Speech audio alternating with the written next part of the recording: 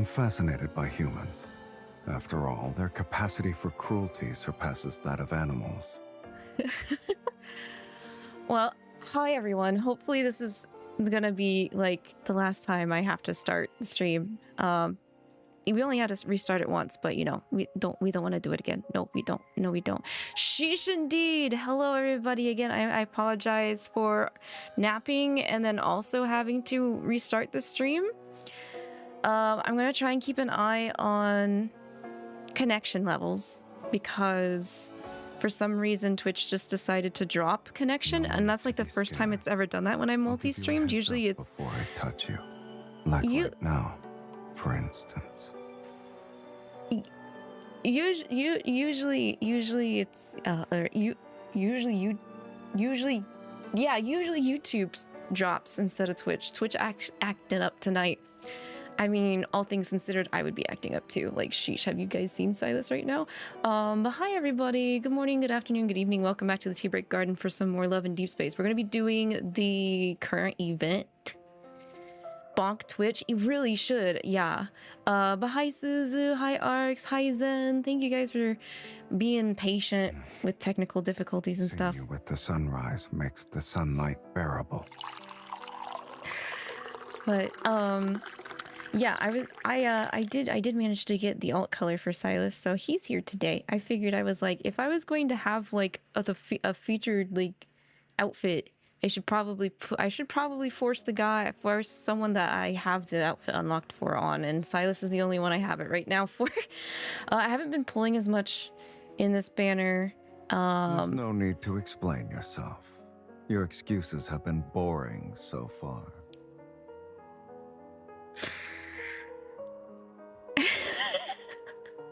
You gotta swipe if you want to get the white variation. So I actually wasn't like really, like the white variations are nice, don't get me wrong, but I wouldn't go so far as to want to swipe for it. The only reason why I got the white variation for Sylus is for some reason he really likes my account, which I'm very thankful for. I've only gotten... Why is your heart rate so high? Sit down! Sit down! You're gonna pass out. I've pulled... How many times? I will check here in a moment, but I've only got... I still only have the 2 cards. I've pulled 90 times and I've only gotten 3.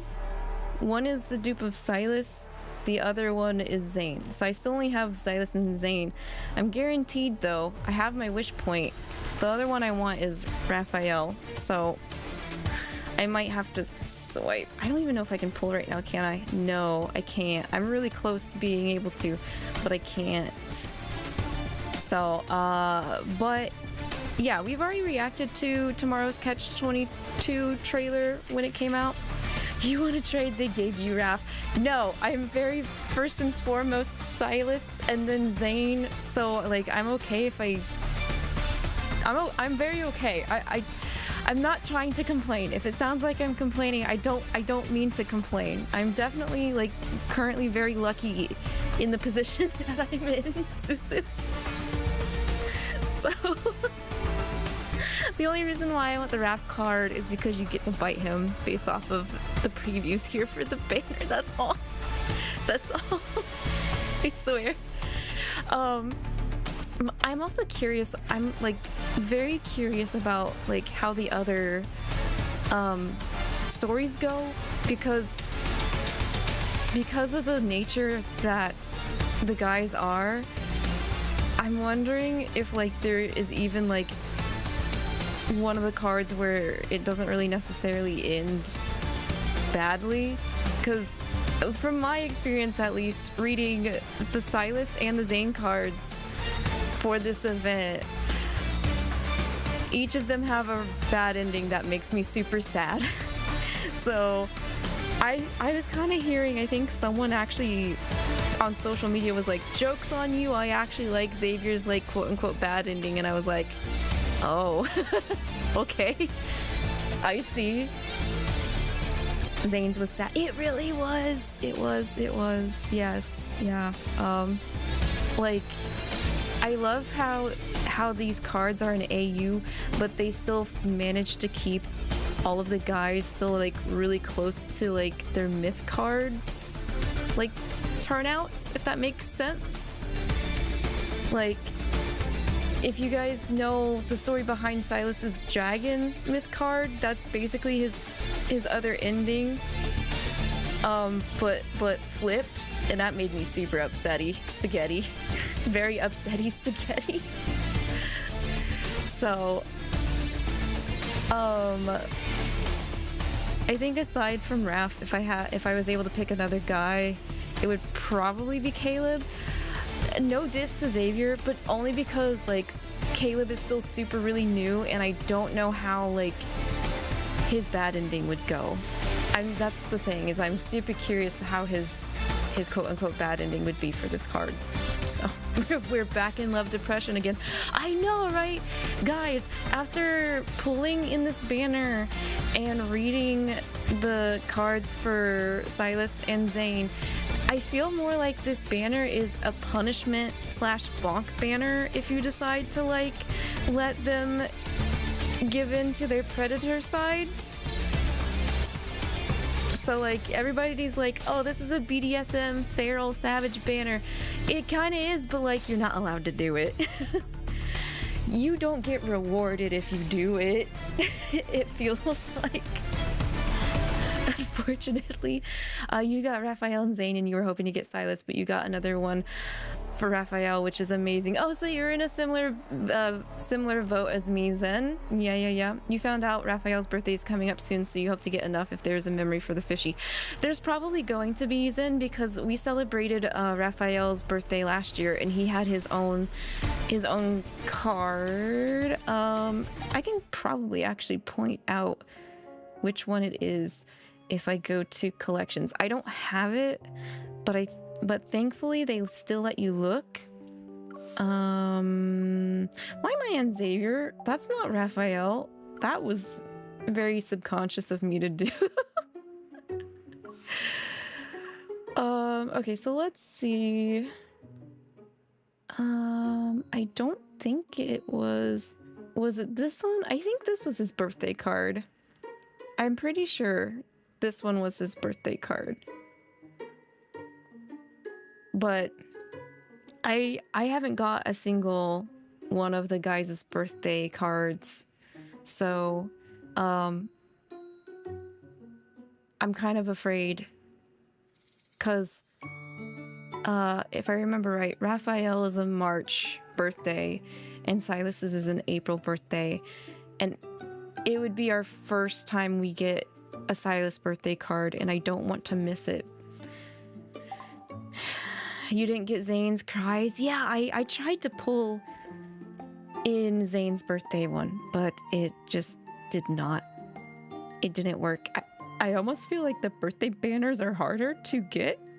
That's why I am afraid. So, I wonder what they're going to do for merchandise release, actually. That's what I'm really curious about, because they do have official merchandise for Rafayel, Xavier, and Zayne's birthdays. I believe they had like birthday cards, and acrylics, and this light up, this birthday lamp, which actually I ordered Zayne's, and it should be coming in before next week. But I'm still waiting on more merchandise to come in before I unwrap everything. Yeah, I did order it, Suzu. If it turns out to be like in good condition and quality, I can link you to where I ordered it from. And I've also asked I asked a seller if they could pre-order this like birthday fan merchandise that I guess a fan project is being done over in China for Sylus. And they said that they pre-ordered it for me, but it you know, it obviously won't come out until on his birthday, so I have to wait. But if I somehow miss Sylus's official birthday goods, I at least have that to fall back on. But I don't think I'm going to, because if there's any character I want to get the most merchandise and like cards out of everyone, it's definitely going to be Sylus. So yes, I'm sure they're still gonna continue to do birthday banner cards, Zen. I wouldn't see why not. I'm just wondering, I wish I could have pulled one of the ones previously so I could like compare the progress in relationship in between the twos, but I won't be able to. Actually, when is Caleb's birthday? Now that I think about it, because March and April is Rafayel and Sylus, and then I think November and October are Zayne and Xavier's. So should be under here too.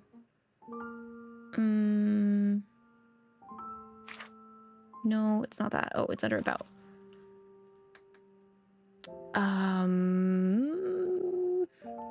June? Is that right? June 13th? Yes. Oh, okay, yeah. June baby, okay. And we still have one more love interest. Based off of... We still have that coming soon space. I think we only have one more. Because there's only enough space for another name underneath Rafayel. If they add more than 6, I think I'm gonna die. This game is gonna get too overwhelming for me. I'll be too stimulated and I won't be able to handle it anymore. So I can't even imagine when they're planning to drop that. But I hope they plan it to be a little bit later. I hope we get a little bit more main story progress before we get another. Honestly, with how much is in the game, 6 guys sound like a lot. It does. Especially if you kind of are attached to every guy in your own kind of way, which I kind of am. I'm trying to see if I have any extra shards to put together. I don't think so, though. I haven't, it's not that I haven't been getting on as often the past couple days, but I haven't been using my resources as often as I have the past couple days since we've gotten snowed in. Because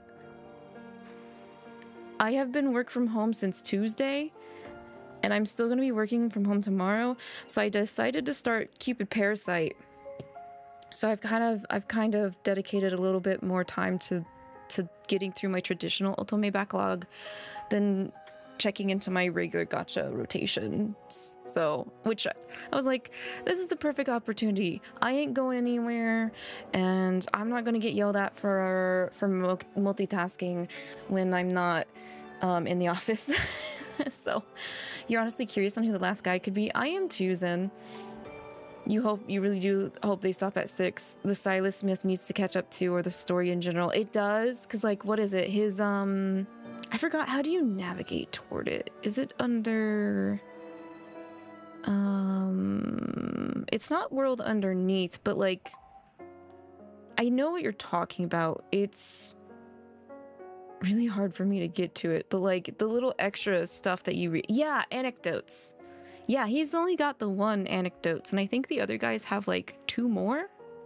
2 more full things anecdote-wise? But I always forget where to access them because I've already gone through them. Is it under date? It is. It is under date. Sylus just has Land of the Lost.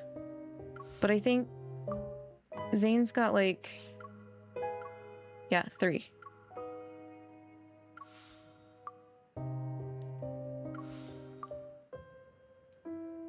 Yeah, okay. You remember it not being a lot. You were like, oh, that's it. Yeah, I guess the added in love interests need to still stay super mysterious. I don't know. But I do like the extra supplementary reading, like the anecdotes and the realm underneath or world underneath part, because it helps with lore building a lot. You read the Dawnbreaker anecdote during class and you started crying? Real? Yeah, for real. Dawnbreaker Zayne gets my heart a lot. I can understand that. I can't take him seriously in that outfit. Man looks like he could have joined Kiss or something. If only he had makeup. Face makeup. He do look good though.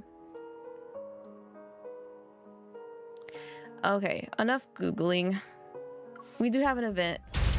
We got the event. Mr. K-pop looking. I know. I still think a lot of people can't believe that this is like what they decided to throw at us for February. I'm okay with it, but I don't know.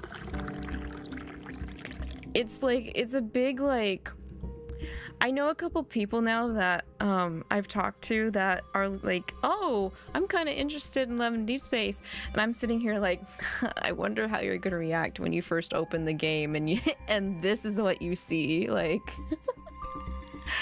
Jab, hello, welcome back. Again, I'm sorry for the connection technical difficulties, excuse me, issues and such tonight. Same, you're not even really considered Valentine's banner. It's not. It's an AU. It's confirmed. It's an AU. Like, ain't no way. Manhonkers? Yeah, there's gonna be a lot of manhonkers tonight. What did you miss? There is an event going on, and that's the event. These are their outfits for this event that's going on. I'm not too busy right now. Tell me, what's bothering you? We can figure it out together. So yeah, anyway, your reaction is the exact reaction that a lot of people like had when this event and like outfit / card banner came out. But I wonder what they're doing next. I'm hearing people talking about wedding, and I'm like, what? Am I about to be kidnapped? You're already kidnapped. I don't know what you're talking about.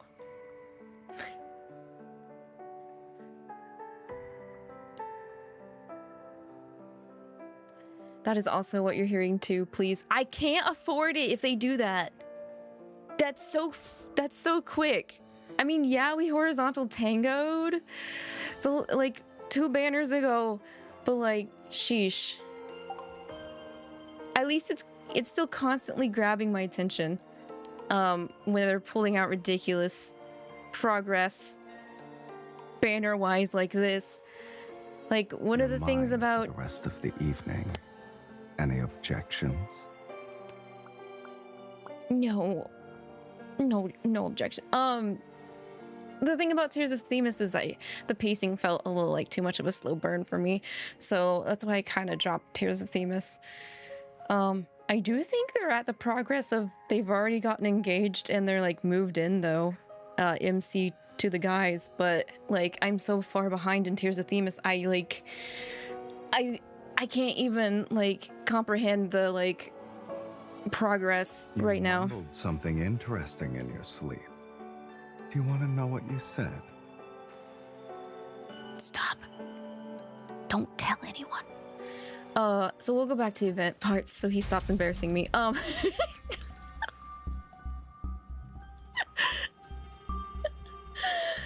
That jacket in this weather, honestly, I'm trying to think who looks the sluttiest. Honestly, ain't no way he's exposing me. Please don't.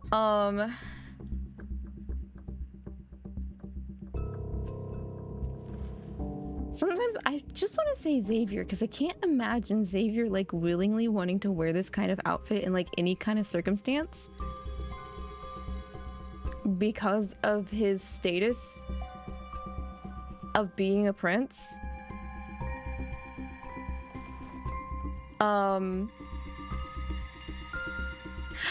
know what? I will say, you know what? I think so. I think Xavier is the sluttiest in this outfit set.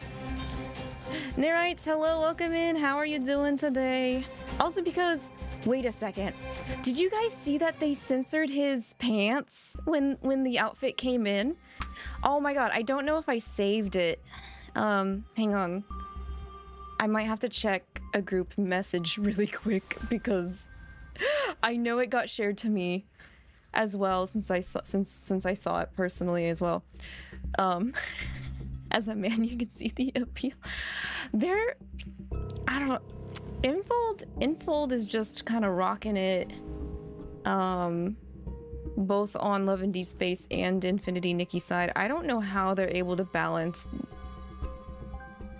it so well, but they do. Oh my god, I don't know if you caught this part in Zayne Story. MC was like, I grabbed the hem of his shirt. And I'm like, what shirt? There's barely a shirt there. Yes, no, I thought the same thing, Suzu. Really though, like, when it comes to Zayne, it must have been on the left side. Or I'm sorry, his right side, because that's like the only place where there's fabric.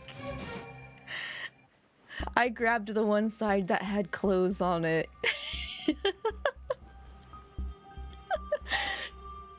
I do actually kind of like that style that he's wearing. I'm kind of a sucker for asymmetrical design.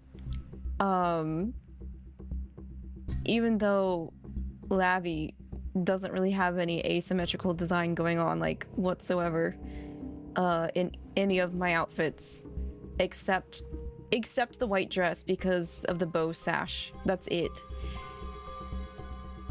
They also made the girly pop game. Yes, Jab, they're the same. Yes, it's the same company. Yeah. Yep. Infold, aka paper games or paper crane or something like that. They're behind the entire Nikki fashion dress up game. Love and Deepspace and Mr. Love's Queen's Choice. And I think it's because, I don't know if this is true, but on socials I hear that like the majority of the dev team are females. So that would make a lot of sense. That they're able to, you know, do both. Let me see, can I find that tweet? It was a bit back because it was like it dropped as soon as this event and banner dropped about them censoring Xavier's pants.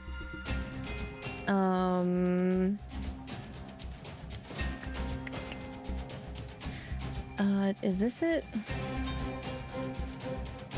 It is. Okay, found it. Well, hang on. This is what it's supposed to have looked like. Let me pull this up. I think, did I ever send the one where they fixed it though? I don't, maybe I didn't. Let me just double check here. Bum, bum, bum. Bum, bum, bum.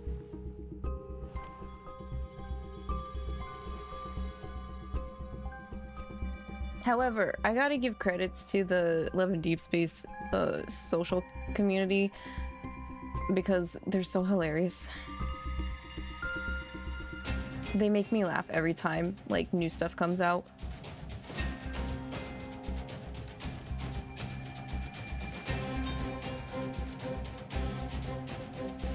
Okay, I don't think I did, unfortunately.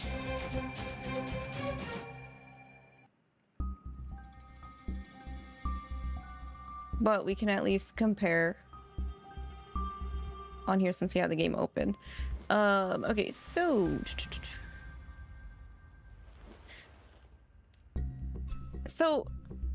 look at that. This is Xavier's pants in the trailer preview. Man is going commando. He was supposed to be commando, or at least wearing, you know, cowards. That's exactly what I said when I noticed the difference. I was like, they're cowards, because he's actually got underwear on now in the actual. Let me see if I can find a way to like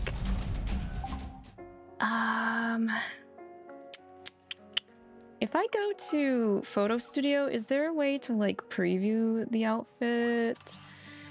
Let me see. I don't know if I can.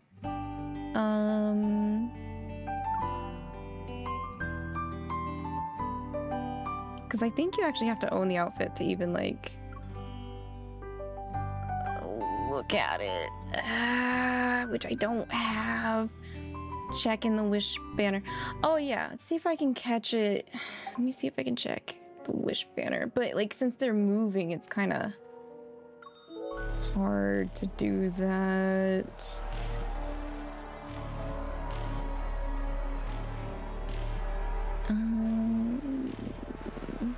If I hit here and click here, does that help? Let's see. Let's see if we can catch a peek of his pants.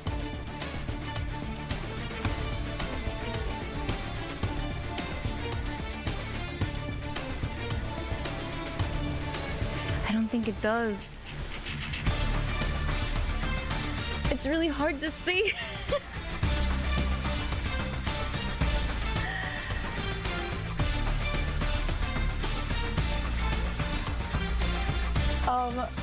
But yeah, even if they did have him cover up, he's still the sluttiest one in my opinion, outfit wise. Definitely Xavier.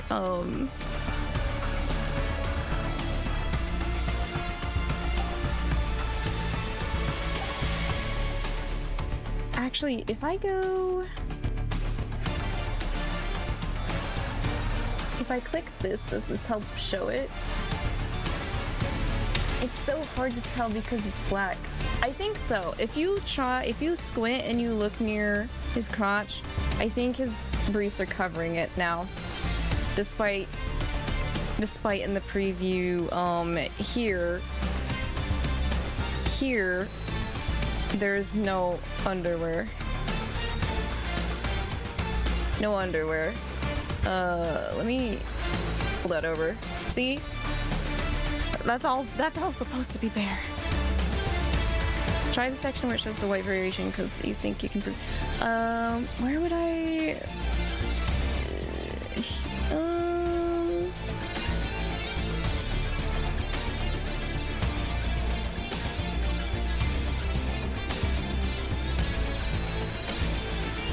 Where would you preview the whites? Oh, there it is. You're so big brain, Suzu. They did. They covered it up. I can see it. I can see his under his tidy whities right there. Yeah, oh, sorry, you guys can't see. There we go. That's so funny. They changed the color of his brief though. Because okay, so the screenshot I saw on Twitter was the black variant, and you could clearly tell that they still had him wear briefs on because they were like an off black compared to his regular black. Also, hi Natsu. You remember clicking that a lot. Bless you. Bless you. So yeah, no, they censored the outfit. I'm so pissed. Look at the tears even in his. We could have seen his butt if they didn't catch us freaking out over it.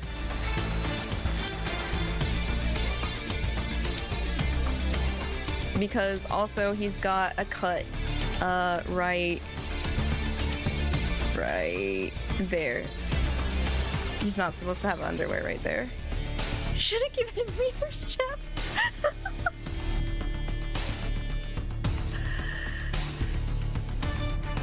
Yeah, no, that's not fair.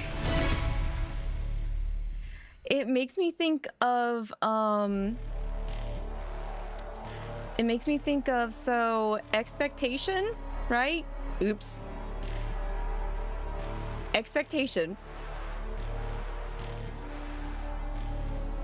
Reality. Official, hi, welcome in. How are you doing? We're just comparing how they censored stuff, you know, that's all.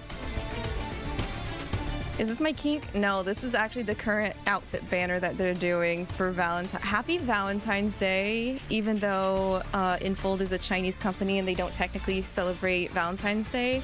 They celebrate something else later around August that would be like the closest equivalent to Valentine's Day. So that's kind of why like we got this instead of Valentine's stuff.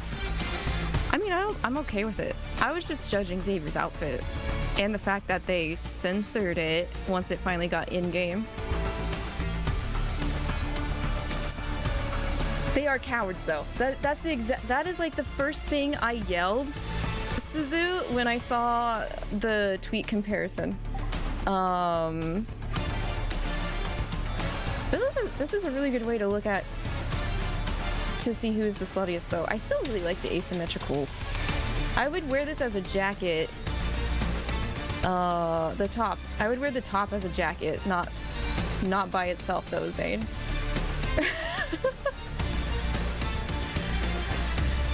They didn't so side thighs are fine. Nothing, but you gotta keep your undies on. If we somehow accidentally make open stitches in your pants, guys, sorry.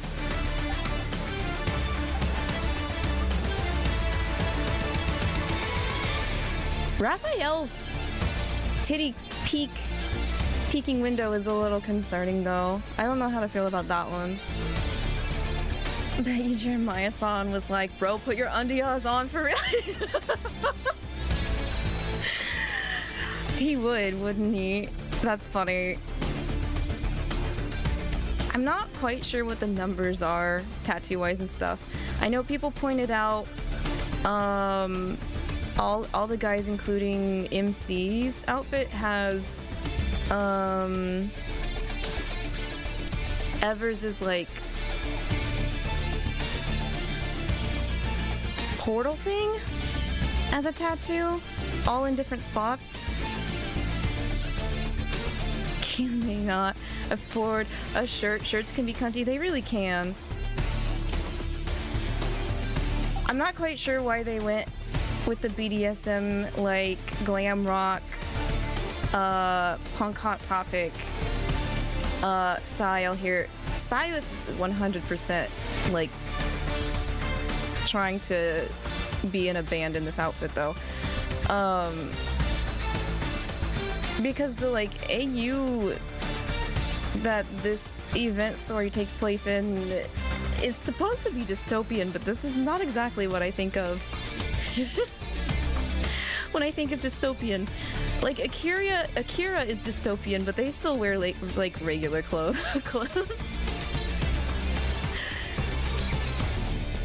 I think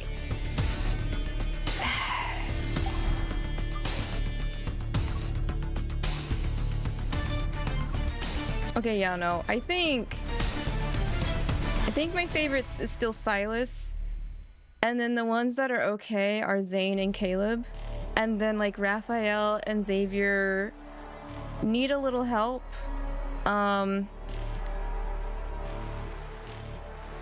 And definitely are asking for like someone to dom them.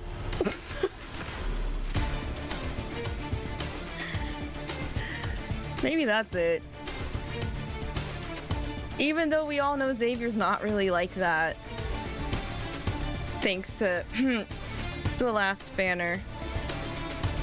Why is 𝐂𝐿𝐈's back tattoo glowing? What the hell?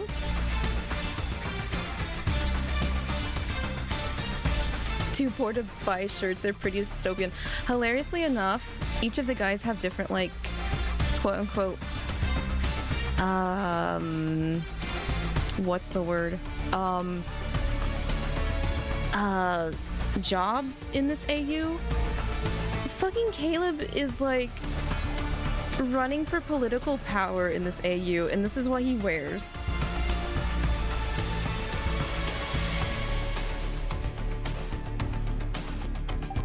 Just saying, like, firm. Okay, anyway, that is my assessment. I'm done with that now. Hi, Sylus. Why are you up? What does my face look like in your eyes? Stop! Making me... You're trying to embarrass me on stream. I know you are. Don't say it like that either. Okay, back to the event page. Okay, so this is the event Savage Overture that goes along with the banners tomorrow's 𝐂𝐀𝐕𝐈. This event gives more information on like the AU stuff that's happening or whatever. So as per any other event, we're going to have an event shop. We have two different event currencies. We have classified intel, which you can get by doing the event minigames. The intel is used to give to each of the boys to try and get on friendlier terms with them, basically. You're gonna fade away. If you need a lurk or anything, by all means, official. I honestly don't know how these stories are going to go because it's our first AU. We're going to get like generalized event story and stuff. Zayne is a surgeon. Man can only afford a third of his shirt. I think he's kind of in, wouldn't you say in the AU he's kind of like in the poorer district? Cause like, I mean, I know Suzu has read Zayne's card, but man's not looking like he's in a very like approved clinic from that area.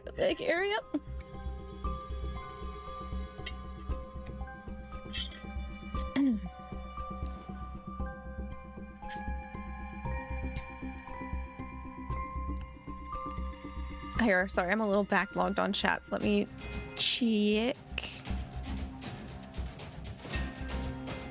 You're doing okay, but you're a little mad because the Nightmare for Levi and Belfi's shower cards are out and you didn't get them with what little devil points you had. Oh, is this for OGO Baby Rights or is this for Nightbringer? I would assume both. I mean, they always co-ran things, so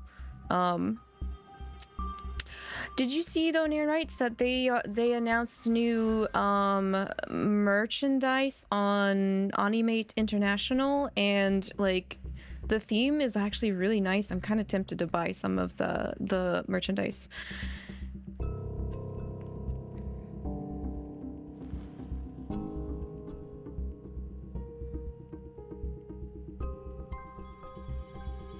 Confirmed I like slutty boys. Okay, I'll state this first. I wouldn't say I have any kinks. And first and foremost, I only like characters as I get to know them more. So, in a sense, it's more like I'm kind of okay with the character after I've already fallen in love with them. So I guess if they do a kink, that's okay. I don't know.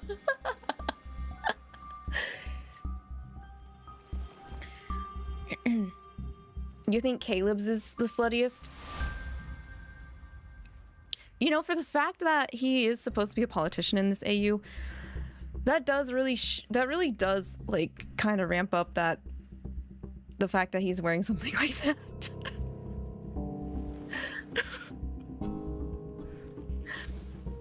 They saw the fan edits of them with the long mullet hair and was like, let's make the fan base pass out. I was actually hoping that we would get something like addressed about that soon, because their other game, Mr. Love's Queen's Choice, has had the other characters with long hair. And it's not like we didn't already have Zayne in Master of Fate. So I'm still kind of upset that they decided to separate the hair from the outfit, because they didn't do that for, yes, cat caretaker. So I hope they learn from this event and maybe decide to walk back that choice, because I ain't gonna be like whipping out my credit card all the time just to get separated hairstyles from an entire outfit. I don't think that was a good move, but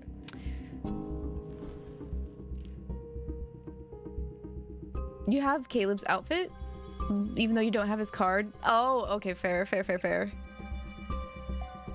I still haven't used my outfit trade-in. The only one I have is the white for Sylus, so I might grab Zayne's if I don't get lucky before the event goes away. Nightbringer, I know you have not. Okay, real quick.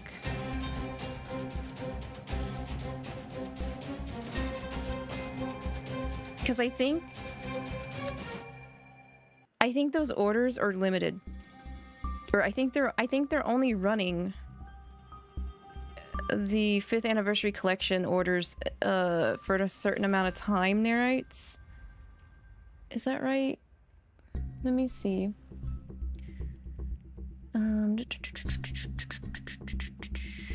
Is it? Well, it says that it releases in May. Okay, yeah, they're taking pre-orders until the 2nd of next month. So really quick, if anybody is also interested, Animate International is running an Obey Me 5th anniversary collection merchandise set of... It's unfortunate it's only the 7 brothers, because I really would have loved to have seen like Diavolo and Barbatos and the other side characters in this kind of like theme. Because yeah, it's pretty, right, Suzu? Yeah. They are doing glitter shaker acrylic keychains and stands, and then an acrylic panel. I think that's what they're offering. Oh, they're also doing hair ties. So I guess they even included the side characters for this one. I can't really fault them for that, because there's 13 Mephistopheles and Raphael, but I really wish that they would have added them as part of the main like gorgeous art lineup. The glitter the glitter shaker I think is what I want to get. I think I want to get a glitter shaker of Satan, because just look at him. Is he pretty? So gorgeous. All that green. But yeah, let me drop the link for that. And like, honestly, the price isn't that bad either. I don't want to know about shipping from Anime International, but at least it keeps me from having to like third party it if I really want them. So I guess that's another reason why I wish they had done these side characters, because it would have justified me buying it more, because I would have definitely also have bought Diavolo and Barbatos in this style 100%. So, oh, also hi Dasai. You keep hearing about how nice these games are.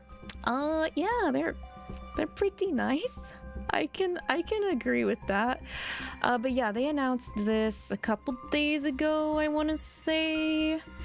I mean, and they still have some other Obey Me merchandise on here too, not just the anniversary collection that they just put up. So if anyone was not aware of that, that is also a thing. They have the cowboy thing. It was not really my that theme's not really my cup of tea, but they've got a good healthy amount of Obey Me stuff here, but it looks like pre-order or back order is mostly what's going on right now. So, I mean, there's 15 tabs, so maybe I'll look through it at some rate myself personally. But yeah, those designs are so gorgeous. I've kind of been like hesitant about buying any more Obey Me merchandise because of the fact that the main series is like on pause slash like transition period. But quick question, what is an acrylic stand? An acrylic stand is basically like, it's like a small clear-ish kind of display thing you would set on your desk or a shelf. So there's like a little coin size base, and then there's the little picture of the art of the character itself that like there's a notch at the bottom of it, so it connects to that base to stand up, basically. So it would like is there a good way to like picture wise show it? So like for this Belfie acrylic stand, it's gonna basically, there's two pieces. Right here is the base that you set down on a flat surface, and then this picture is basically made out of acrylic slash plastic, and it connects to it here at that notch to stand it upwards. So I have a couple myself of like chibi designs that I have on some hanging shelves, like floating shelves on my wall. I would actually order the acrylic stand, but I really like the fact that the keychains has glitter on the inside of it. Usually I'm someone that buys acrylic stands over keychains nowadays because I'm afraid of accidentally losing a keychain when I go out with it. So that, and I have a lot. I have too many rubber and acrylic keychains that I actually have them all on a cork board, excuse me, oh my god, cork board, because I used to have a couple of 𝐒𝐿 bags, but I don't go out that often anymore, so you need a buff phone. Yeah, to specifically run this game, yeah, you do. You really do. But yeah, back to the event info. So this stuff, the classified intel, like I mentioned earlier, you get these by doing the secret infiltration section on the bottom right-hand corner. And you would give this information to each of the guys to build up your trust level, where it says 1, 2, 3, and 4 on the right-hand side. That's the bond / trust level with each of the guys. I don't think I can view these anymore, can I? Oh, I can change it. Okay. So when you start the event, they are not initially sitting at you like that. They're actually... Will he re-say his lines too, or not? I don't know if he will. So let's go to bond level 1, for example. So this is actually what it looked like when you first started the event. You were down to relationship bond level 1, and you would go to meet, and you would have to click on those and give data to build up the bond and get closer and closer to them. It won't let me look at the thresholds, but you had to give them a certain amount each time, and each time it ranked up, you'd get closer until you get to the 4th level, and it opens everything up and turns them around towards you.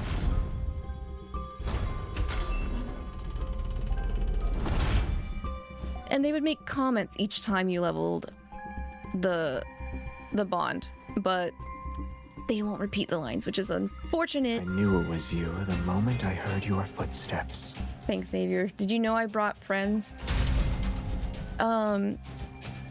So Secret Infiltration, it's just a, it's like a 2D like platformer. The minigame low-key gives you anxiety. It's kind of, yeah. I'll play one level just so everyone like understands what it's like. Let me just play the highest level. But yeah, you just use the arrow keys and you have to jump up. There's a time limit. Some floor or some platforms will break away. Some will push you up. The red ones will take away your health like that. You can only get hit like about 3 times. As you collected these, this is the data chips you're getting. But there were also special ones, green ones and yellow ones that you could also pick up. Failed this one, it's fine. This one's really tight on the timing. Also, I'm awkwardly holding my iPad to play, but that's basically what the minigame is, to collect the data. The yellow cubes you're able to exchange for interrogation items in the gift shop, and the green cubes give you evidence, because the whole premises of the reason why you're even working with the guys in this AU is because you need them to infiltrate a place that is very dangerous to get evidence. And the evidence just shows that Ever is behind the reason why the AU even has like what would you call a virus outbreak. There was a virus outbreak in the AU for this story, and Ever was behind it, because Ever's behind everything so far when it comes to Love and Deepspace. You get the usual activity log, and that gives you the other version of event tokens, the mugshot boards. You use these to trade in at the supply center, which is the event shop. So you get your full tin pull, truth serum, predator snare, illusion mask, command relay, suspicious name cards, medical case, mysterious novel, wanted notices, and psychological tests are interrogation items that you can use on the guys when you're on the event main screen. Dreamy Heart is, for some reason, an outfit that we can get for free in this event with enough event tokens, not MC's matching outfit for the AU, which I thought was really heckin' weird. Then there are photo booth accessories, extra fun, and masquerade poker. You also have titles called Battle Ready and Enforcer that you can get.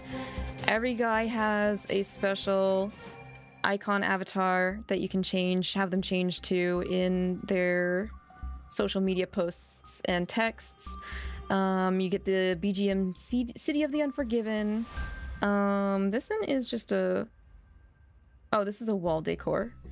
Wall decor, they all have their sitting poses when they're sitting in the interrogation chair that you can get. Another photo item background.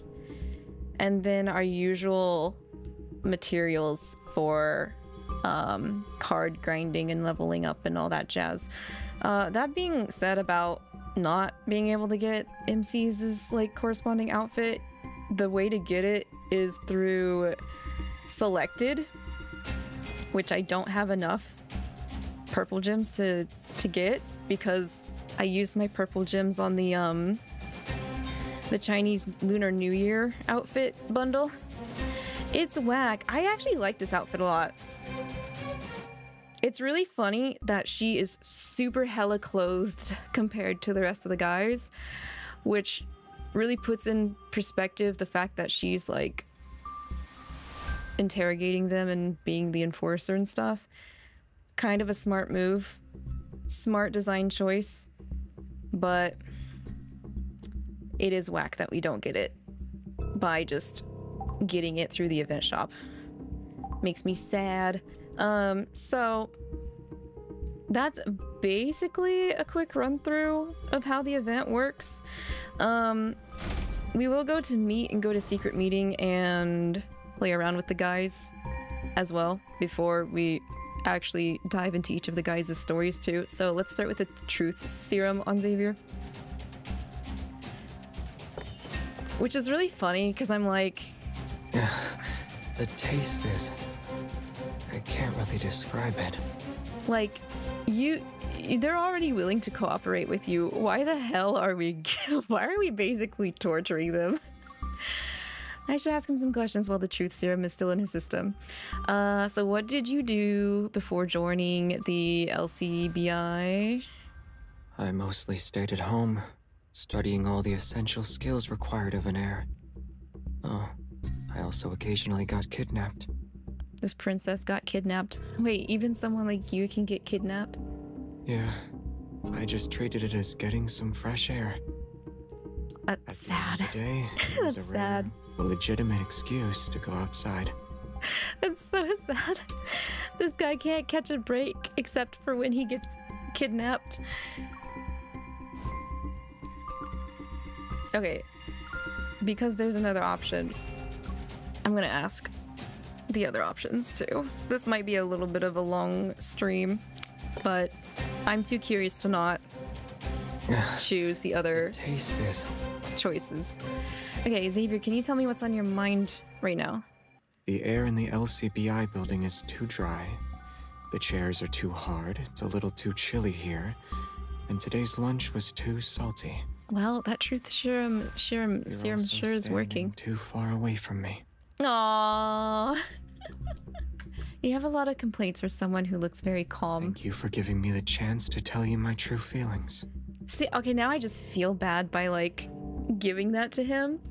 Because I kind of feel as if we just genuinely asked him, he would probably give us a majority of what he just said to us. Ouch, under the truth, without being under the truth serum. But also now I'm like, bro, he really is like a Libra because I have thoughts like that. I just keep that shit to myself. Okay, next is the snare.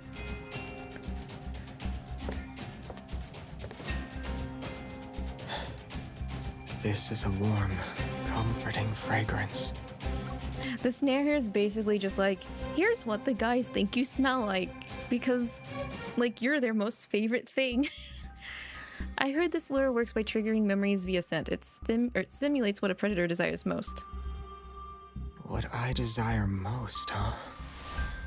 I'm at your mercy if you use this against me.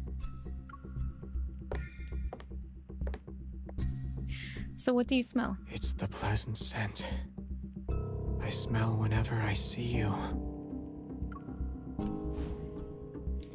I feel bad using these items. Okay, command relay. Face to face. Do we really need to use a pager to talk? That's right.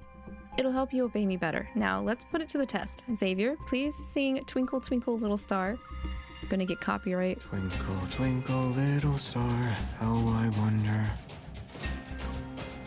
Okay, not bad at all. Let's increase the difficulty. Xavier, tell me your debit card PIN. It's the date we first met.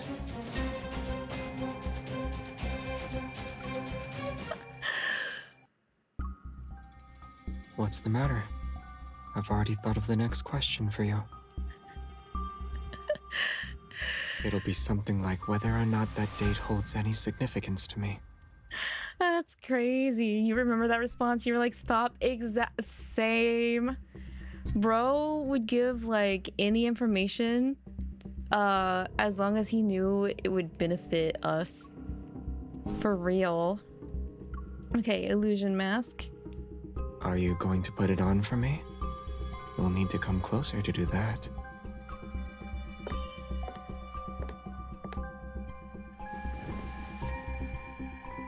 Well, how is it? I can't really see, so it'll be difficult to move. That's not what I meant. Has anything changed, or do you see someone special? Nothing is different. But as for someone special, hasn't she been in front of me this whole time? It's literally just messing with them. Smooth, yeah. All of this is just, you want to mess with them? Fine, we'll let you mess with them. Who the fuck writes this? Right? Okay, and the last one is specific to each guy. So for Xavier, it's suspicious name cards. At least he wasn't asked to sing happy birthday. Oh my god. Bro, like, every time the game asks me to hold to, like, say something to them, I get so embarrassed. Professional mattress tester, food sampling specialist, haunted house evaluator. Xavier, care to explain why you have so many jobs? Well, the job market is very competitive nowadays. Finding stable employment isn't easy. The more gigs you have, the less likely you'll be unemployed. He's not wrong. Do you have any other secret identities? Recently, I got my license as a prison security inspector. If I successfully break out of this place, a certain enforcer might have to say goodbye to her year-end bonus. Why would he say something like that? Bruh. Of course, this is a hypothetical situation. I don't actually plan to do that. But why would you say it? Make nervous? Here. Use it again, because there's another option. Hey, Dum Dum, how are you? If you get PTSD, you can always just come back at another stream. Well, the job market is very... Okay, can you actually do all these jobs? Yeah. Barely anyone contacts me anyway. Oof. The only ones who reach out are health supplement salespeople. Oh,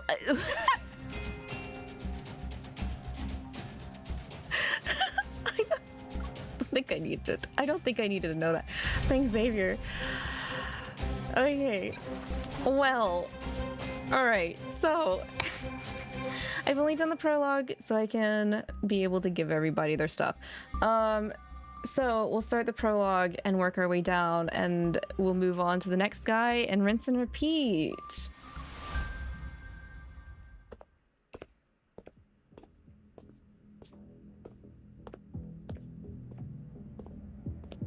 The Predator Xavier is restrained to a chair in the interrogation room. Lost in thought, his head is lowered. Upon hearing the sound of approaching footsteps, he opens his eyes. The hostility in his gaze slightly softens when he sees me. Long time no see, Captain. And here I thought you forgot about ranks and titles. Should I applaud you for remembering your old position? As I look at his familiar face, my mind drifts back to the past.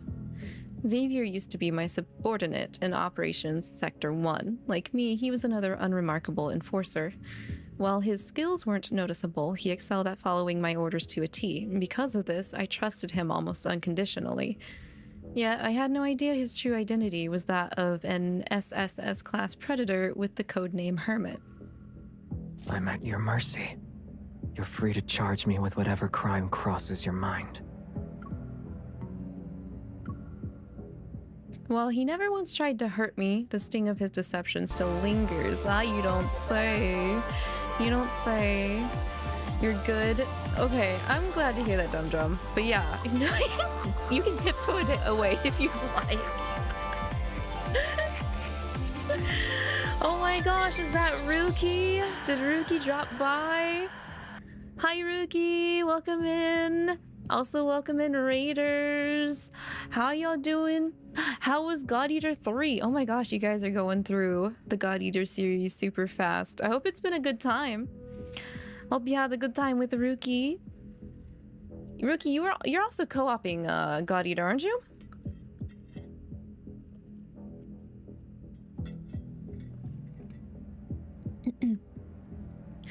But yes, welcome in everybody. We're doing the current Love and Deepspace event story. It's an alternate universe story. If y'all get uncomfortable by male presenting nipples, by all means, you're free to go. No, oh my god, God Eater 2 wasn't working for you guys with co-op, so you skipped into 3. Oh, really? What? That sucks to hear. I'm sorry to hear that. The heck? What the heck? I wonder why. Natsu and I have had we've had a connection issue a day or two before sometimes as well. So sheesh, Bamco, get your stuff together, get your servers together. But yes, you're co-oping. Good, I'm glad to hear that. It's a lot easier to go through the series with people.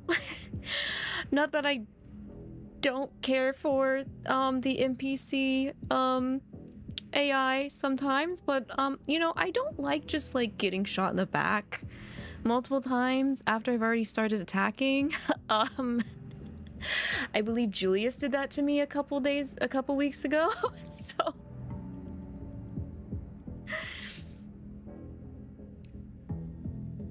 you know, yeah, exactly.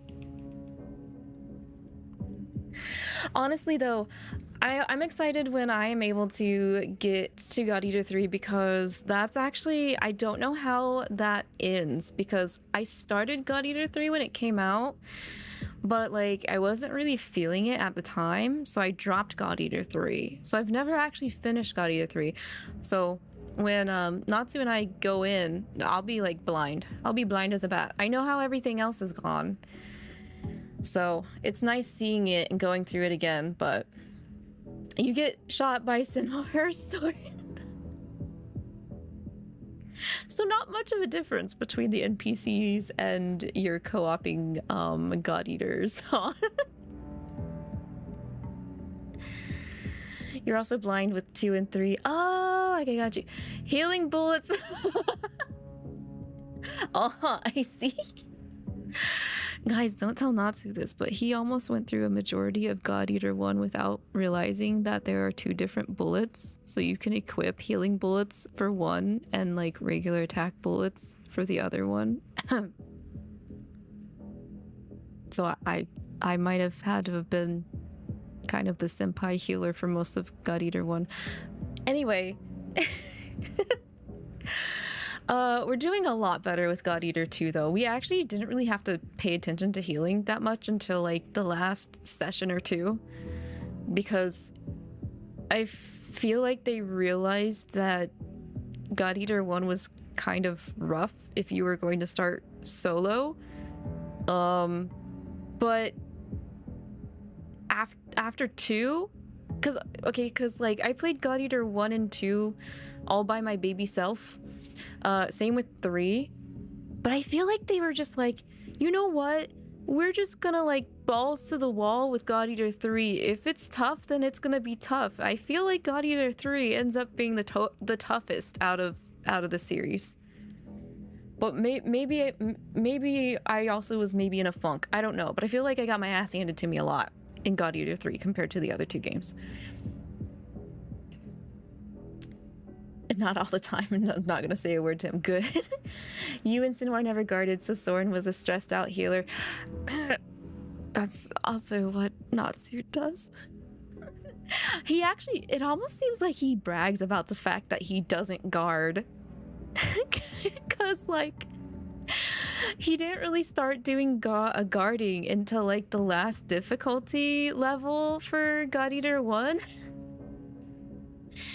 Because it just mitigates the damage than like betting on like trying to dodge when it gets to like the super later difficulty. You feel me so much right now.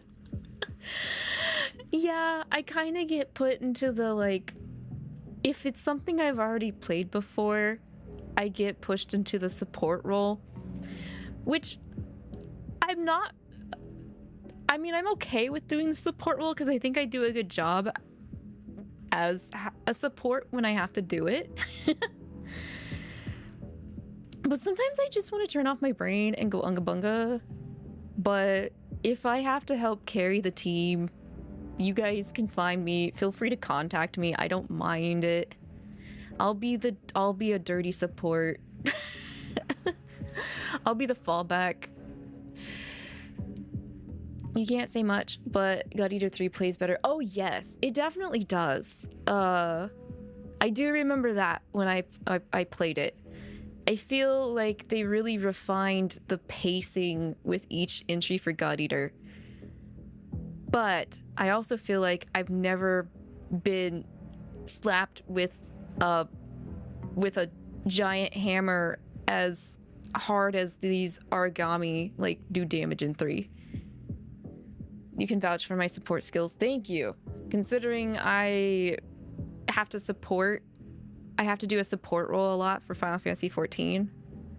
I honestly would rather do support healing in 14 than tanking. I don't know. So thanks, I appreciate that, Arcs. It's also just a matter of fact of like, I can't trust random people to fill the support role when it comes to Final Fantasy 14 either.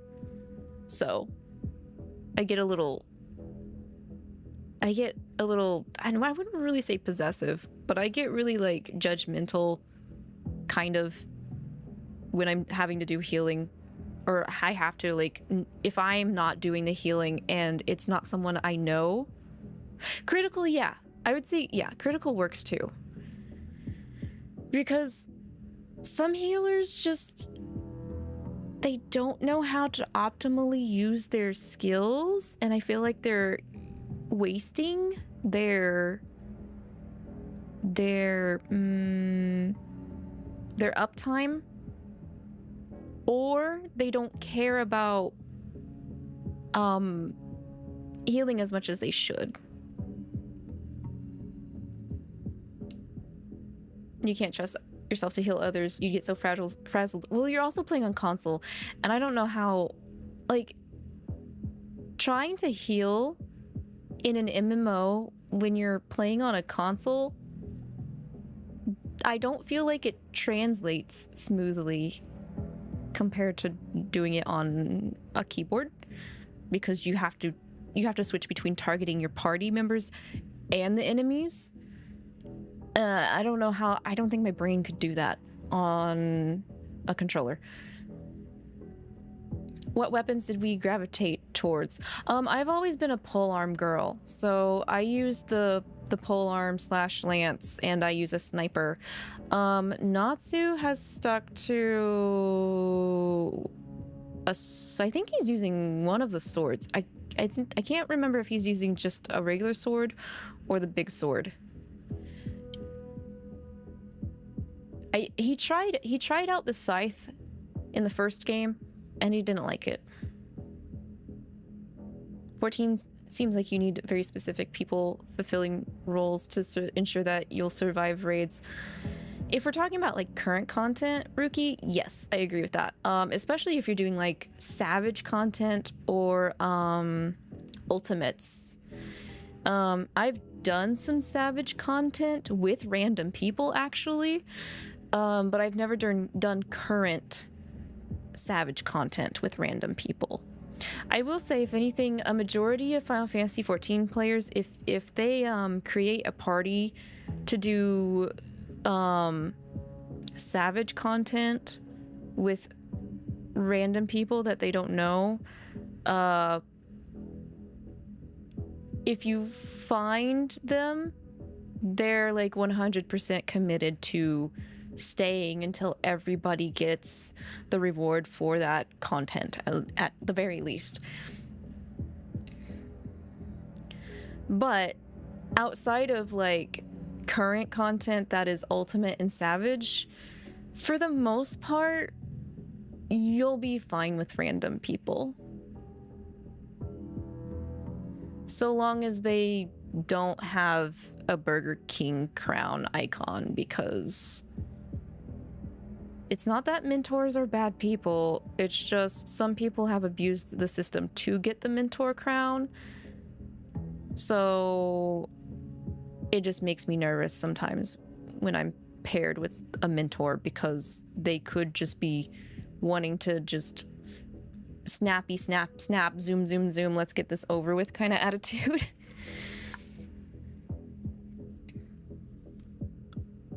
Pretty sure Natsu's longsword user, but you could be wrong. I think so. I think he tried big Soma sword as well, but I think he did switch back to the not as bulky longsword one. You did short sword, longsword, polearm, chakra in the respective games. I might test out Chakram because it sounds neat, but if I find something that works, I don't usually deviate from it. There's a lot of culture in 14. You've just deemed it as a foreign land. You really can just like, there's so many different like inner bubbles that is inside 14. It is like multiple little like worlds of their own depending on where you step in. And it's not just like main story content. There's like whole other giant pieces of islands of content that you could never touch, but it's like its whole other like system as well, like the deep dungeons or Eureka or Bozja.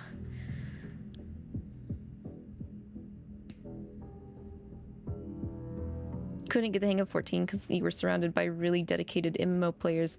Well, if you ever decide you want to try it out again, Rookie, I still have my account.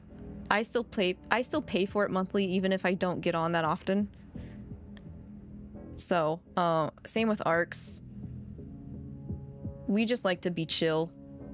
I used to play a lot more MMOs when I was in public school. I was doing like beta testing for free to play games and stuff like that. But I wouldn't say I'm like an elite.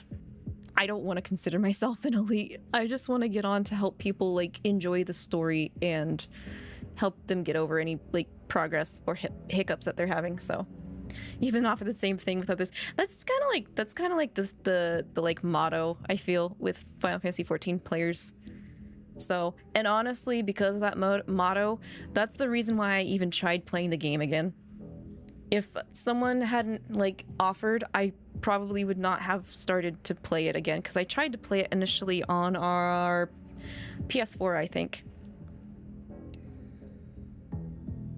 Not sure if you have it in you, despite wanting the glamours. They are really nice. I don't know where you are at story-wise, but I also didn't really have much motivation because the story didn't hook me until like maybe like halfway through Heaven's Ward. No, ARR. Yeah, I think that's the big killer for a lot of people is ARR. I had to play through it before they even cut down on a bunch of ARR content even, and I was like with it, unfortunately. Nerite says, why did I think for a second he had pure black eyes as if he was possessed by a demon? Oh, because I think actually for this event content, Nerites, they kind of exaggerate some things to make you feel off and everything, because the fact that this AU event is supposed to be a dystopian kind of thing with a virus outbreak and stuff like that. Is this Xavier? It is Xavier, Rookie. Yeah, it's Xavier. We're not doing any of the cards stories that you can get, but we're just doing like the event chapters, like the general story, which I think is just like how we managed to get them to work with us and stuff, because like in this AU, this virus outbreak causes people to turn into predators, and if you get bit by one, you can turn into a predator, and basically they can go into a frenzy and just like lose sense of control, I guess. I don't know, like I would laugh at how you respond to any good-looking character we've encountered in God Eater. Oh, really? Is that the reason for the BDSM get up? I guess that's their reasoning. It's supposed to be like a darker, more kind of like toxic tone, I guess you could say. And in the if you pull a card out of the banner, those card stories have two different endings, one bad and one good ending. So, and I haven't been a fan of neither Zayne's nor Sylus's bad endings. They make me sad. And the reason you can even get those bad endings is by not getting them to calm down during their frenzy state. This is the BDSM like banner, but you're not gonna have a good time if you let them do it. You know what I mean? Thank you for the hydrate. You think, or you've heard how sad the story for this is, and you got confused. Oh, okay, so like, let me see if I can kind of summarize it. So, without trying to like spoil things, each of the love interests have their own card sets called myth cards, and these myth cards give you extra supplementary insight into things that they have done before that relate to them and their relationship to the main character. And depending on the guy, it can okay, more like a majority of it is pretty bittersweet and sad. Honestly, there isn't really a relationship with any of the guys that the MC has that isn't like 100% like fluffy. Like, there is struggle in each of their meetings that they've had before. That's probably where you've heard a majority of the like sadness from. But in like the current main story, there hasn't really been that much, I guess you could say. But you can kind of understand where the guys are coming from if you know about those myth stories and stuff. The reason why they act the way they do now, and like kind of like their current roles in the main story. So and like even in this AU, they still have kept that in mind to still kind of drive like why they're acting the way they do, just with some special circumstances that is only specific to this AU story event, basically. I have read the myth stories for all of the guys, at least the first set. There is a second set for everyone but Caleb, but I only have Zayne's and Sylus's second myth stories. And I guess I just really like guys that have pain. Pain. There's pain in like all of them, but there's different varying degrees of pain, I guess. Depends on how much you're willing to like put up with. Yeah, angst especially. I'd say angst is the angstiest one is probably Caleb, because personally, from my opinion, they have the most complicated heckin' relationship. Your favorite tag is hurt/comfort, so you're there. I can see you probably liking Xavier. Xavier and Zayne seem to be the most like ooh woo and caring, but also like, hi, we have tragic backstories at the same time when it involves our relationship with MC. So do not perceive me. Honestly, the way the team has handled the writing has been super good. So I would say I'm very pleased with how all the guys are. Heard you had already talking Otome.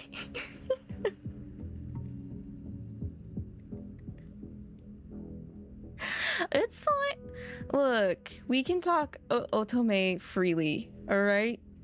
This is an Otome like safe space, obviously. But yeah, it's hard for me to decide who my third favorite is because it changes. Like every time a new card comes out with story information, like I don't know, and it also just depends on like what side of the bed I wake up on. So it's really good that I can't even decide who's my third favorite. So because of it, like, wow, thanks, Infold, thanks. A new type of frenzy enhancer has appeared. When injected, it makes predators more violent. Several cases were confirmed to be linked with this frenzy enhancer, and all leads we have so far point to... I close the file and slide a photo across the table to Xavier. It's a picture of an abandoned building. Here, this place was once a biological research facility. Our reconnaissance revealed that the building still utilizes an active security system and traps. I want to investigate it, but I need a skilled predator as an assistant. You must be aware of the risks. I'll be safer if I stay here.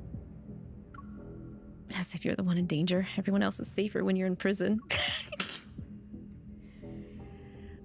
Negotiating won't get me anywhere, so I decided to take matters into my own hands. I'm going to put in a request. You'll be accompanying me as a member of the investigation team. You don't have the option to refuse, and you can't escape. So, after considering every predator you have in custody, you've decided to work with me? Which means I'm the one you trust the most. Xavier, or rather Hermit, has consistently shown the lowest frenzy index out of the predators I've encountered over the years. Behind that gentle facade lies a heart unmoved by anything. No wonder he doesn't show any mercy to his enemies. Xavier, don't push your luck just because we have history. You taught me that the key to dealing with a cunning suspect is to be strategic. So the AU is like, yeah, like, yeah, no, they do get closer.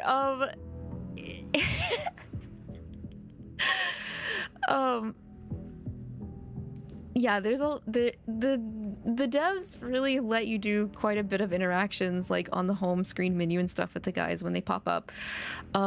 You should just BlueStacks it, Rookie. Maybe just a smidge. I can guarantee you 100%, any person I've talked to that started loving Deepspace because I mentioned it to them has enjoyed the game. I have 100% success rate in getting friends to start the game and keep playing it. Oh, at least 4 people. So maybe totally not. Oh, okay. Well, should keep in touch. We'll keep in touch. But yeah, since this event's in AU, we shouldn't really be nice to the guys. Because they're all predators, so they're all infected, so they're like highly dangerous. But yeah. The chains softly rattle as he leans in close. Even though the room is lined with surveillance cameras, he whispers into my ear. But for me, that reason is more than enough.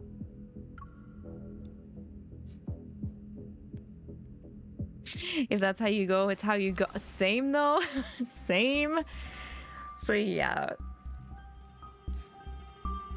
Next chapter. You can't concentrate on your Puyo because you keep laughing at my way too high success rate on this. I don't know, okay? Like I had this same ability in high school when it came to anime. Like, I found out about anime in high school. So then I showed my friends anime and they got into it, and it just kind of spread from there. I'm happy of being the silent person that gets people into things. Like, I'll gladly take that as my job. It's a thankless job. I don't care, but as long as people have a good time, like, what else is there? The entire building is shrouded in gloom. Its thick walls keep out sunlight from the outside world. After a quick safety check, I enter the building and find Xavier, who has already gone inside ahead of me. A sharp, acrid smell permeates the air. It's almost hard to breathe. Traps designed to prevent predators from escaping are scattered throughout the building. The walls are marred with bloodstains and scratch marks. They're signs of desperate attempts. It looks like many predators were brought here for experiments, and most of them didn't make it out alive. Xavier, doesn't it feel like we walked into a haunted house? As the flashlight swings around, it illuminates a ghastly, disembodied head. It's staring at us. Oh, okay, real. The unsettling sight makes me stumble back. My heart is pounding as I struggle to process what I saw. The light shifts and it illuminates a head that appears on an X-ray. Were you scared? Congratulations, you can add intimidating and enforcer to your list of crimes. I'm sorry. I was being inconsiderate. Not showing any signs of guilt, Xavier puts down the X-ray. A sphere of light materializes. It floats over and shines on an abandoned filing cabinet against the wall. I did a quick look-see earlier. You should find some interesting new leads here. I will say, everybody's like sass level has been turned up pretty high in this AU. Man, I can't stop staring at his crotch because you can see his underwear. Dang it! I wish they hadn't have covered it up now. I can't not think about it. God.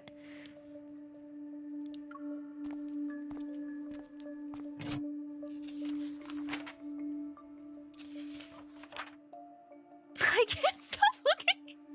It's right there.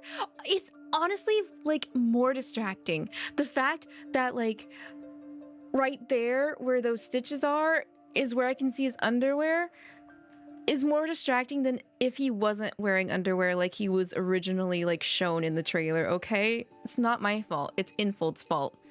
Because I can see the underwear doesn't line up with the top of his pant line. So it's like here's the pants, here's a small bit of skin, and then boop, there's the waistband for the underwear. Okay, thanks. Thanks. These files, they seem to be abandoned research reports and records of data. I carefully place the files into an evidence bag. As I do, a set of unfamiliar vials catches my eye. They're tucked away in the corner of the drawer. These leftover regents. Pojo, hi, hello. How are you? How's it going? My gaze flits between the regents and Xavier. Then I pick up a metallic spray can and give it to him. Could you hold on to this for now? He takes the spray can. Turning it over in his hand, he shakes it before pressing the nozzle a few times. Wait, what if it's dangerous? Don't worry, it's empty. You really like jumping headfirst into danger. Skeptical, I take the spray can back from Xavier and shake it. I press the nozzle a few times. Let's take this back to the lab for analysis. It might give us some leads on the frenzy enhancer. What'd you stumble into? You stumbled into a post-apocalyptic AU story, Pojo. Don't mind the nipples. Suddenly, a sweet fragrant mist bursts from the nozzle and envelops us. Looks like it works now. This scent, it's like... Suddenly, Xavier's shoulder slumps against me as he stops moving. Xavier? Hey, wake up. I quickly turn him toward me and closely examine him. I let out a sigh of relief after confirming he's all right. He's asleep? Wait, is it because of the spray? 6-in-1 Predator sleep spray. 1 spritz guaranteed to KO or else you'll get your money back. With a sigh, I prop up Xavier while carefully placing the remaining regents into an evidence bag. Then I realize something. Xavier, wake up. We're not on the ground floor. Why didn't you wait until we went downstairs to faint? Bro. The mission has been put on hold due to unforeseen circumstances.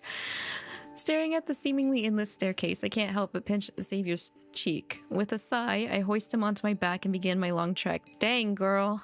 I could never. Like, I know he's not built like Caleb or Sylus, but still.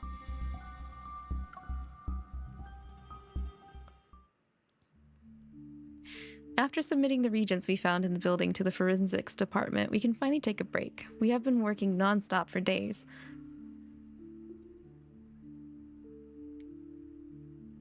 There were unstable prototypes of this enhancer on the black market when they were still refining the formula. You encountered them before? I only heard rumors. In the interrogation room, Xavier sits across from me. His expression is as calm as ever.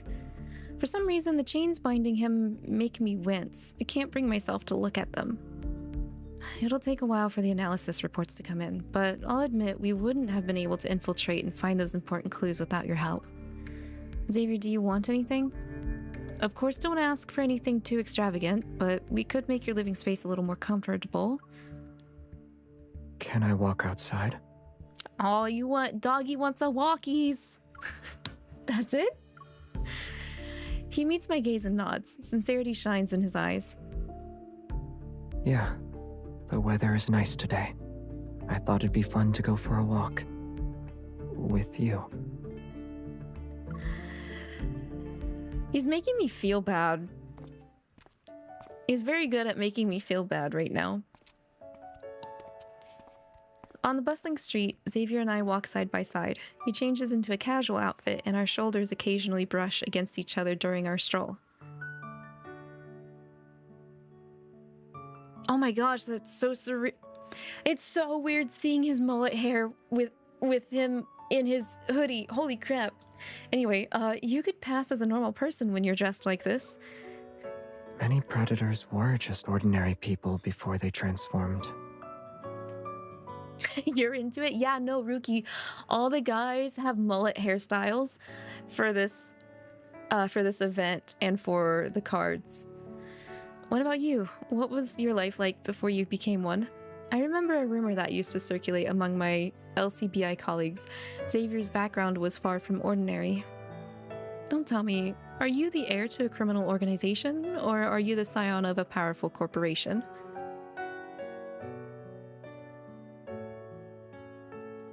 Xavier pauses for a moment, then he silently gestures behind me. I look at where he's pointing. On the mall's electronic billboard, an ad for the Bunny franchise flashes across the screen. Wait, your family is the owner of the Bunny franchise? Here we go with the bun jokes. No, they aren't. I just thought we could grab a bite to eat while we talk. Boo! It's not long before Xavier approaches me. He's balancing a tray stacked with food. What do you want to eat? I ordered one of everything. Dang! Our small table is soon buried under a mountain of food. We have 9 different kinds of burgers, 4 drinks with varying levels of sweetness, and 7 side dishes. Why are you so hungry? So this is what they meant when they say a predator has a voracious appetite. Xavier doesn't try to hide anything. He reveals that he's from 𝐒𝐈𝐿e, a powerful conglomerate that's a formidable rival to 𝐓𝑒. Wait, is this like actually kind of drip feeding main lore in this event? Because like, 𝐒𝐈𝐿e is an ancient enigmatic family enterprise. They moved their main base of operations to Lincoln several decades ago. Bruh. However, when the topic of his family members or the reason he became a predator comes up, Xavier remains tight-lipped. He treats them as forbidden subjects. Come to think of it, there were rumors about 𝐒𝐈𝐿e having a young heir with poor health. Was that you? Fragmented memories are slowly pieced together in my mind. I recall snippets of old newspaper articles I've read before.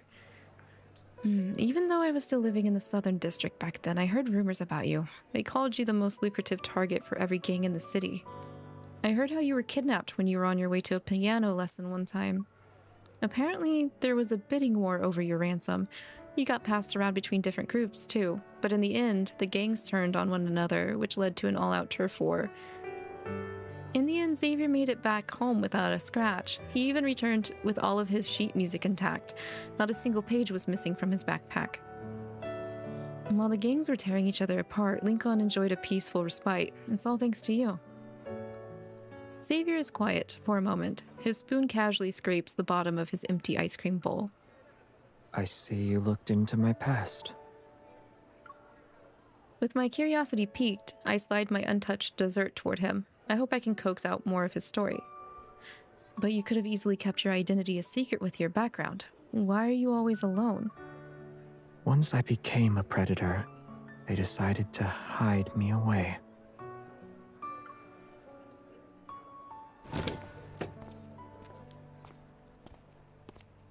Free food you folded. He's gonna be buying a lot of food because he's a bad cook, unfortunately.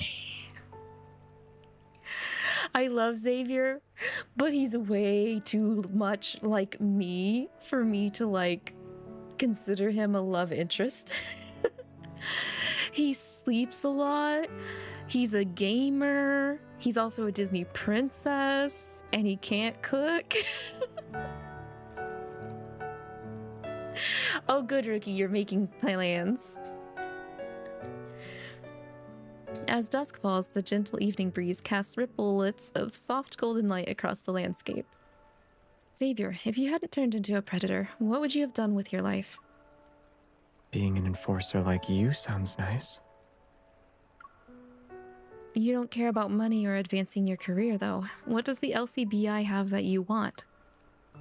Right.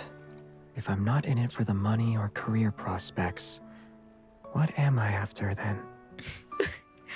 Xavier's caught off guard by my persistence. He pauses for a moment, then he glances at the street before his intense gaze returns to me. I guess I like the job security that comes with a government occupation. That's definitely a down-to-earth reason. What about you? Why did you pick me during the interview process? You were cost-effective and seemed useful. You also appeared to be loyal and obedient. Then once my name is cleared, you can hire me again. Huh? Before I can ask Xavier to elaborate, we both come to a stop as we approach a dark alley. Dappled shade from the nearby trees dances across the ground. Xavier and I exchange looks. We both heard the sound of footsteps trailing close behind us. He's just like, you're in it for the stability. He's pretty adorable. He gets super jealous, like, pretty easily though, Rookie. Just FYI, like, he has factually gotten jealous at a kid before.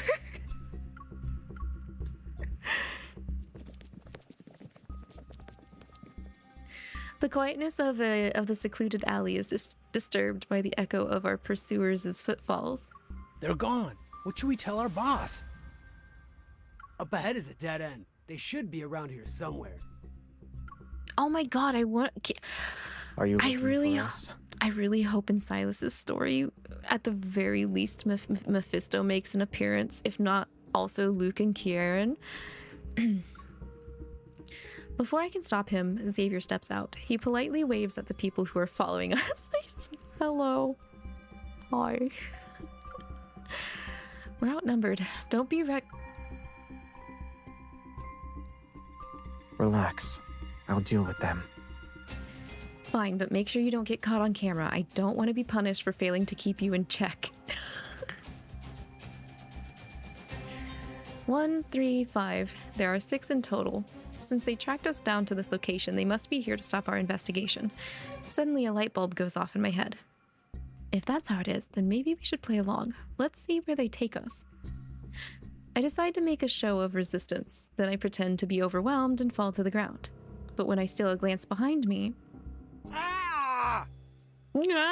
Yeah, he's doing it to him. Who hurt you? Never mind. I'll make sure all of them suffer the consequences. And just like that, 2 of the men are already unconscious. Light starts to gather in Xavier's hand. Xavier, get down! I slightly move forward and tug Xavier's pant leg twice. Xavier's gaze flits between me and the remaining men who are on edge. Understanding flashes across his face. Ugh.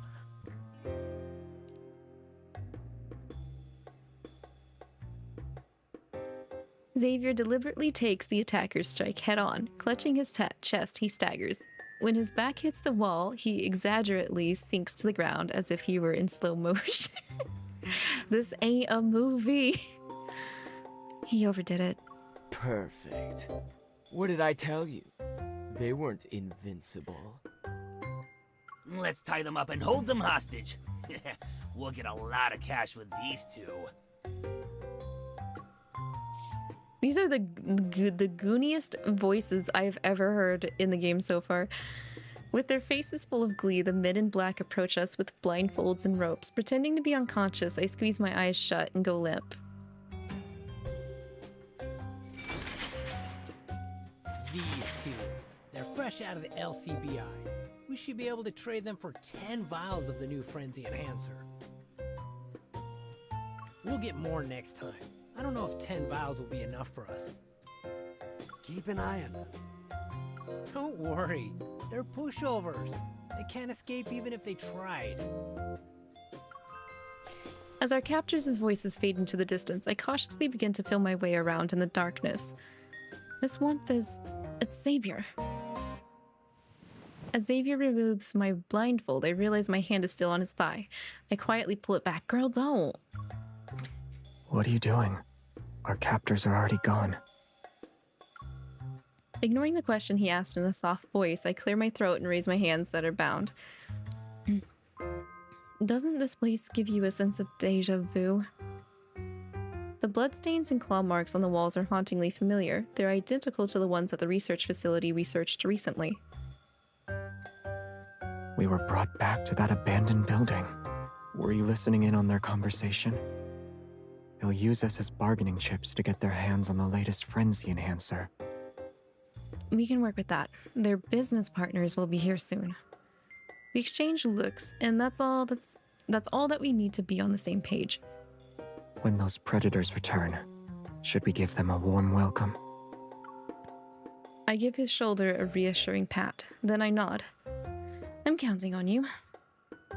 They're one tone shift away from, hey boss! Territory? Yeah, they really are. Oops, kidnapped. Sure. Big oopsie, honestly.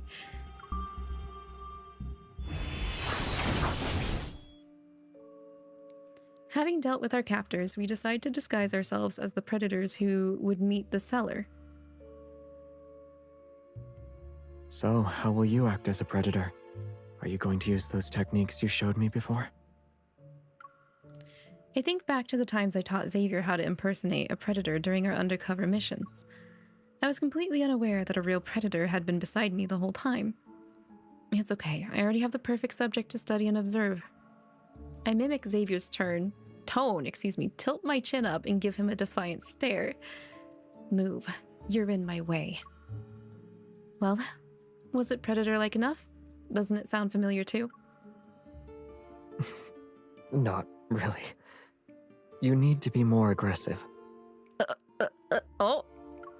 Are you deaf? I'm talking to you. Better. Keep going. I sure hope that this contact doesn't interrupt us in the middle of this rehearsal. I grab his collar and force him to meet my gaze.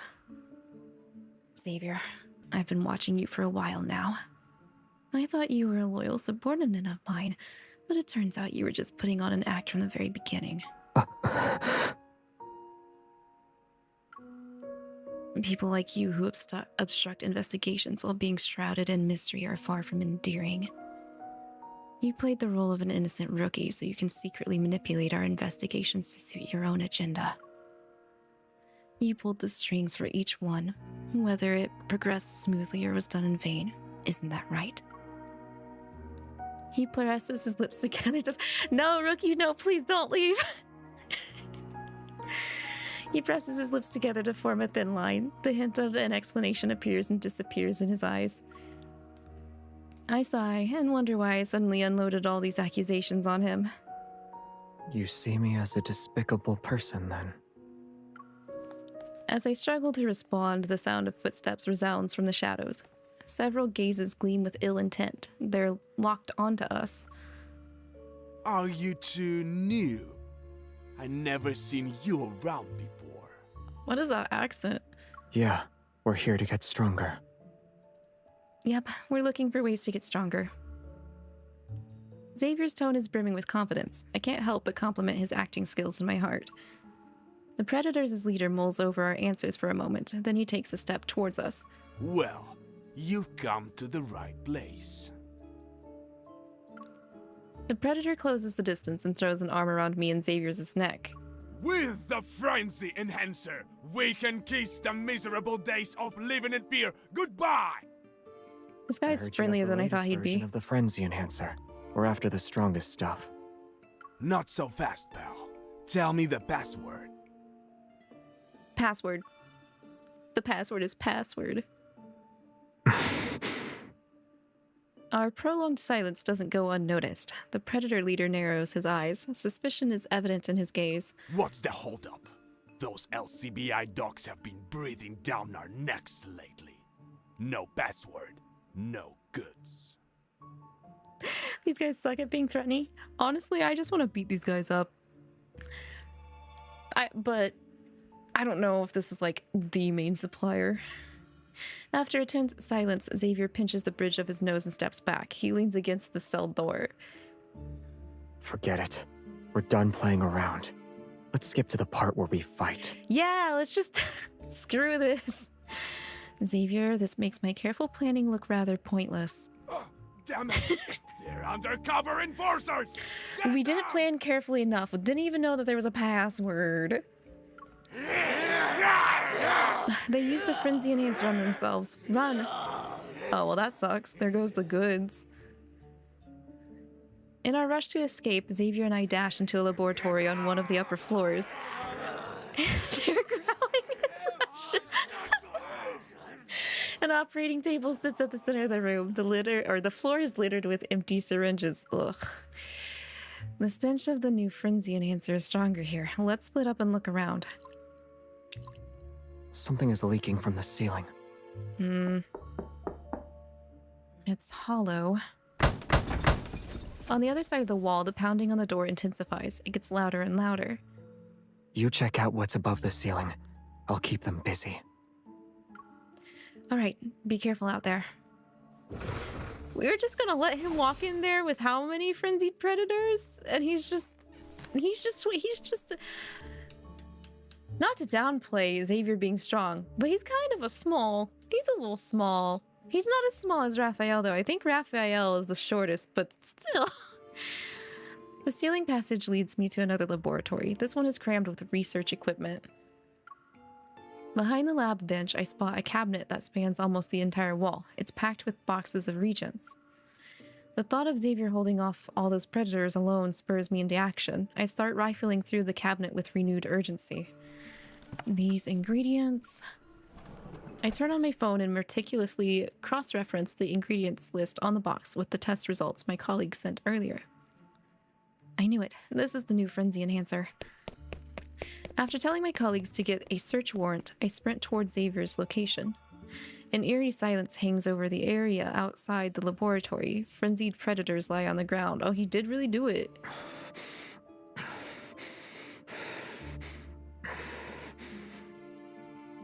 Xavier is leaning against the wall, cradling his arm. His head is bowed, hair obscuring his face and hiding his expression. Xavier, are you all right? We have a problem. He lifts his head and slowly raises a finger. He dramatically wags it before my eyes. Are you fucking with me right now? On it is a tiny cut. It's so insignificant that it'd heal before I could even think about bandaging it. Wow, that looks awful. Should I kiss your boo-boo to make it feel better?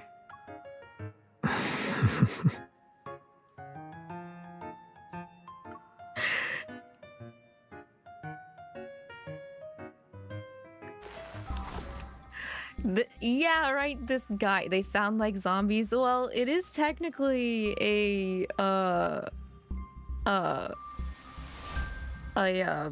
what did I say it was earlier? A viral leak? A viral infection? Outbreak? Viral outbreak? Yeah, viral outbreak, yeah. So they turn into like ravenous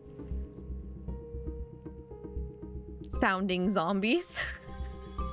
Feral.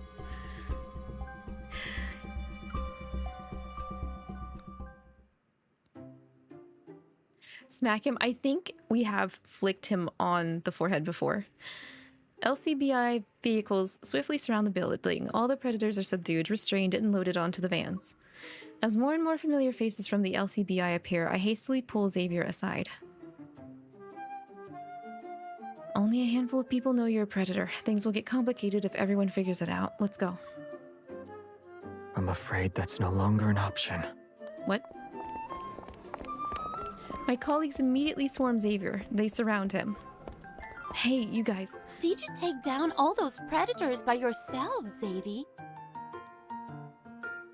You bow down yourself. How dare you call him Xavier? Only we can call him that. Back off. Back off. I heard her told you to leave. There must have been a misunderstanding, right? Yeah. When are you coming back? The new Enforcer assistant isn't good enough. Damn.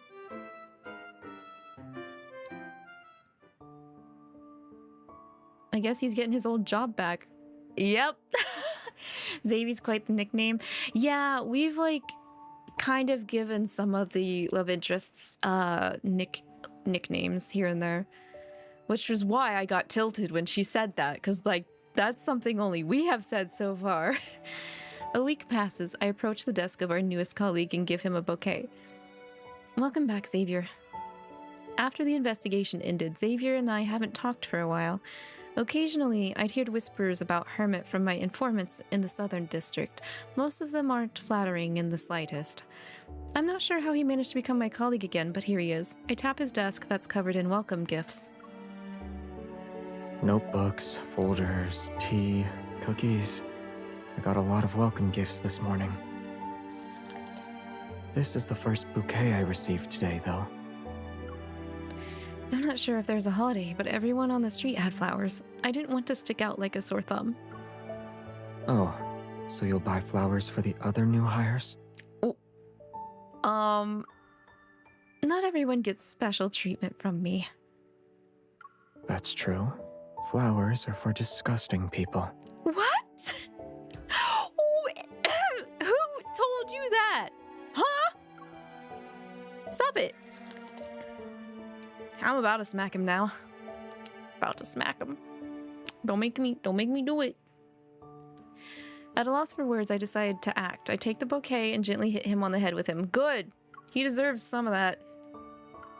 I have flowers, but I don't have a vase to put them in. Oh, these will wilt in a few days. Don't bother. You shouldn't treat an important gift like that, though. He's not wrong.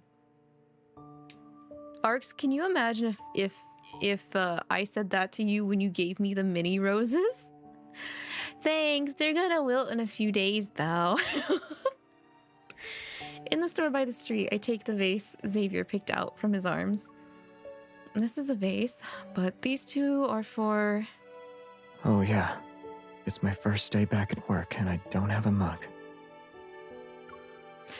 Xavier hands me a cup decorated with stars. You just needed to get one for yourself. Why did you buy me a mug? You'd still be glad that you bought them. Don't be so sweet like that. Stop. That would bug me, though. You can't deny that it would bug you a little bit if that was said to you, right? It just seems a little insensitive for MC to say, but... Oh, Kimberly, hello. I hope you're doing well. I hope that you're doing good. Not to mention they're part of a matching couple set. Xavier doesn't answer my question. Instead, he gently brings his cup decorated in moons toward my mug that has stars on it. What about you? Why did you buy me flowers? He glances at the street. Several couples pass by and they're holding a bouquet. Was fitting in the only reason? The sunlight casts a warm glow around his figure. I've never told him this on the day he gave me fireworks, but in my eyes, Xavier always looks the same. It's as if he's unconsciously glowing. Maybe it's because In this chaotic world, someone gifted me a spectacular fireworks show.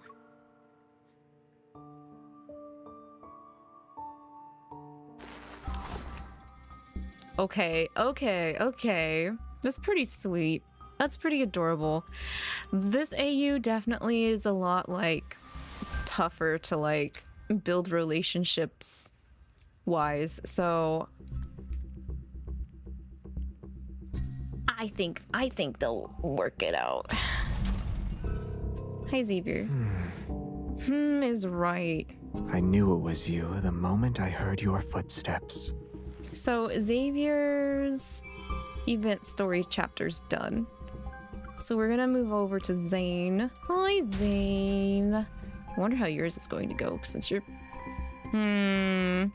because I'm wondering how Zayne and Sylus is going to go, since I know the context of the banners is card stories. I didn't know Xavier's. So without that knowledge of how the AU with their stories are ending in this AU, I think it went pretty well. But let's go ahead and give him the same treatment we gave Xavier. So, Truth Serum.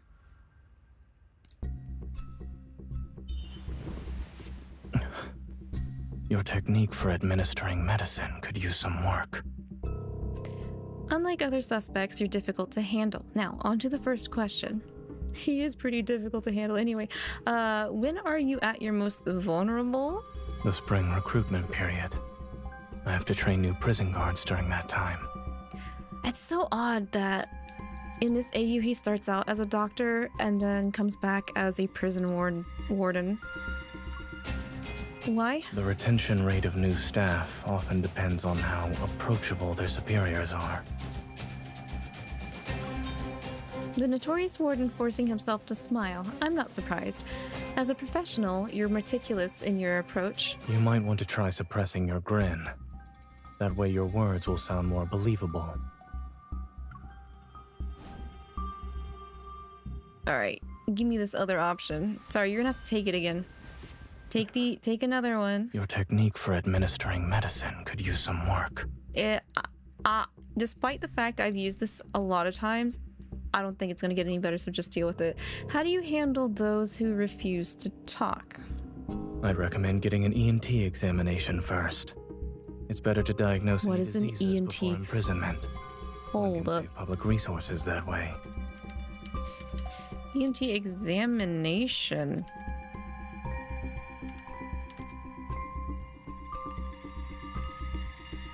Oh, ears, nose, and throat. Oh, okay. The typical thing when you go see your doctor. Zayne? What about ruthless criminals? You don't want them to wash their hands of their crimes, right? Those individuals are typically ideal test subjects for new instruments. All right. We'll use the snare. This scent. Is it a compound from that lure? As expected of a warden talented in interrogation. Well, what do you smell? I developed it myself. It's not difficult to recognize my own work. Wouldn't it kind of suck if you end up in a position where you develop something as a tool that's technically used in interrogations and have it used on yourself? That would kind of suck. It's the kind of scent that makes one willingly walk into a trap. How is it? Is your breathing erratic? Do you feel on edge? Is your heart racing? Come closer. Then you'll be able to find out. Okay then, command relay. I don't think we make him sing, unfortunately.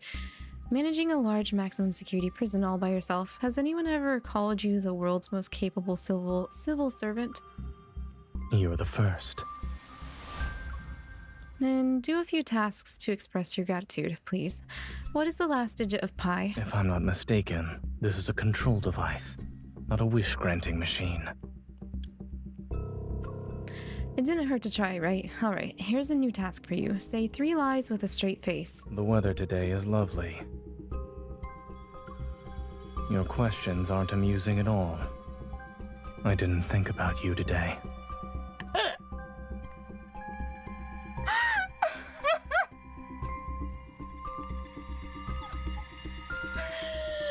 Oh my gosh. Okay, Zayne.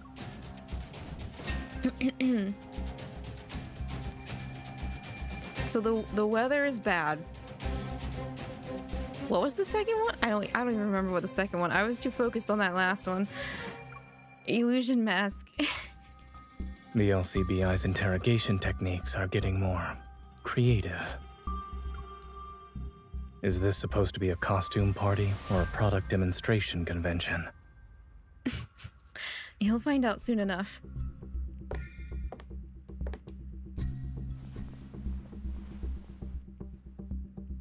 Well, has whatever you're seeing right now destroyed your last line of defense?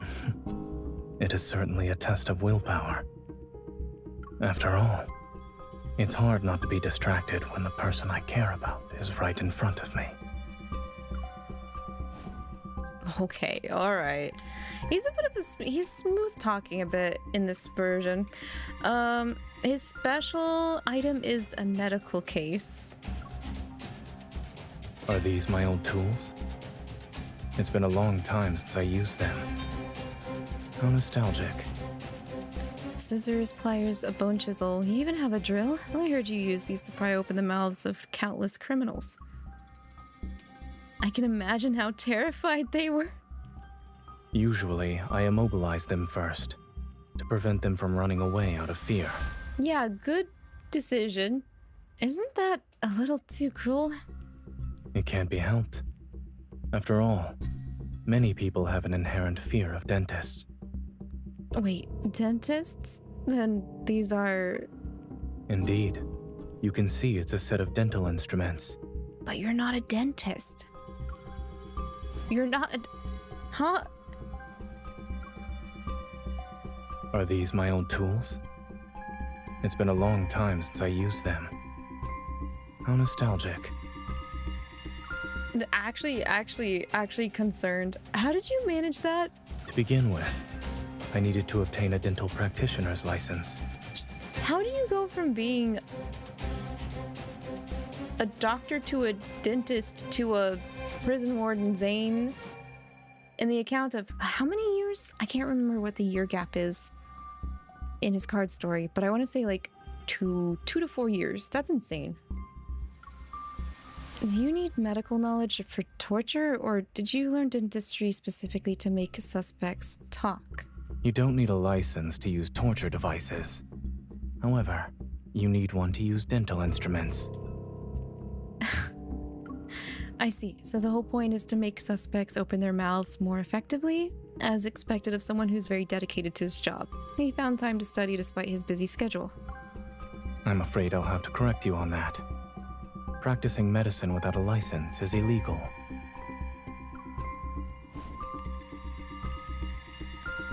Yeah, so he did it before I don't I don't know how to feel about that. Zayne, you and your heavy breathing too. Stop screaming and talk to me. Both be more honest with each other. You're the one that's being cryptic sometimes. Okay, bro. All right then. All right, let's start the prologue for Zayne.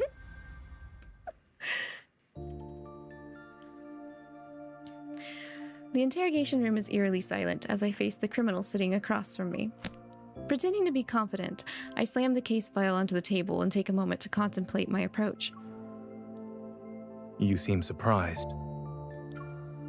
It's hard not to be. I'm talking to the warden of Lincoln's maximum security prison here. Rumors about the sudden disappearance of this infamous warden have been circulating for a while now. But no one could have predicted him ending up behind bars.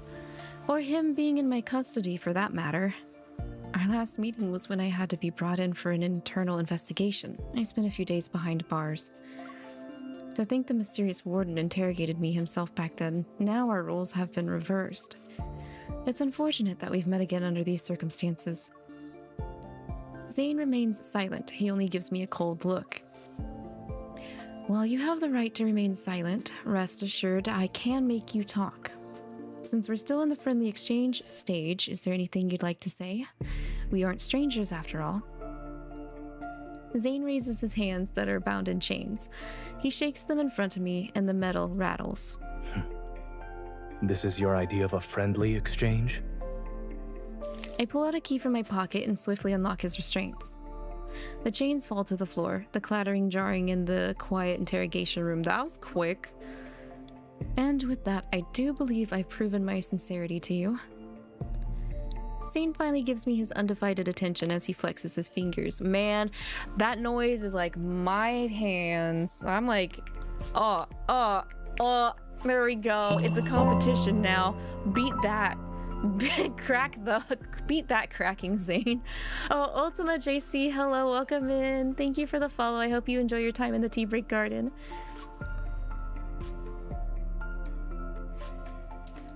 Come on, Zayne, your turn. A gesture of goodwill typically requires one to return the favor. What do you want? A potent frenzy enhancer has appeared on the black market recently. It can make predators stronger and more dangerous, which will lead to more civil unrest. According to our intel, the frenzy enhancer was leaked from an abandoned ever research facility. The report itself is in a hidden room in the southern district. With a scrutinizing gaze, Zayne places his hand on the table. You've already obtained this much intel. Why do you need me? Someone please tell me why they look like they're possessed by demons. Because this is an alternate universe, Nerites. All of the guys are infected by a virus that was leaked out by Ever, and those that are affected are turned into predators. So they can end up going into a frenzy and can be extremely dangerous.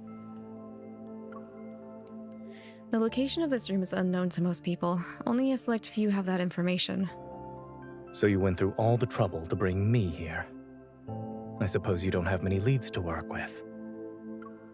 We do have leads, but one more informant increases our chances of success. Placing your hopes in another person's hands is rarely a wise choice. All right, man. I see you do things on your own. His measured, unhurried tone always gives the impression that he has the upper hand, but I'm the one with all the cards here. Even enemies can become allies with the right incentive. A location can give the warden his freedom. Surely this is a fair exchange.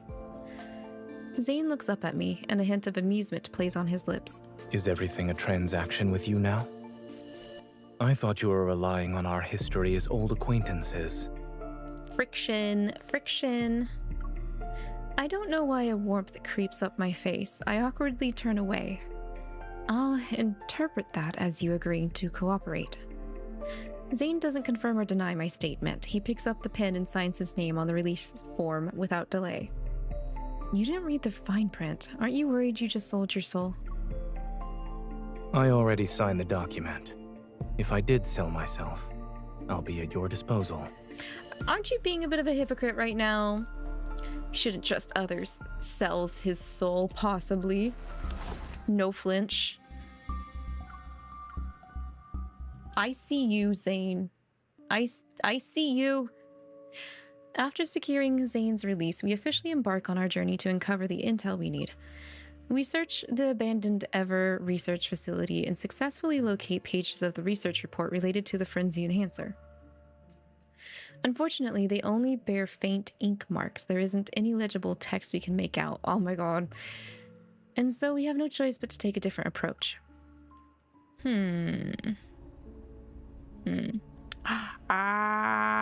Thank you for the stretch, posture check, and hydrate, Fern.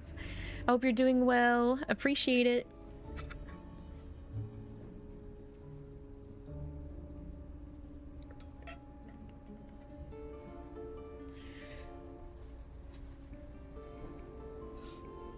You've already contacted your informants. That was quick. The prison is a melting pot. Spend enough time there and you'll have connections in all sorts of circles. Man, I would just hate being there, but at least he's okay with it. You're good, you're just lurking. Let's go! Get that good lurk in. Thank you so much. Why are we visiting a desert place? He's getting some sweets! This is an intel hub. A sweet shop is an intel hub. Dang. Bro must have really had a hankering while he was in prison. Damn. As I take in the shop's pastel macaron themed display window, I find myself lost in thought. It's macarons. We are fucking going in there. I'm buying some macarons. This is far from the image of Lincoln's top secret intel hub that I had imagined. I expected the entrance to be behind an ominous painting, or maybe if the fierce-looking statue by the door would be a secret switch. If that were the case, it would have been exposed countless times by now. Huh? Zayne stops the car and leans out of the driver's window. He places his order with a composed expression.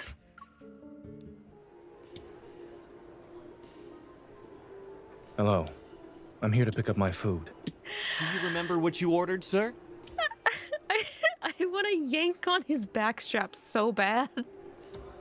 Just be like, hey, can you add to that order? I would like some macarons too.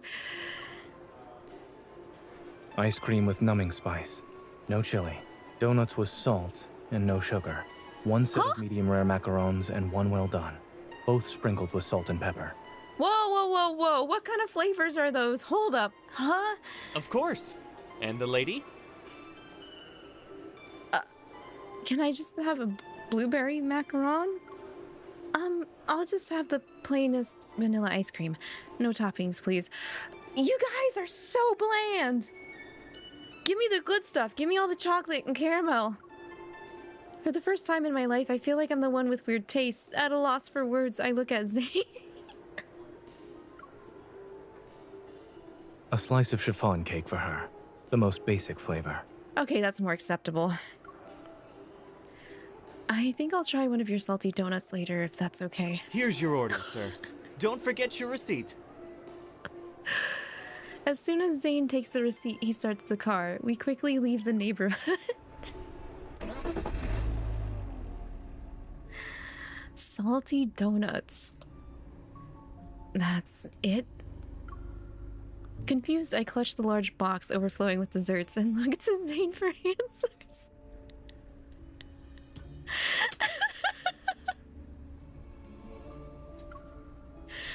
I didn't realize your associates in the black market had sweet tooths. It's sort of cute to use desserts as currency. I was speaking in code.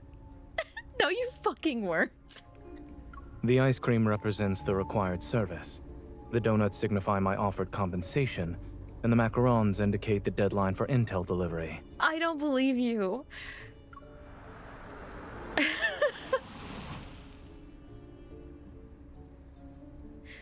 He hands me the receipt, and I see a string of numbers on it. It turns out to be a phone number in code. Wait, what? This is real? This is real in the AU? We usually communicate using disposable phone numbers for follow-ups. No way! It's unbelievable that a dessert place could be a cover for an intel hub, bro. No way. Have a good lurk, Kimberly. It started out as a pet shop, actually. However, they got tired of dealing with cat fur and dog hair, so they switched to desserts. Good choice. There's something in his words that catches my attention. A flood of memories washes over me. What about your old clinic? Did you leave it in their care too? No. I closed it after I moved. I'm starting to miss the birds, cats, and puppies you used to have in your clinic. It's fine. They found good homes. They're happier now than they were when they had to constantly move with me. I'm about to commend him for his kindness when I realize something. Wait a second. You didn't give away my turtle too, right? It was staying with you temporarily. I was going to get it back. Don't worry. I made sure to keep your turtle. Aww. Satisfied with his answer, I hand Zayne one of the ice cream cones I'm holding. I keep the other one for myself. Here you go. Consider this payment for being a turtle sitter. You're giving me the ice cream that I bought? but an interesting regifting strategy. It's called sharing. Even though he said those words, Zayne takes the ice cream cone. He bites the cherry off the top of it with ease. You have quite the collection of identities. One minute you're an underground doctor with a veterinary clinic as a front, then you're the warden, and now you're a prisoner I've interrogated. Aren't you the one who went from bounty hunter to enforcer? We simply took different roads to arrive at the same destination. I'm about to probe about the meaning behind him saying the same destination when melted ice cream drips onto my cheek. Zayne suddenly leans in and ostensibly wipes it away with a napkin. He starts whispering. The sudden warmth of his breath on my ear makes an unexpected heat rush to my cheeks. Be careful. I believe we're being watched.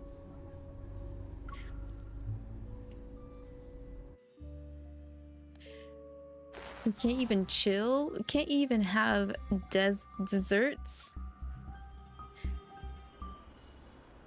Who?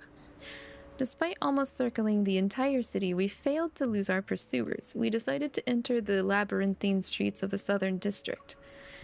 Zayne navigates through the twisting alleys with remarkable ease. I'm surprised as he confidently acts as my guide. From the one-way streets to the bars with hidden side entrances, he knows every detail about this area like the back of his hand. After many twists and turns, we finally managed to shake off our pursuers. We can't stick around here, and I don't think my place is safe either. Excuse me. It'd be easy for them to keep an eye on the employee apartment the LCBI provided me. Then we can go to my house? Ooh. Isn't the warden's residence in the heart of the northern district? That's even more dangerous. The street is a flurry of activity. Cars and people rush past us. We move closer to each other to hear our voices over the din. Seemingly oblivious to the commotion around us, Zayne turns to face me. I was referring to my house in the southern district. You took hiding in plain sight seriously, huh? How many hideouts do you have here? I only have that and my old clinic. I lived there before I met you. Oh wait, we're going somewhere new?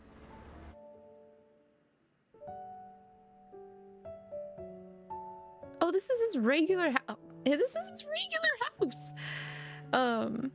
When I step into Zayne's home, I'm stunned by the unexpected coziness. From the painting on the walls to the snowman-shaped utensil holder on the dining table, everything is warm. The lived-in atmosphere of the room pulls me in like a wave as I go from being on edge to the comforting embrace of everyday life. I haven't been here in a long time. The fridge is empty, but there are still some non-perishable foods. Would you like something to drink? Tea? Can I have tea? I'm sorry I can't offer another option. Tea is all I have. Score! It's fine. Having the warden invite me over for tea is a unique, flavorful experience because it's tea. Girl. The atmosphere suddenly shifts, and I'm left with a mix of long-awaited relaxation and a naggy sense of unease. Are we taking a break? We don't have any new leads, and we've hit a dead end. In addition, people are tailing us. We're out of options at the moment. The tea is ready, and Zayne places an empty cup on the dining table in front of me. He gestures for me to help myself. I still have to serve myself, huh? I see the warden has a bit of hospitality. Emphasis on a bit. At least it's a step up from the hospitality I offer at prison. Wow, he's really sassy. You also look more approachable than you did in said prison. Zayne unhurriedly pours himself a cup of tea. Then he looks at me with an expression that seems to hold a deeper meaning. Should you visit again, I'll make sure to give you special treatment. Okay. Why do I feel like I'm in his crosshairs? Because you are. Because you are? No, it's okay. Let's not plan another visit. Girl, God.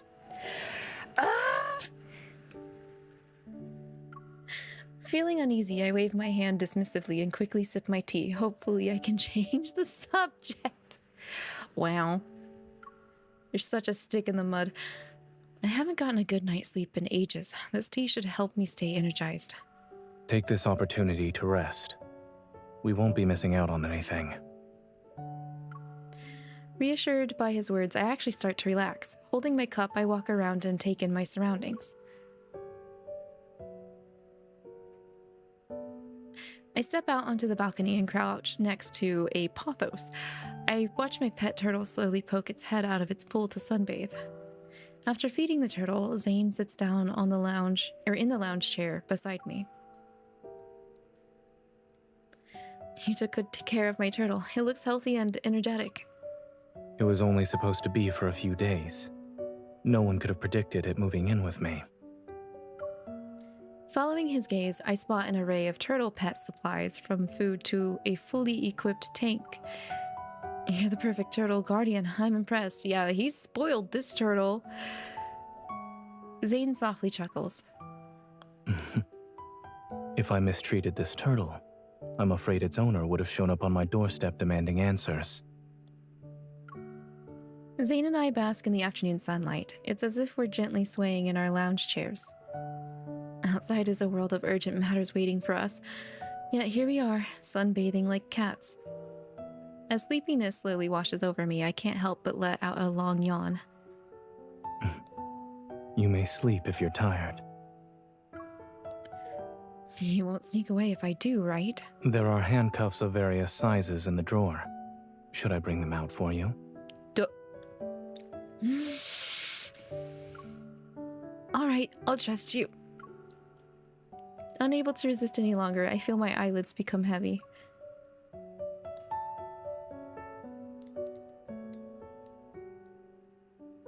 When I wake up, dusk has already arrived. Zayne is still sitting beside me, his gaze fixated on the sunset. Because of his unreadable expression, I can only wonder what's on his mind. A gentle breeze passes us, and the wind chimes by the window softly tinkle. With this peaceful, idyllic atmosphere, it's hard to believe we're in the Southern District. Zayne. You're awake. Your lounge chair is too comfortable. I only planned on taking a quick nap, but I slept like a baby. I gently touched the blanket draped over me before looking at Zayne. Thanks for the blanket. You're welcome. You were staring off into space. Were you thinking about something? He turns to face me and our gazes meet. You love sassy Zayne? Wake up. I really like how he's acting in this. Yeah, I'm not gonna lie. The thought had barely crossed my mind, and then I heard you speak. Oh, we getting the doki dokis? A vibrating phone interrupts us and masks the sound of my racing heart. Dang it. Zayne lowers his head and taps his phone screen. It lights up. It's a message from the Intel hub. Dang. Now we gotta get back to work. That was nice though. Guys, anytime there's an opportunity to rest and have a tea break, it's one of my weaknesses. Thanks, Zayne. According to the Intel Hub's latest findings, the pages of the research report we found weren't blank. The text was written in invisible ink. What? What a child method. After applying a special solution to make the text visible, we uncover a set of coordinates. These pinpoint the exact location of the hidden room we're trying to find. We find ourselves before a shuttered storefront. A prominent "For Rent" sign is hung on the door. Property for rent. Interested individuals should act fast. For inquiries, call. They really went all out for this cover, but what happens if someone actually called that Before I can finish my sentence, an automated female voice speaks. Zayne? We're sorry. The number you have dialed is not in service. Okay. Zayne puts away his phone and looks at me. It's invalid. Wait, you actually called. My words haven't completely left my mouth when he creates shards of ice. He uses them to destroy the padlock, then he opens the door. Noticing how I haven't moved yet, he glances back with a look that asks, "What are you waiting for?" "Your clinic got a big upgrade. You offer a lot more services, huh?" Are you suggesting I do pet boarding during the day and work as a locksmith at night? Don't forget, you're the LCBI's most wanted criminal. The more skills you have, the better your career prospects are once you're out of prison. The LCBI is thoughtful. They're considering a prisoner rehabilitation program now. Can you guys stop flirting? Jesus Christ. I look through every nook and cranny of the abandoned shop for hidden mechanisms. Approaching the checkout counter, I lift the dust-covered cash register. Using abandoned shops as a front a standard for secret operations? Ever isn't exactly known for its creativity. As expected, our search reveals something even more cliche, a hidden door tucked away in the corner of the shop. I exchange looks with Zayne before pressing a well-concealed button. The hidden door slides open. Will this passage lead us to the answers we're trying to find? There's only one way to find out.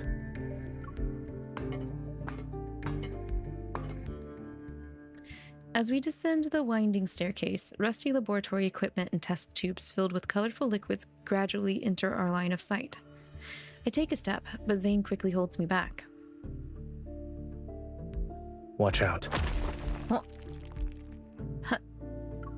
An old, poorly maintained ceiling lamp crashes to the ground in front of us. It kicks up a cloud of dust. Oh, great. That was close. All these traps that were meant to deter intruders haven't been fully dismantled. What kind of Looney Tunes ass person in this kind of, like, world would think that, oh yeah, let's just loosen up the lamp fixture. That'll get them. I say that, but we were totally going to be them. We were about to get got. Luckily, our seamless teamwork allows us to safely navigate the narrow corridor. We dodge the lasers and the occasional hidden trap. Okay, lasers makes more sense.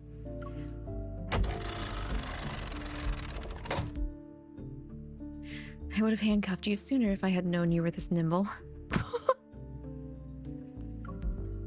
You're bold. Did you forget I still have a hostage? What are you planning to do with my turtle? Zayne's lips curl into a slight smile and a hint of mischief shines in his eyes. It doesn't get to sunbathe during yard time. No! Hey, that's a violation of turtle rights. After what feels like an eternity, we finally reach the end. In the deepest part of the hidden room is the storage area. We uncover another research report. This is good, even if it's only a few pages. If we're lucky, the info on it might be enough for the investigation to move forward. With a sigh that barely conceals my disappointment, I tuck away this hard-earned, albeit incomplete, research report. I found another one with crucial information. Oh. Startled, I look at him. How did you get your hands on that? The files they left here were stolen from me.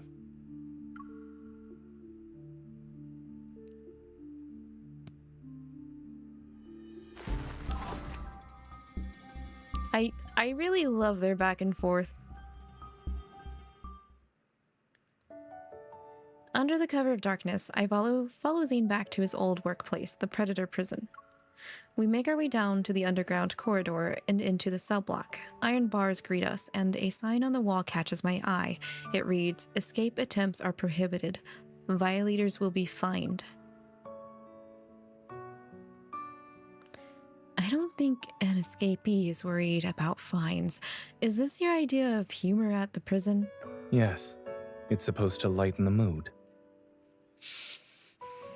Why are you like this? I'm sorry, but I don't think finding something to laugh about here is easy. Well, we tried. Why are you like this?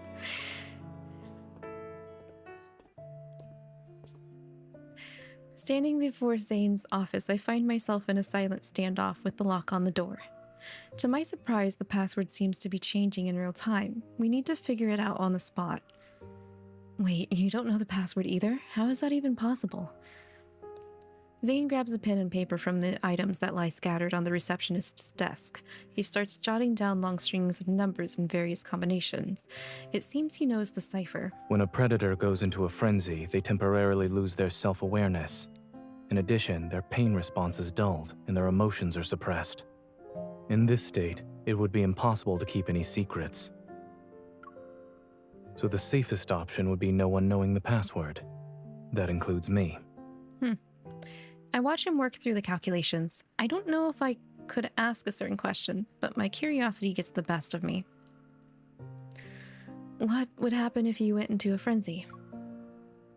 The frenzied state amplifies a predator's inner desires. Using that logic, the counter would be self-restraint. Perhaps I'll build my own personal containment cell and lock myself in it. The image of him desperately struggling to control himself flashes through my mind. My heart grows heavy. I carefully think about my response.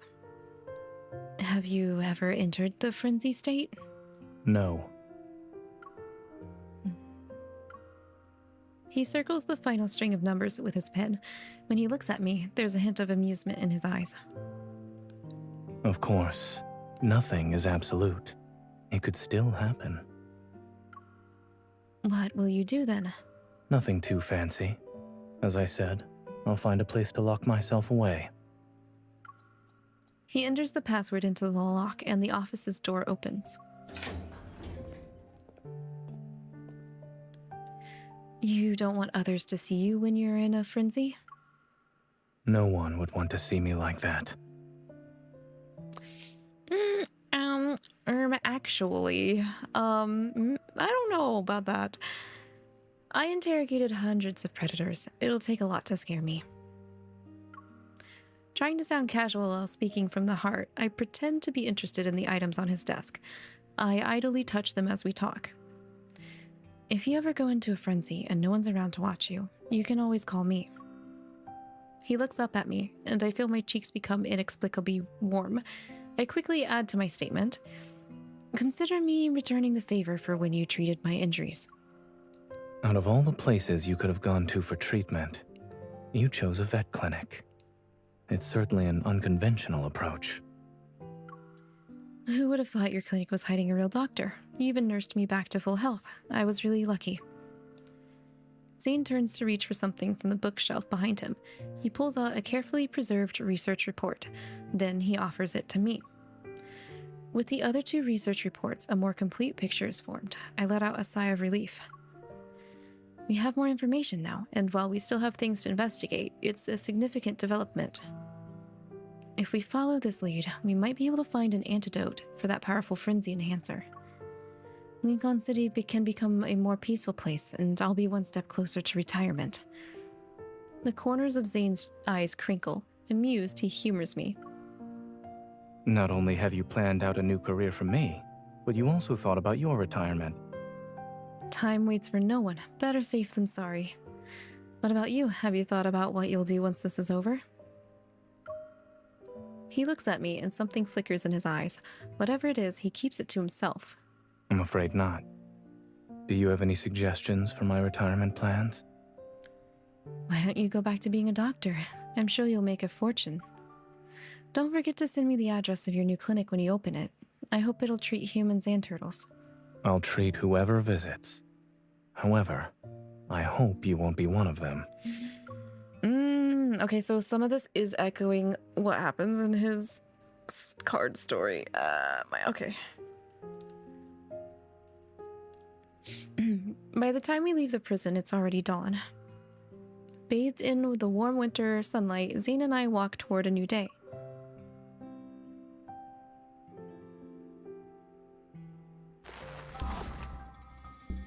Oh, okay, we're already at the ending. I feel like these are a little bit shorter than the last couple event stories, but maybe it's just because I like this AU concept. True to their word, the 𝐿CBI politely released Zayne after obtaining the information they needed. To fulfill my role as a gracious host and properly say goodbye, I asked him to meet up with me. The afternoon sunlight reminds me of that day we sat in those lounge chairs. Now we're talking while on a bench. I guess you'll go back to being a warden when all is said and done. Today, Zayne has changed into his daily outfits. He doesn't answer my question. Maybe he's not allowed to discuss it. What about you? Will you get a new assignment? Yep, we both have matters to attend to. I wouldn't be surprised if we didn't see each other for a while. That's how it always has been for us. Separation follows brief encounters. Oh! Ooh! I hate that statement. It's true though. I had to take a sip for that one. That hurt. I only just learned that you've been developing a special drug and trying to track down the source of the predator outbreak. It's shocking that I ever stole the research you worked on to make the frenzy enhancer. I told him what I knew about his true identity and plans, yet he doesn't confirm or deny it. So this is what you meant when you said we took different paths to reach the same destination. And to meet an interesting individual on this path. It was worth it. Are you talking about me? Yes. I just wanted to tease him, but his straightforward response caught me off guard. I'm flustered. We sit in a comfortable silence for a long time. He turns to face me, and his gaze is so intense that I feel as if he's looking into my soul. It seems like only yesterday when I found you covered in blood on the streets of the Southern District. In the blink of an eye, we both experienced ups and downs. It's strange. Just like back then, I can't help but feel like we'll meet again when we say goodbye. Zayne chuckles as he watches me squint at the sunlight. If that's the case, then this isn't goodbye. Perhaps you'll be walking around with your turtle and getting some sun. Then we'll bump into each other on a street corner. Eventually, we'll find ourselves sitting on a nearby bench. We'll be chatting just like old times. And if fate doesn't bring us together, we can nudge it along.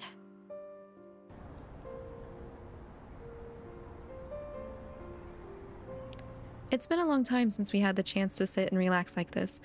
Comfortable, Zayne and I talk like old friends.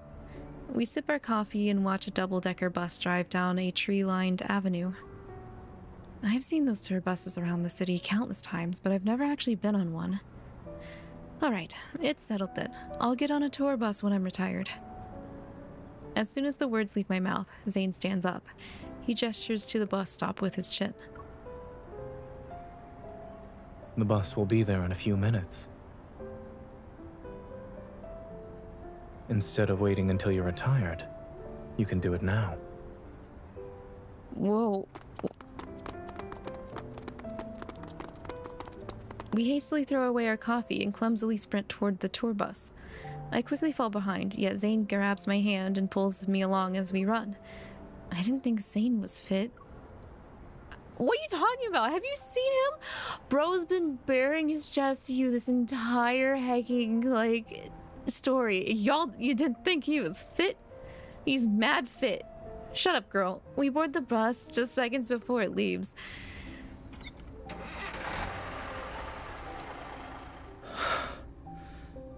We made it. The bus isn't crowded, and we find 2 seats by the window. We were so caught up in our conversation and appreciating the scenery that I only just now noticed the sunset. Doesn't this feel like we're chasing the sunset? A full tour of the city takes 5 hours and 30 minutes. Good job. You killed the mood. I know. You think it's a waste of time. We can get off. I can't think of a better way to spend our time. It's snowing before we realize it. Snowflakes drift through the half-open window and gently land on our shoulders. I reach out to brush off the delicate snowflakes that settled on his cheek. Zayne, I think every sunset will remind me of you from now on.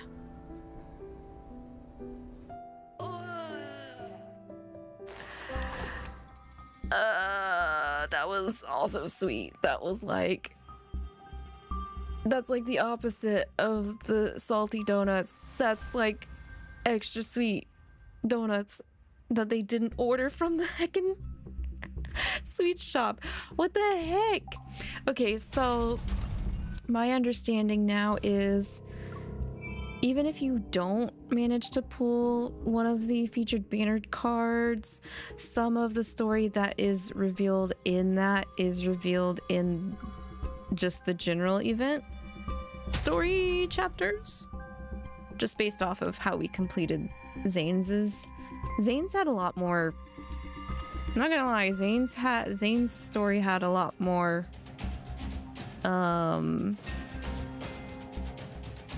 substance compared to Xavier's, especially when it came to like mentioning their past. But all right, Rafayel, fish ocean man, it's your turn. Take the You're gonna serum. use it on me? The taste is... Is this another one of your interrogation methods? I like how they like had the voice actor for Rafayel just be like, yeah, talk like you're grumpy all the time for this. What an interesting idea. I'll keep that in mind. But for now, focus on answering my questions. What would you do if someone was using you? Depends on who it is. If it's just a random person, I'll use them too. They'll be disposed of once they're no longer useful. Man. Alright. What if they're not? Then I'll collect my compensation, with interest of course. And it'll be done using my preferred method. He's a little spiky. Some extra spikes on Rafayel today. Use it on me. Okay, what if I was using Now you? you've piqued my interest. How exactly do you plan to use me? Maybe I'll have you collect evidence for me in really dangerous places. Girl, that's exactly what we're doing. Sure thing. That's it? I didn't say I wouldn't expect compensation. Ooh, alright. Use the snare.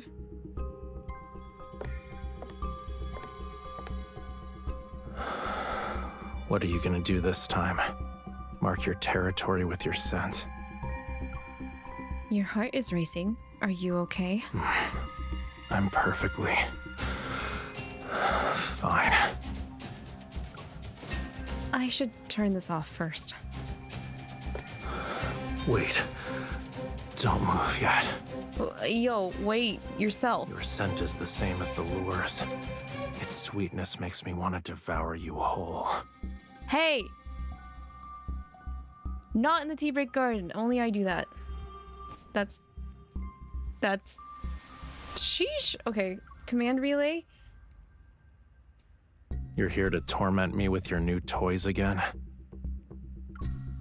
This time we'll be testing your willpower. No matter what I say, you'll only respond with, Miss Enforcer, I will obey you without question from now on. Why should I even listen to you? Miss Enforcer, I will obey you without question.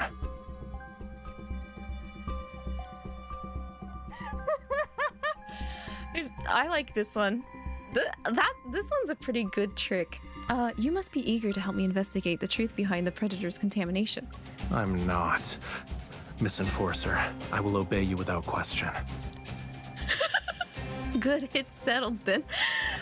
He's so angry.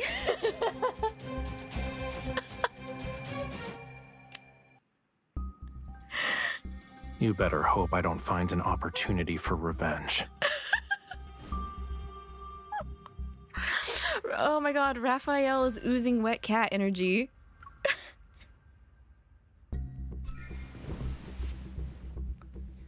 First the muzzle, now this. Why do you always enjoy putting restraints on me?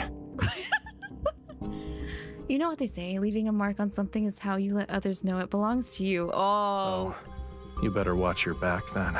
Oh. Oh. Oh my god. When a tamed beast is abandoned, his master will be in grave danger. Oh, Zach Jaws. Hi, hello, welcome in. How are you doing today? I'll be careful not to get bitten, but for now, shall we discuss something else? For example, who do you see before you right now? What do you think? I only see my master. Wet cat energy right now. Raphael's specific item is wanted notices. To have a laundry list of charges. You know, Lincoln's public safety is concerning. Oh.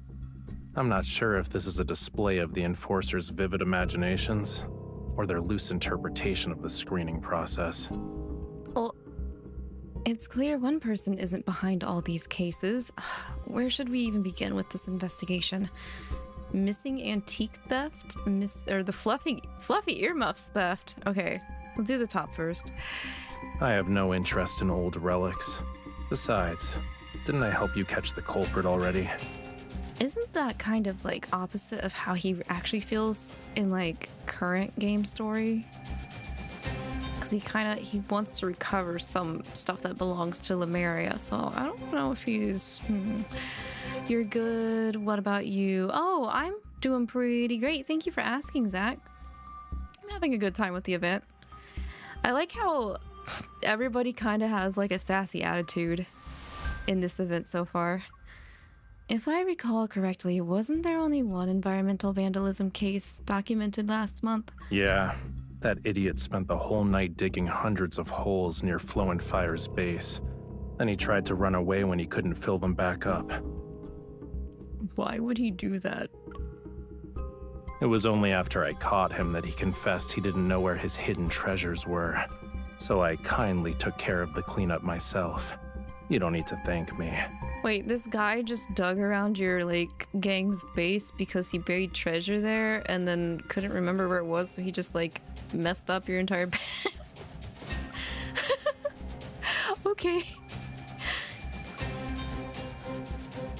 Sounds like some weird shit to deal with, honestly. I'm not sure. Okay, so tell me about the fluffy earmuffs theft. A stolen pair of fluffy duckling earmuffs. I don't think you are involved in a case like that. Fluffy earmuffs? Come to think of it, I do remember something about that. Huh? When I was chasing after a trader, I passed by an alley full of clotheslines and was almost ambushed by earmuffs as they fell. I'm pretty sure I stuffed them into their mailbox, though. Did they not get them? What the heck? Hello, you won't be staying as you're heading to bed, but you thought you'd say hi. Oh, hey, Cosmic. Thank you. I don't mind you dropping by. I appreciate that. But yeah, no, hello to you. But also goodbye. I hope you have a good night. Sweet dreams. Take care. Stay warm. My model looks very nice. Oh, thank you, Zach. I appreciate that. I'm pretty happy with my model. But there might be some changes in the next couple months that I am looking forward to. So I might be retiring this model, but I have had a very, very fun time and a lot of good memories with it. Oh, Aster, hey. How's it going? You're sad. The 5-star memory was just a short hug. WTH. Oh, yeah, the one that you pulled earlier that you talked about in Discord. Yes, because that one is like... That memory is like super early. So that's why the relationship isn't really that progressed. The game is bonking you. Maybe it is. I'm so sorry the game is bonking you though. I do hope that you get something like a lot more fulfilling soon. There has been rumors that we might be getting a wedding banner sometime, which is honestly crazy to think about. But again, it's just a rumor, so I don't know if that's true or not. We won't find out what's going to happen next until like probably a week from now. You're starting to fall for Zayne? Oh, not a wedding person? That's fair, Aster. I think they're cute, but I personally can't imagine myself like doing wedding stuff. So did I make my model myself? Kind of, Zach. There's this program called Vroid Studio, which is free, that allows you to make your own 3D VTuber. So I used that program to make Lavi, and then I did additional adjustments to Lavi by using the program Unity, which is used for making video games and other 3D props or characters, scripts and adjustments like that.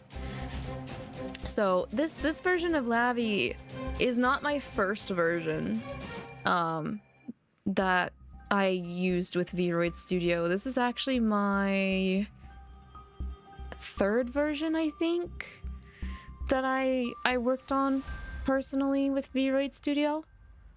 So I wish I could do more work, but I think I've learned as much as I can personally. So when I do switch over to another model that will be my main model, I actually have someone working on that knows a lot more than me, which I'm very super excited about, because like they're really talented and I love their work. So I'm happy with what I could do with this version of Lavi though. Vroid Studio kind of has like a hard learning curve, but honestly there's a lot of helpful tutorials, so if like that piques your interest, I would suggest checking that out. But I know if people prefer to use a more 2D instead of a 3D model look, I know there are also a couple programs that you can use that allows you to mix and match different 2D templates to create a 2D VTuber if you're starting out and wanting to do content that includes a VTuber. Because honestly, I would suggest not investing that much in that kind of content unless you start to feel really like committed and enjoy doing that kind of stuff. Because I feel like some people are pressured to kind of like have to like look perfect and stand out from the get-go, and that can drain a lot of resources. And personally, it might also burn you out and put too much stress on you. So that's one of the reasons why I used Vroid Studio, because it was free and I didn't have to put money into it. Definitely not as much as like other options that are out there. So it really is a knack of how much passion you have and like how much you're willing to try and like learn the ropes of the program. And some of them are easy to learn, some of them aren't. Like for like higher 3D model stuff that I want to do, you kind of have to do Blender, and the program Blender scares me. That's why I'm like, I'm gonna save up this money and actually pay someone that knows how to use Blender to make newer stuff going forward for the tea break garden and everything. Aster, thank you for the stretch and posture check.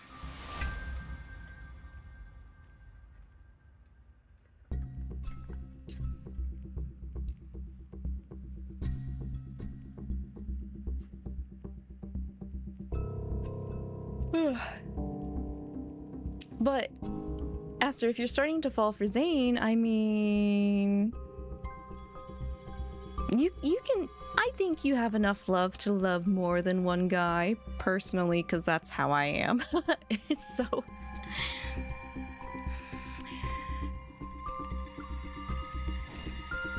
Okay, we did his wanted notices and he gave us both of his options, so we're done using the tools on Rather than Rafayel. secretly writing in your criminal observation log, why don't you just ask me?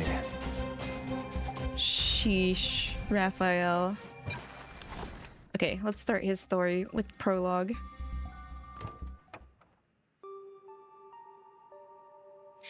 As I expected, the figure restrained in the interrogation room's chair shows no signs of being distressed. He looks more like an honored guest who's been cordially invited. When I walk in, his gaze sweeps over the row of interrogation tools before landing on me. Is this cutesy display the best you can do for your esteemed guests? He's really just pushing it, isn't he? I sit down at the interrogation table and my expression remains the same. I purposefully avoid touching the file in front of me. You're right. The usual tactics used by us are inappropriate for an SSS class predator. Especially for you, Tomino. The confined space amplifies the strength in my words. It makes Rafayel's scoff sound particularly grating. But I'm used to this. Unfazed by the suspect's provocation, I nonchalantly continue speaking. Recently, the city became aware of Flow and Fire's great deeds, and you, their leader, proved to be elusive. It wasn't easy, but in the end, I got you in the palm of my hand. The man I considered as good as caught finally looks up. An ambiguous smile appears on his face. I see you're still relentlessly chasing after me, like a desperate playboy chasing skirts. Yo! I trust all is well since we last saw each other, my dear supervisor. He's not wrong. I was his supervisor back then, and we spent a considerable amount of time together. Before he became a predator, he was a renowned opera singer. Former supervisor, you mean? Yeah, but someone here wants to reconnect. I stand up and move closer to the railing, which allows Rafayel's gaze to follow me. It's as if he's watching a prey willingly fall into a trap. A potent, friendly? No, nothing in this AU is friendly, except maybe Xavier, actually. A potent frenzy enhancer has appeared on the market, and we trace its source to an abandoned building near Lincoln's suburbs. The building was used to imprison predators who had been experimented on. We know one of its escapees later joined Flowing Fire. So, you want me to help you find this person? This individual was also a test subject. They probably have information about the frenzy enhancer. I'm afraid you're talking to the wrong person. I'm not interested in these drugs. You also do these kinds of stuffs, but you have never used that. I had a decent time with it. It's, from what I understand, it should be a lot easier to work with now, because back when I started doing VTubing, it was still kind of like in beta test and stuff, that software was.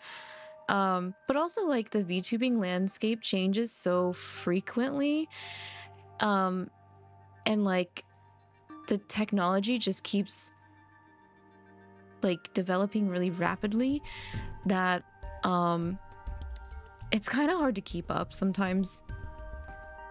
You played through Aurora's story yesterday. It was so cute. You love how it was written. It was kind of cozy and a classy romance. Which one was that one, Aster?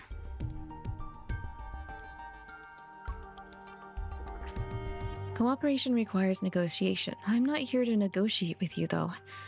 In other words, you're here to lend a hand. Rafayel slightly flexes his wrist that's still restrained. Do people in the LCBI use incarceration as a way to ask for help? It's one of the LCBI's methods. However, I have my own way of doing things. I tap the panel in front of me a few times. The restraints binding Rafayel to the chain appear.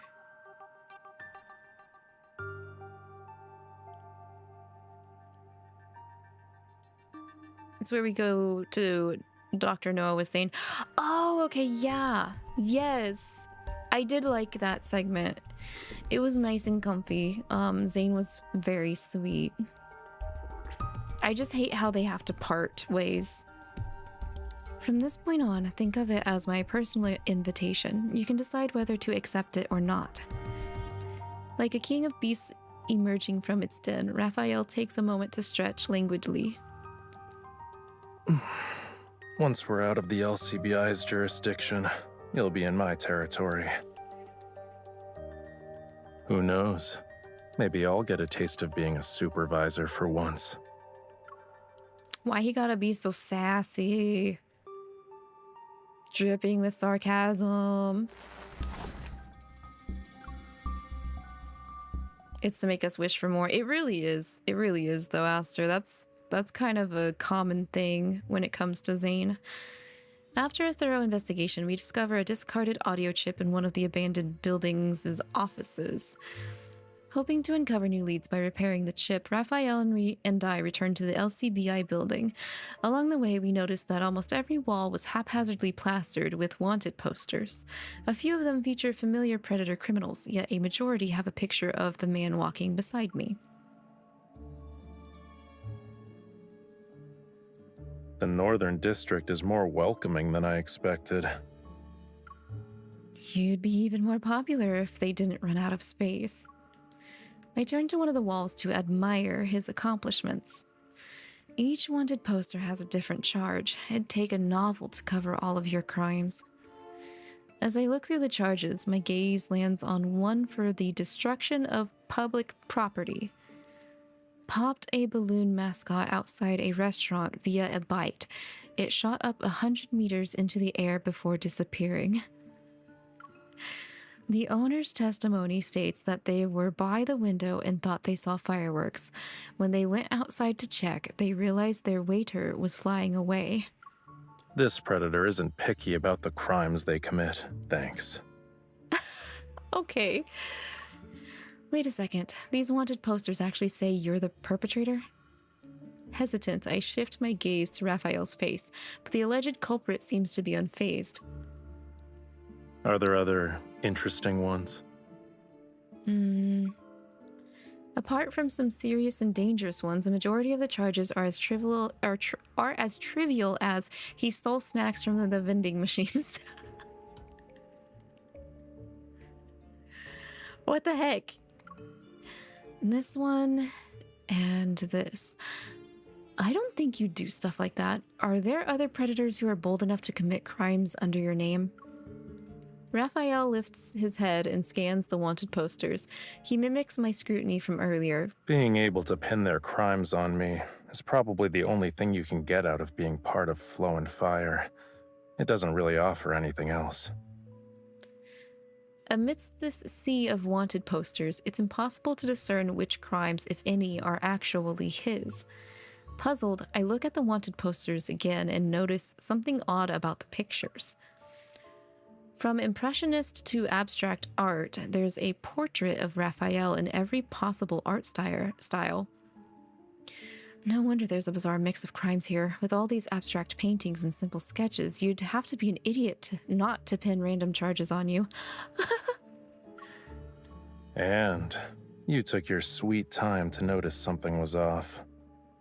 That's because I know you. Those abstract doodles just turn into realistic portraits in my mind. Really? Rafayel leans in, and his face is suddenly the only thing I can see. Stunned, I tried to avoid his intense gaze, but I failed to hide the warmth creeping up my neck. Why are you blushing?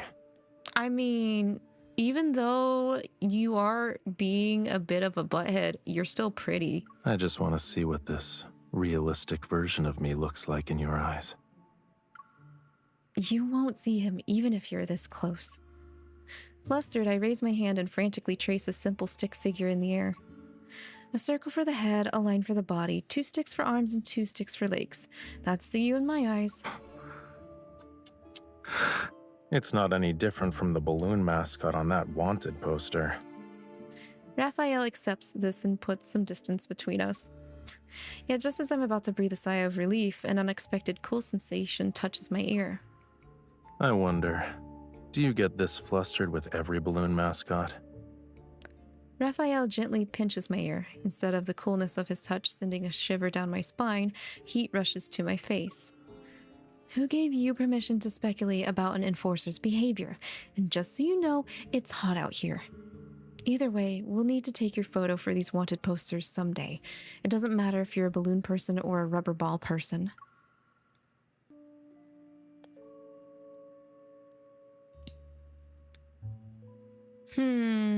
The roles are kind of switched here, I feel.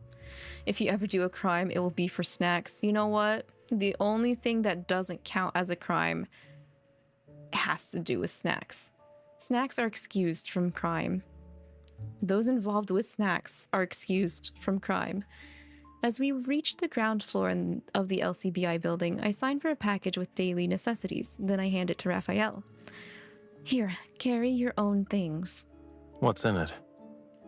I don't know. Everything you need for your stay. You don't want to spend your time in the interrogation room with air, right?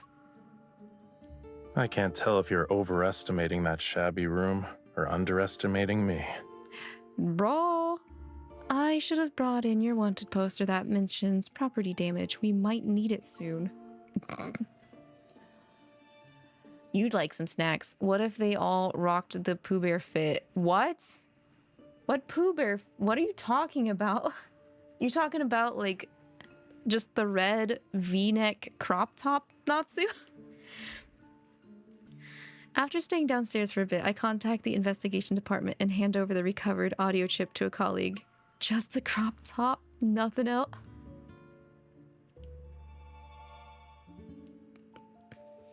I don't think I would ever hear the end of it from Love and Deepspace Twitter, honestly.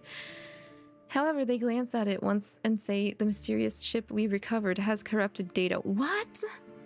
The trail goes cold. Unsure of what to do next, Follow me.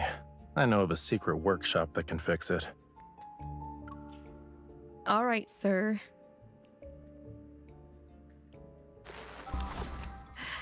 Why not? Honestly, at this rate,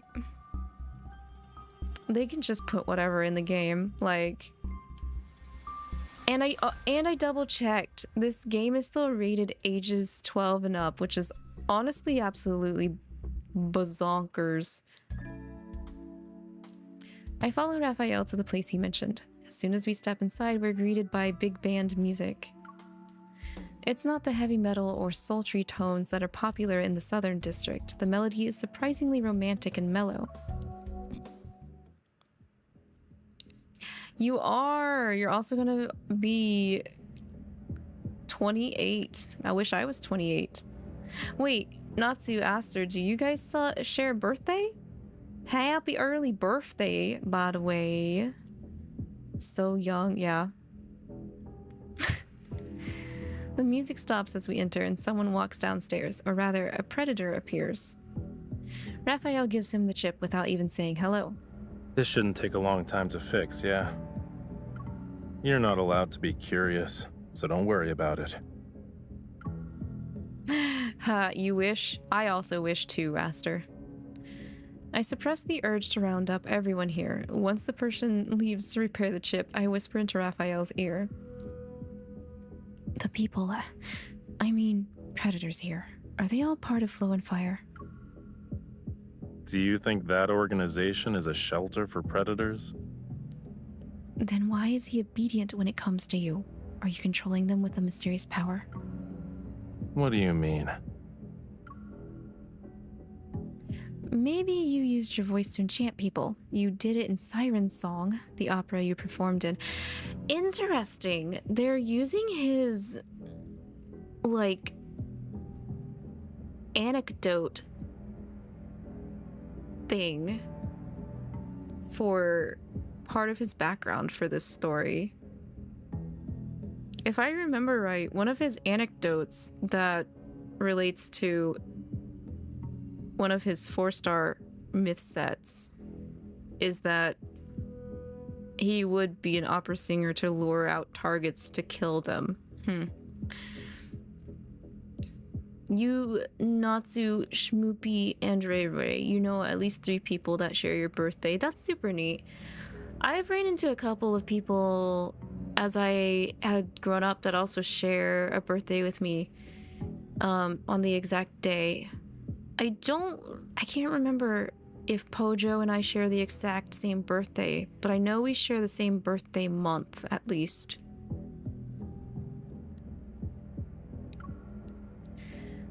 Exasperated, Rafayel sighs and touches his forehead. My speculations continue unabated. You guys should, like, plan something all together. Maybe not, like, this year, but at some rate, it would be kind of... It sounds like it would be fun. Does Tamino, an infamous criminal, secretly sing to himself in the middle of the night? Your imagination knows no bounds. Are you like this with every prisoner you have in custody? Since he's not taking the bait, I purse my lips and decide to stop prying. I'm just curious about what you're like when you sing. After all, your file says you used to be an opera singer. The leader of a predator organization and a performer in the arts. It's hard not to be intrigued since these two roles are so different. Aren't you afraid my singing might bewitch you? You'll be at my mercy. Or I'm an exception. I could be immune to your charms. Let's put it to the test. Sing a few lines. Do you know the song that's playing in the shop right now? When Rafayel opens his mouth, the words flow naturally with the melody. He's just gonna straight up do it? He's actually singing. I thought I wouldn't be able to convince him today. I planned on being an impartial listener, yet when I recognized the song I requested, something in my heart rises and falls with the rhythm. In the span of one song, I find myself in that peaceful dream from before. There are no predators in that Lincoln. And in this dreamy version of the city, Rafayel and I seem to have many memories together. Oh, don't do this to me! Stop it! It's fixed. Okay, thanks. Shut up. Just as swiftly as he had drawn me into a reverie, the same person shoves me back to reality. I hold my breath as I listen to the recording on the repaired chip. A single sentence plays over and over again. The experiment has begun.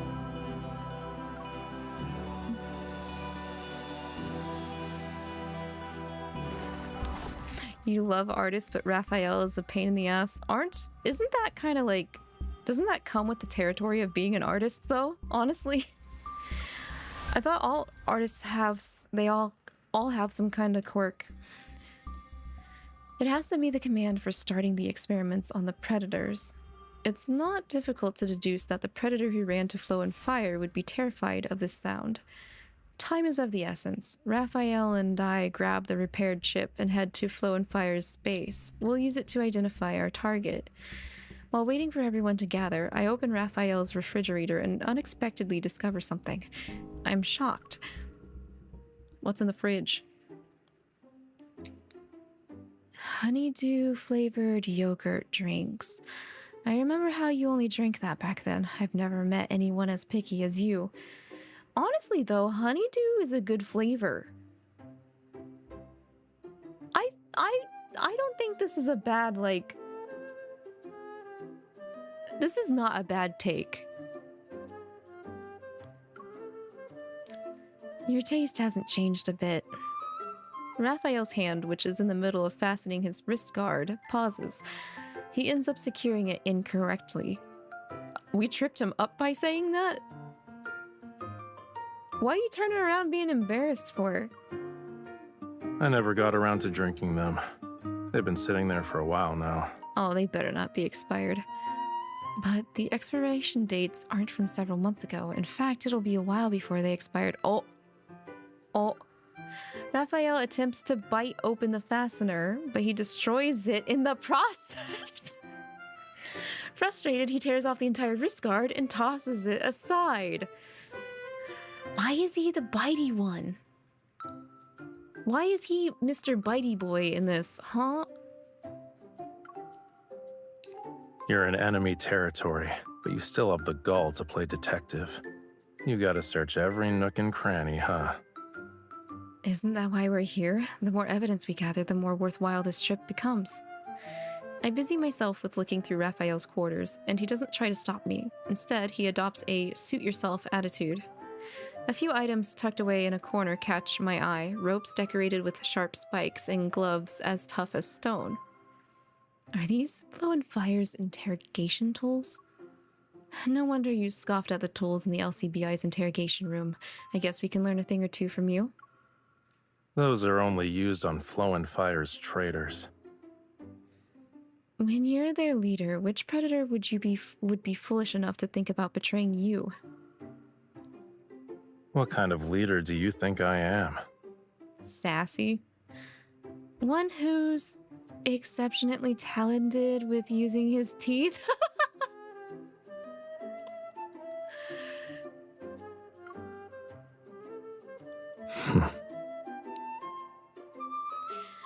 If I were to poke Rafayel's face right now, it'd probably be even harder than those gloves. I know what you're really up to. This investigation is just an excuse to go undercover here. I mean, honestly, we're just hitting two birds with one stone. I don't get a chance like this every day, so of course I'm going to milk you for every bit of intel I can get. Rafayel looks at me and nods. He seems to be playing along. How do you plan to accomplish that? Using only words won't work on him. I need to utilize a more hands-on approach. I reach into my pocket and pull out a few shell casings. Huh? Let's make a deal. These will be yours in exchange for intel. You can use them to make a metal fastener. It'll be stronger than the one you bit through. What? This is an insane proposition. Well, here you go, buddy. We'll see how useful they are once I try them out. He weighs the shell casings in his hand, and his expression reveals his disappointment. He turns around as if he's ready to throw them away. However, he wraps the shell casings with the wrist guard he discarded and puts them into a cabinet. He accepted my offer. Time to make the most out of this. You should get him arrested. Natsu. It'd be cool to have a musician guy, kind of like Metalhead. The person that is obsessed with music would be Sylus, but he's like a really bad singer. So, and Rafayel's like alternate information. He's an opera singer. I don't know if we'll get any metal. Don't say you hate them. They're all decent guys. They're just not your type. With a handful of lightweight shell casings, I've earned myself a golden ticket to search this place. I eagerly start my investigation. He's too alpha.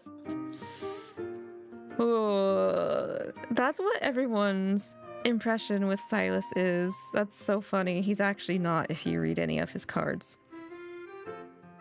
He's super soft towards MC, not alpha energy really that much at all. He kind of has a... He's kind of into domination. So... What's this? The latest neurotoxin on the market. 1 milligram is enough to make someone wish they were dead. Why do you have this? And this? A souvenir from the last time we had an uninvited guest. Some of their blood should still be on it. Dog, Rafayel is acting like how Sylus, tries to outwardly act right now. I was joking.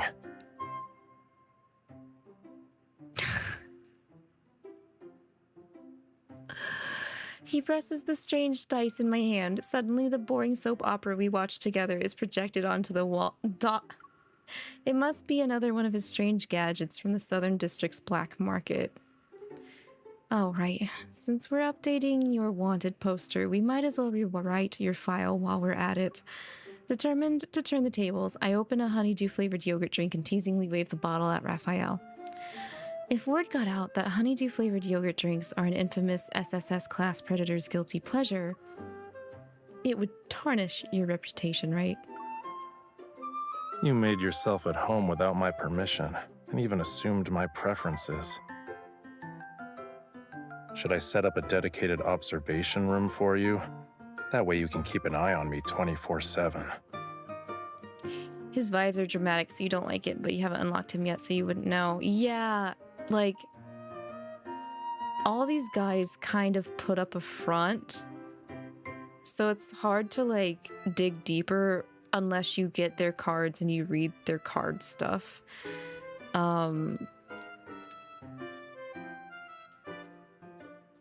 But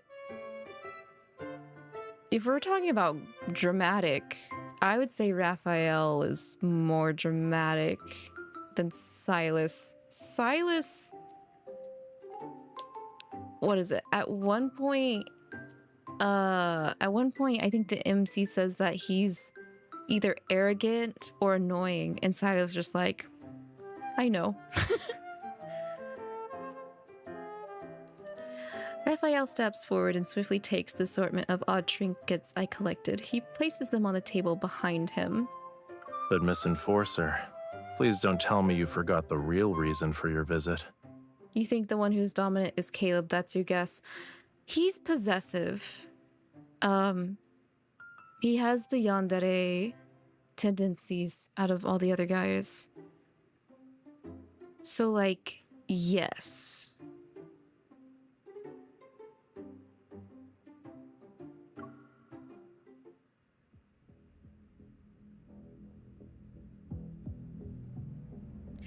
Because of Rafayel's command, the current members of Flow and Fire quickly assemble.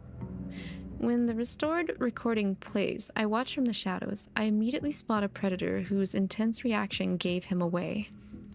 Under relentless questioning, he finally coughs up a set of coordinates. The location leads us to the top floor of the abandoned building.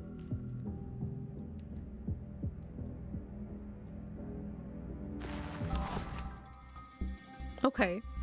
We got where we need to go. Are we gonna get the rest of the stuff that we need, though? No spoilers? Okay. I will not say anything about your hunches. Using the coordinates we extracted from the escapee, Rafayel and I return to the abandoned building with the research equipment. An unsettling aura permeates the air. The mechanisms hidden throughout the facility, once dormant, seem to stir with ominous intent.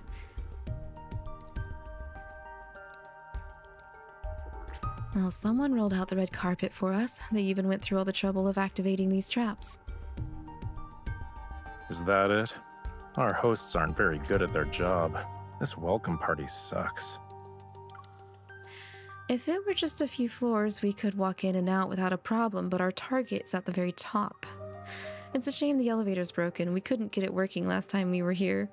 You gotta go to work now? Oh yeah, have a good time at work. Take it easy. I hope it goes smoothly for you. Thank you for dropping by, Aster. Appreciate it. I'll hope you get a good card that you want soon, too. Well, the other traps have clocked in. That elevator should have joined them. Do you think you can give it a wake-up call? This type of elevator has an internal propulsion system. We can use the reaction force to move it. Are you saying we'll be getting on a rocket? I don't want to be propelled.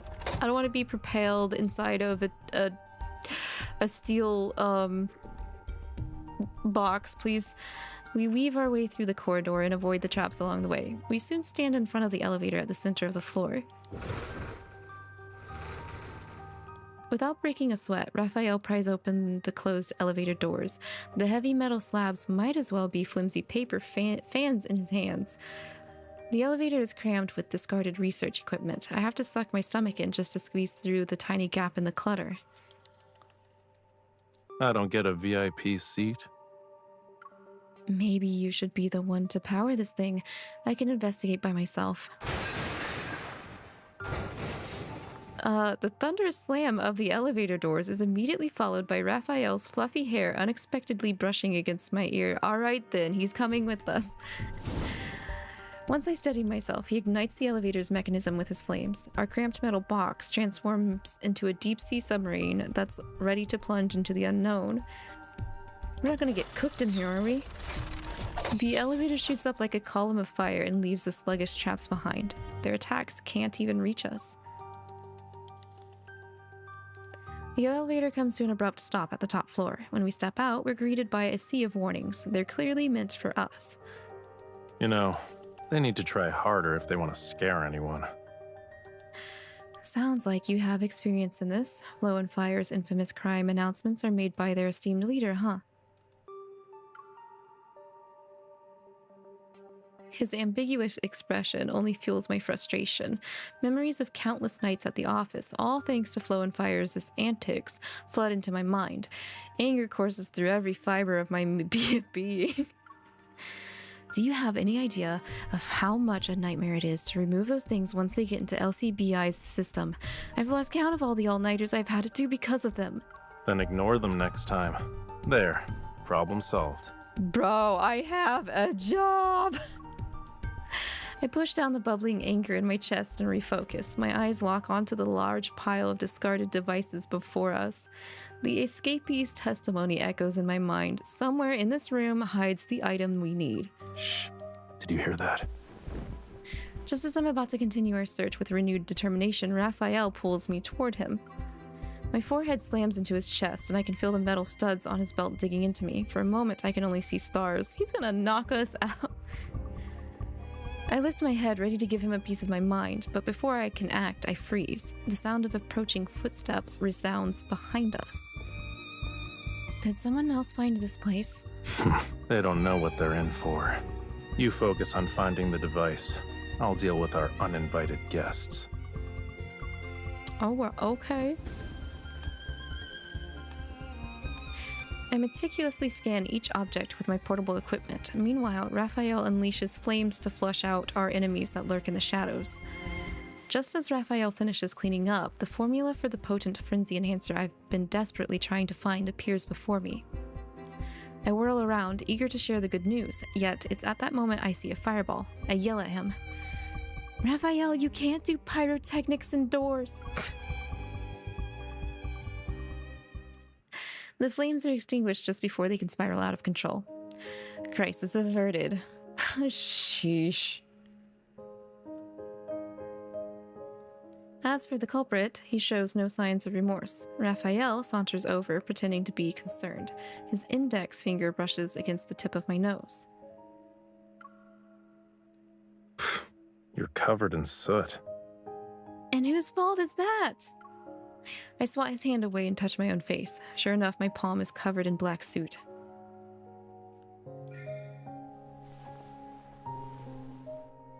Oh, you can't do this. You can't do this to me. My frustrations bubble over. I take this chance to stand on my tiptoes and catch Rafayel off guard. I happily smear the soot onto his face. If you want to avenge yourself, I know of a quicker method.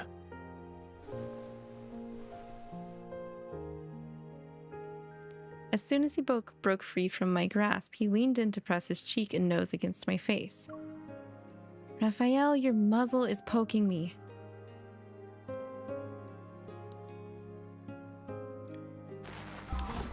Doggo energy now.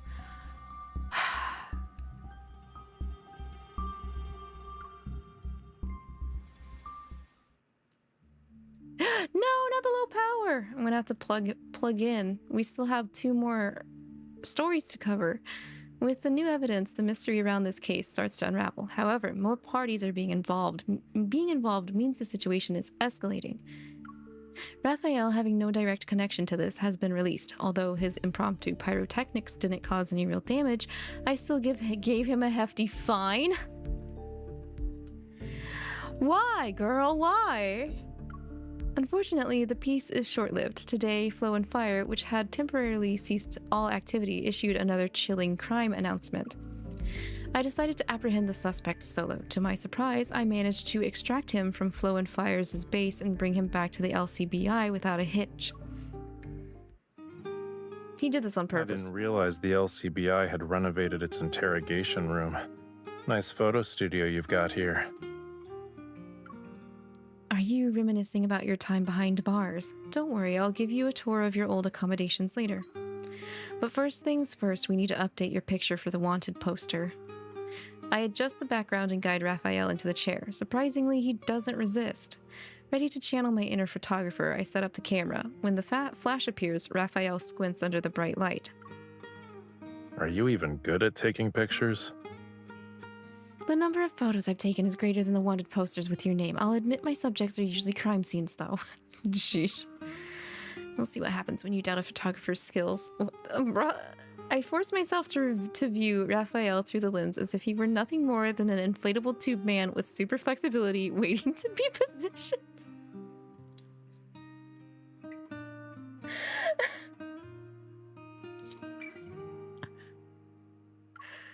A little more to the left. No, go right. Okay, your body should be to the left. Now tilt your head to the right. You're so picky. You brought this upon thyself. Despite his frown, Rafayel tries to follow my instructions. Move your left eyebrow up a bit, the right one should go down, and the corner of your mouth needs to be symmetrical. Hey, stop fidgeting. Rafayel, who's in my viewfinder, ignores me. He walks out of the frame. In the next second, my smile freezes as a soft sensation gently caresses my cheek. He caught me off guard. Cheeky! And my hand, still gripping the camera, seems to short-circuit because of the inflicting signals my brain has sent. My finger presses the shutter button before I realize it. Looks like you got the evidence of my felony. It was just the slightest of touches, yet my heart felt like it was ready to burst out of my chest. Rafayel, I'm adding another crime to your laundry list of offenses. You might want to save that for later, because there's more to come. Huh? My breath hitches as I'm suddenly pulled forward. Before I can process what's happening, I find myself pressed against him, right in the building? But his next move stuns me. He raises the camera above our heads. Selfie? No way. A photo, somewhere between a selfie and a portrait, slides out of the camera. It captures this unexpected moment. Bro, why is my heart racing? Shut up. Before I can reach for it, Rafayel swiftly pastes our picture over his freshly printed wanted poster. Are you trying to make me a backup in your crime or something?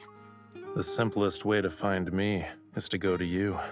That's just how it is, right? And take a closer look. In the photo, I'm the one backing you up. I lean in to examine the photo and see Rafayel behind me, but that wasn't the only thing. One detail in particular stands out, a metallic button on the wrist near my collarbone. It's the same color as a shell casing. It suits you. Well, we have our photo now. You better be careful since catching you will be easy. You can't bring yourself to wish me well. I see. He softly sighs yet doesn't call me out on my clumsy attempt at professionalism. Someone's a little too familiar with my base. To ensure my safety in the future, I might need to relocate. As he speaks, Rafayel approaches the city map hanging on the wall. He studies it with great interest. I walk up to him, grab a marker, and circle a place that's next to the 𝐿CBI's building. I'll help you find a spot near the 𝐿CBI. That way you won't have to travel far when we invite you over. No need. Rafayel glances at me before grabbing the marker and taking my hand. He writes his name on my palm. As far as I can tell, there's no better territory than this. Sheesh. Talk about cat and mouse, relationship. For real. Okay, Rafayel.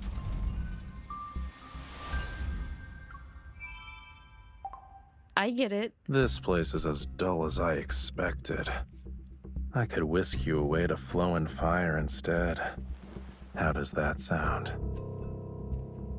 I think I can't take you seriously, but very valiant attempt, good sir. Very, very valiant attempt.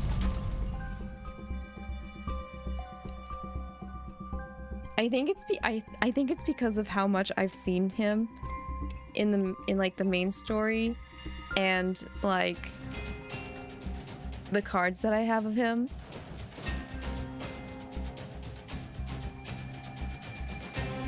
is like kind of also kind of like a similar reason as to why ARCs can't take Xavier seriously. In some respects. Hi, Sylus. What did you put on my face? You don't have a muzzle. You don't have the muzzle on anymore. Stop whining. Time for serum.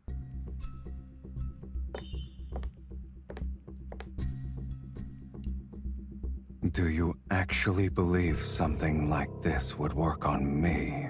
Yeah, because it's worked on everyone else. How will I know if I don't try? Okay, have you done anything embarrassing lately? I threw out the predator who broke into that base a few days ago. That's embarrassing? You were there too? Don't tell me you forgot about it already. It's supposed to be embarrassing for you, not other people. Wow, that's a way to skirt around the serum, I guess. Okay, tricky. Tricky.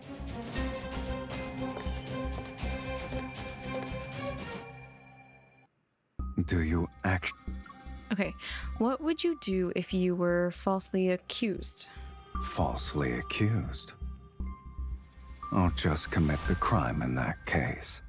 Then the accusations won't be false. See, that's the kind of response I would expect the position that Rafayel is in would be. I can also track down the source of the rumors and deal with it directly. There are plenty of ways to handle these things. But those solutions sound illegal to me. You're assuming anyone would dare to try in the first place. Okay, snare. The interrogation room is filled with your scent. Are you marking your territory? The lore assimilates different smells based on a person's preferences. Are you implying I'm attracted to a fierce, untamed fragrance? Is that the kind of abstract scent I have? Now there's a hint of boldness and uninhibited freedom. It's more complex than a blend of spices. Ah, it looks like I'm stained in your scent as well. Is this... Wait, no, I was gonna say the guys have kind of maybe explained the scent, but not to this degree that Sylus did. Sylus has a really good nose. Oh no, that just reminded me about the flashback to him doing the sniffers. Okay, moving on. Command relay. Command relay. Command relay.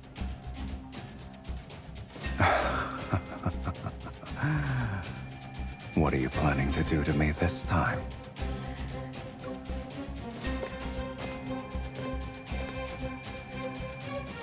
Sylus, do your best impression of a cute small animal. What kind of odd request is this? All right then. I'm waiting. Sylus, do you want to be my greatest achievement this year? Sylus, just you wait. I'll show you. What? Wait, are you pretending to be me right now? Isn't it obvious? I'm imitating a certain Dragon Lee. She's a feisty kitten. I hate it when you're like this. Mask.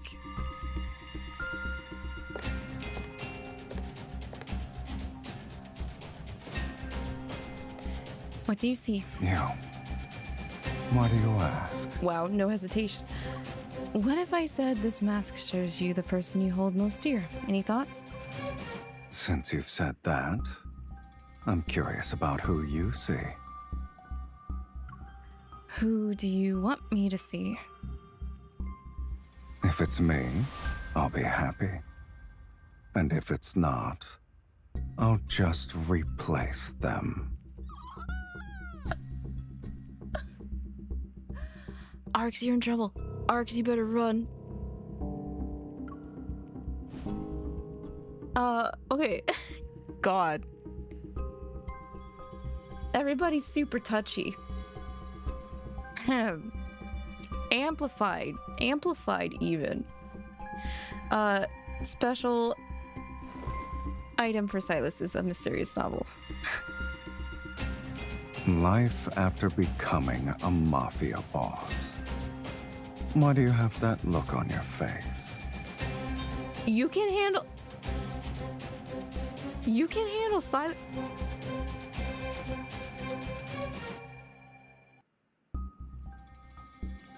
I'm high key pressing X to doubt at you right now. Do you want me to read this book? Or are you hoping I'll help make your dream of becoming a mafia boss a reality? I mean, I told you what happened in his story for this card, right? The bad one? Yeah, I heard this book is pretty interesting. The main character is supposedly based on you. I wonder how accurate the portrayal is. I would never throw someone to the sharks just because they were in my way. Isn't maintaining order on the streets part of your job description? Right. It's all just a marketing ploy to get more sales. The book was correct about one thing. People like us tend to keep the treasure we value for ourselves.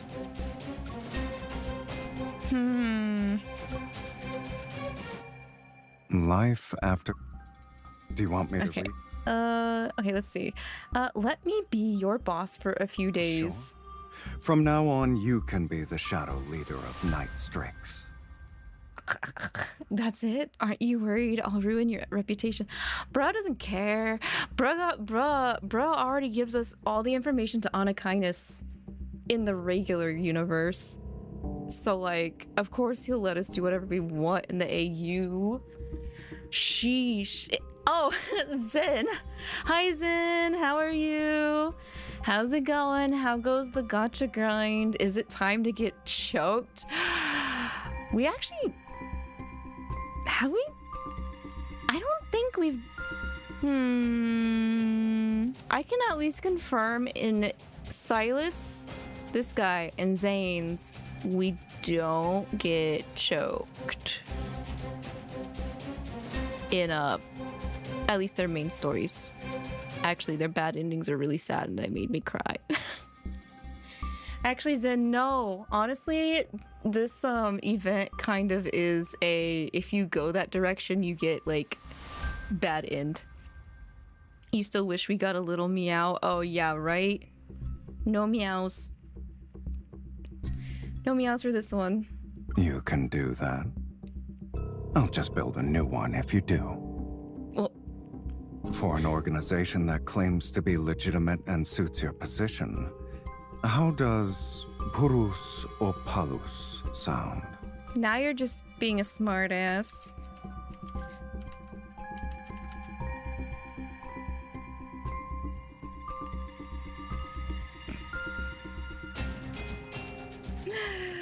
Oh.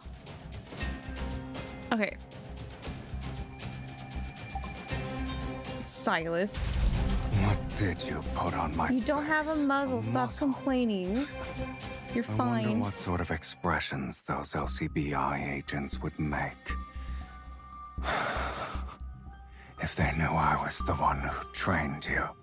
Why are you acting? Why are you voicing like this? Stop it. Stop. Okay, let's get into the prologue before I start sweating.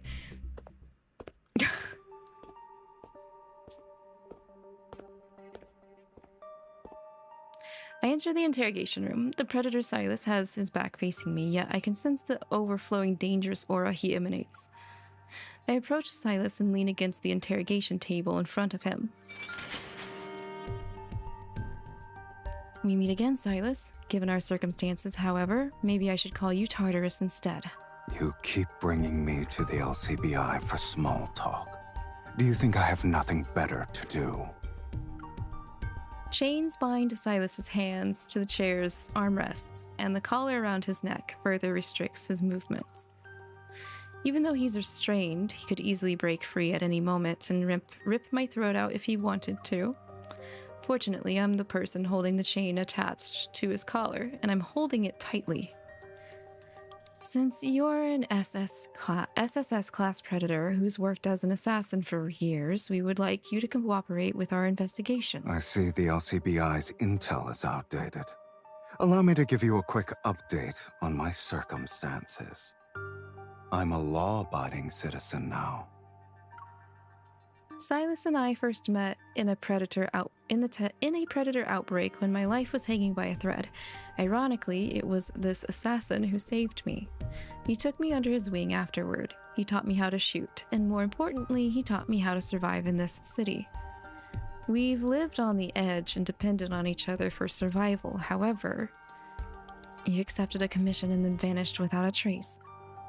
You mooched off me for years, but you didn't even share your bank account details before you left.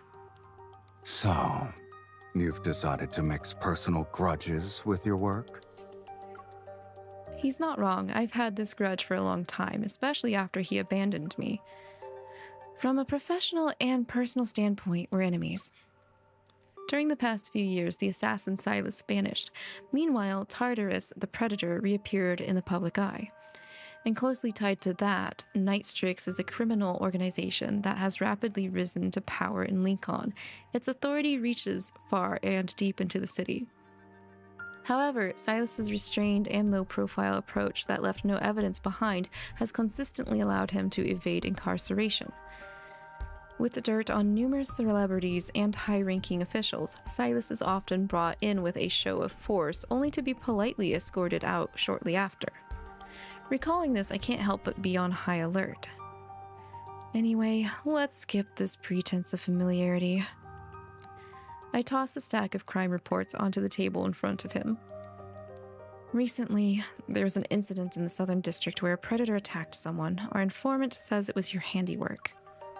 Exposing yourself in such a trivial accident or incident isn't your style.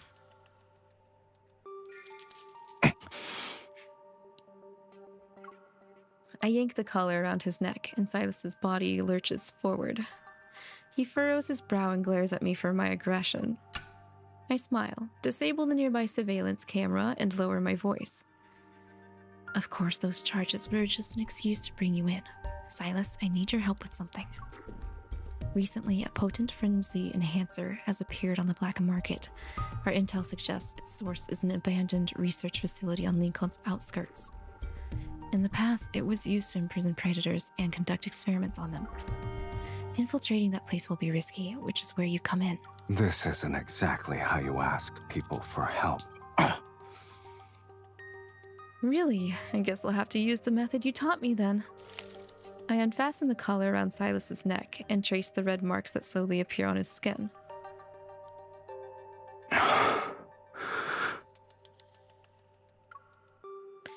As you can see, I actually know nothing about the facility. That's why I need your help.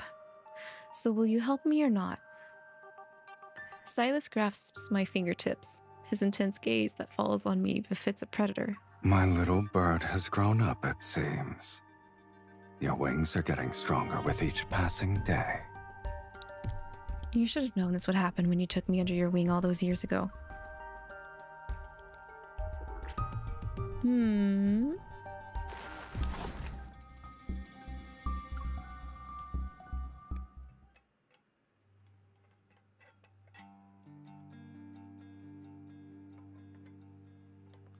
I'm running low on water. I gotta save this water.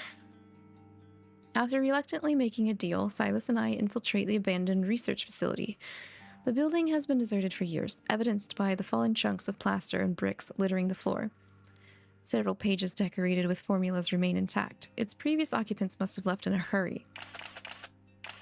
What the heck? After I photographed the documents, I approached a storage rack with piles of discarded boxes. That's a lot of flashy flash.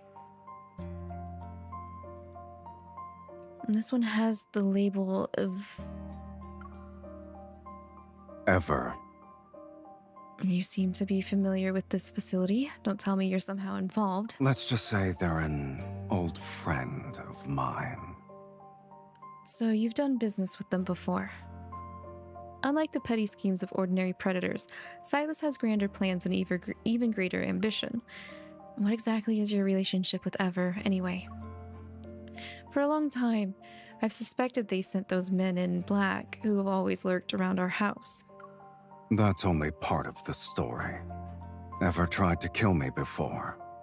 It's only natural I return their kindness with a few gifts to express my gratitude. Wow, I think Twitch just disconnected again. It did.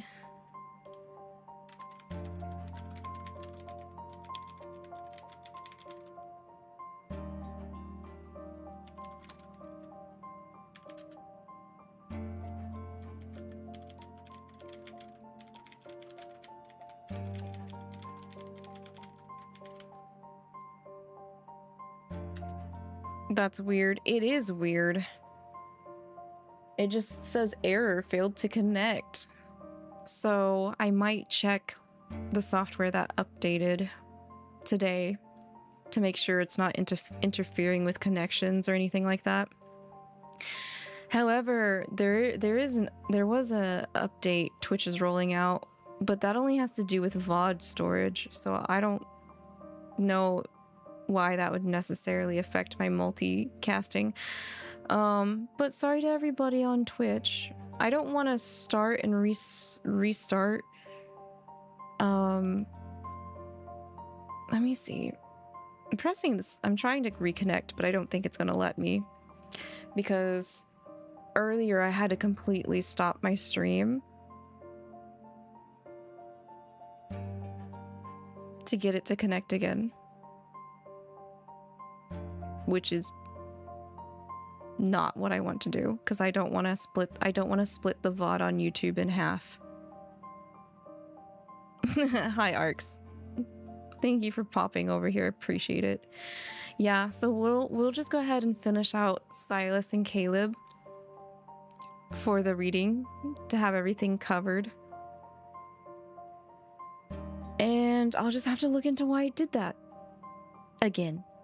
I really hope it's just a fluke, but gifts? I just so happened to blow up the first research facility ever used to study predators. Let's go. No wonder they're willing to chase you to the ends of the earth.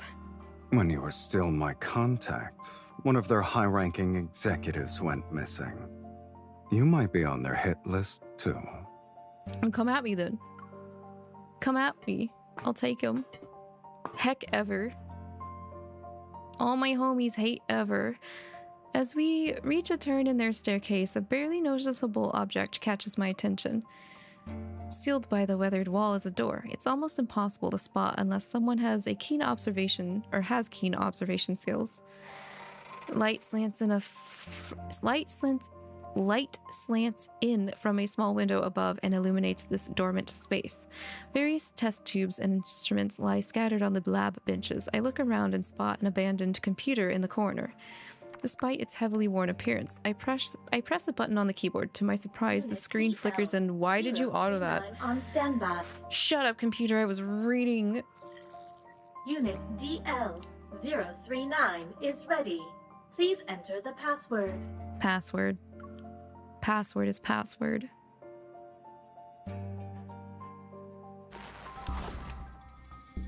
Okay. We're like in pretty early. Oh, we're back though? Okay. After we left the abandoned research facility, I decided to drive to Sylus's place in the northern district. After all, there's no safer place in the world than Sylus's home.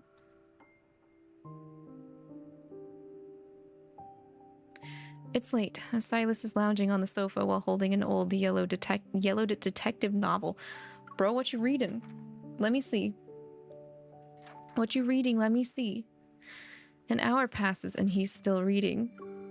Let me see! Sylus, are you expanding your literary knowledge or studying counter-detection techniques? He looks up at me and places the book face down on his knee. His voice is devoid of emotion. I'm cultivating drowsiness. This is the bedtime story I picked out for you after using a careful selection process. But you don't like to read, so I'm reading it myself. You're not reading it out loud, though. It's more like a compilation of nightmare fuel than a bedtime story. Shortly after Sylus took me in, I couldn't immediately get used to a life where enemies might show up at our doorstep at any moment. On those nights when he'd leave for a mission, I was left alone at home. It was always difficult to fall asleep. Before one of his departures, I asked him to buy me some books on his way back. Surprisingly, he agreed, yet... How to Dispose of Your Enemy's Body, Murder on the Occident Express, The Silence of the Goats. The Silence of the Goats. Who reads these before bed? I do read some detective novels before bed, so that would be me. Unfortunately. Sadly. I don't know. Judge me all you want. Me. Yeah! Without looking up, he turns another page. The pleasant rustle of paper fills the air. Leaving my eccentric partner to his unique tastes, I turn my attention back to our recent findings. A research facility, partially damaged equipment, a working computer, and notebooks filled with countless strange codes. I pin all these clues, photos I have taken inside the facility, onto the walls of Sylus's home. After I'm done, I hand him the double-sided tape. Are all enforcers this bossy? Taking over people's houses, and even making their hands do all the work. I take the double-sided tape back and place a half-empty water glass in his palm. Is desk duty over? Do you need me to be your dining table now? Ignoring his complaints, I grab the book from his hand and use a marker to point at one of the photos. Hey, Sylus, do you remember the prison cell we found? During our last investigation, Sylus and I stumbled upon a hidden floor. We were short on time that day, so we couldn't thoroughly search the area. Look, there's an odd symbol here. Sylus glances at the area I circled on the photo. That's the logo of a biopharmaceutical company under Ever. They filed for dissolution 5 years ago. Since then, it has reappeared with a new face. Now it's a company that's primarily focused on health services. Their products might be connected to the frenzy enhancer you're investigating.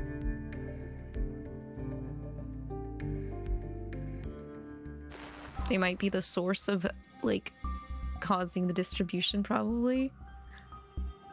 Sounds like maybe. Several days later, Sylus and I return to the abandoned research facility. Wary of other predators lurking inside, we use our usual plan. Sylus will go in first to scout the area. But why has he been gone for so long and still doesn't return? Sylus. There's only silence, and a sense of foreboding creeps over me. Finally, my worry overwhelms my wariness. Tightly holding my firearm, I carefully walk into the unknown darkness. The corridor is enshrouded in darkness. Only a few emergency lights flicker, and they can barely pierce the gloom. I continue to scan every corner for potential threats. Iron bars covered in rust line the corridor. Past the cell's doors, I see muzzles and empty syringes strewn across the floor. As I venture deeper into the facility, an unsettling yet oddly familiar odor grows stronger. This scent. Where did I smell it before? Right, it's the same scent from the frenzy enhancer we confiscated recently. That's not good.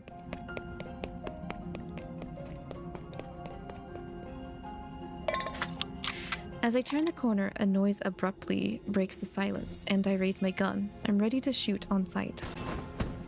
The shadowy figure easily dodges the bullet. As I prepare to shoot again, the individual lunges at me, and I'm pinned against the wall. Please. Crap. This is bad. My finger's about to press the trigger, but then I recognize a familiar face in the dim lighting. How'd he get got? Sylus? Didn't I tell you not to come in until you received my signal? Sylus, what happened to you? I try to move, but he locks me in place with his knee. I can't move.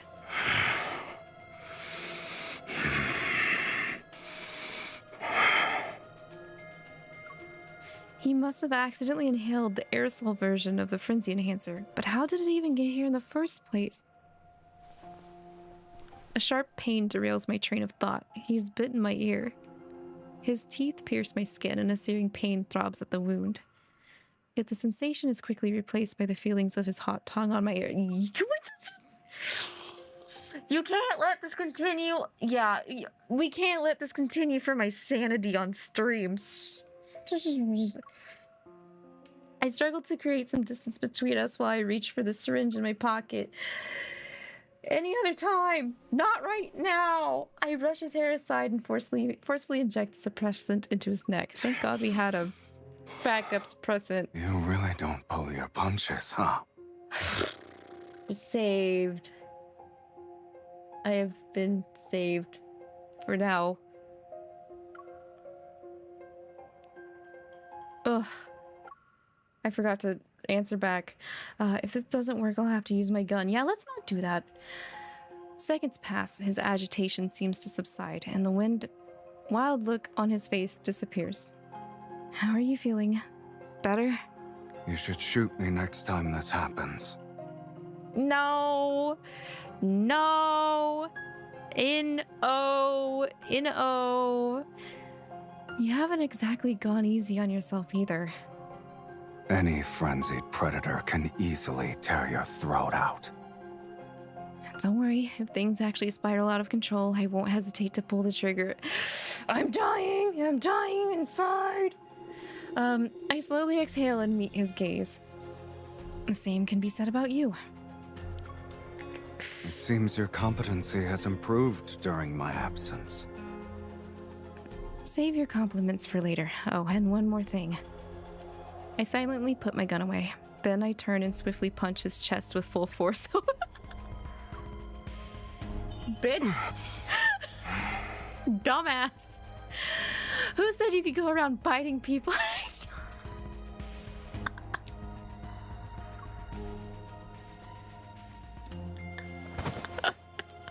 Fair, I guess. I touch my sore earlobe and take a few steps. I hear a soft thud behind me. Sylus? When Sylus doesn't follow me like I expected, I realize something is wrong. I turn around. He has collapsed on the ground. Bruh! I rush over to check his breathing. Thankfully, it's steady. He isn't pale, so I don't think he's in immediate danger. So, this is a side effect of the frenzy enhancer? Maybe the suppressant's dosage wasn't strong enough. I pick up the syringe from the ground, and I see the production date on the plastic tube. Only then do I understand why he collapsed. I had bought the suppressant from the black market for a low price. However, its expiration date was last month. Oh my god. You're lucky that even worked at all. I'm sorry. I gave you an expired suppressant.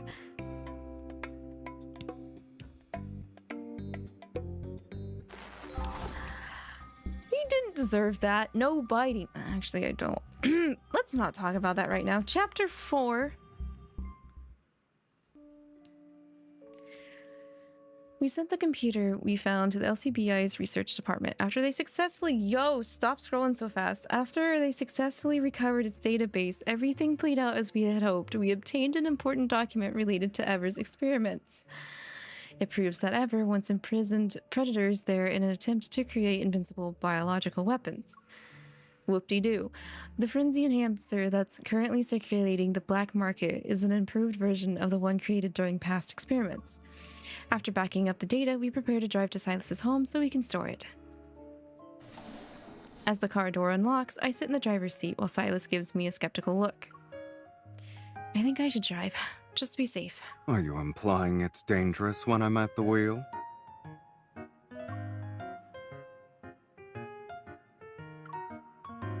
Sylus has made quite a few enemies because of his job. That's why he usually takes me along once he finishes a commission and changes addresses.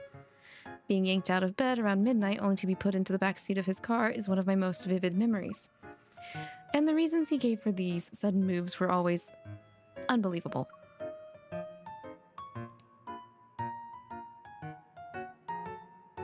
Wake up. Someone's here to kill me. Fight them off yourself. A lot of people showed up this time. Moving is easier than cleaning up the mess. Our new place is on 47th Street. It's discreet, and the school district is decent. It's about time you got a real education, miss. Damn. Wake up. Someone's here to kill you. But I am an innocent goody two-shoes. Why would anyone want me dead?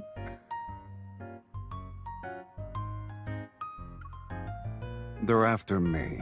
It's only natural they'd be after you, too. You have 10 minutes to pack your things and go downstairs.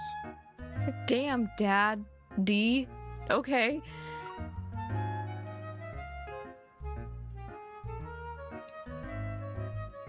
We moved more times than I can count. Contact information and burner phones were swapped out like clockwork.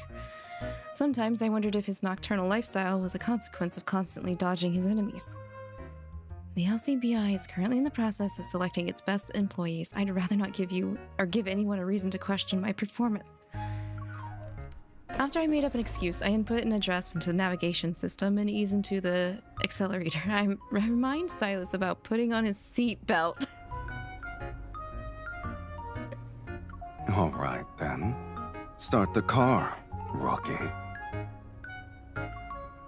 The sunlight streaming through the car window seems to bother him. He slightly winces before reaching for the sunglasses on the center console. He slips them on. Of course he does. After driving for a while, several intimidating SUVs suddenly appear in the rearview mirror. Okay. I make a turn. They follow. And if I press on the gas pedal, they speed up as well.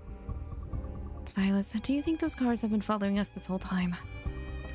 Accustomed to these sorts of scenarios, Sylus calmly taps on the car window.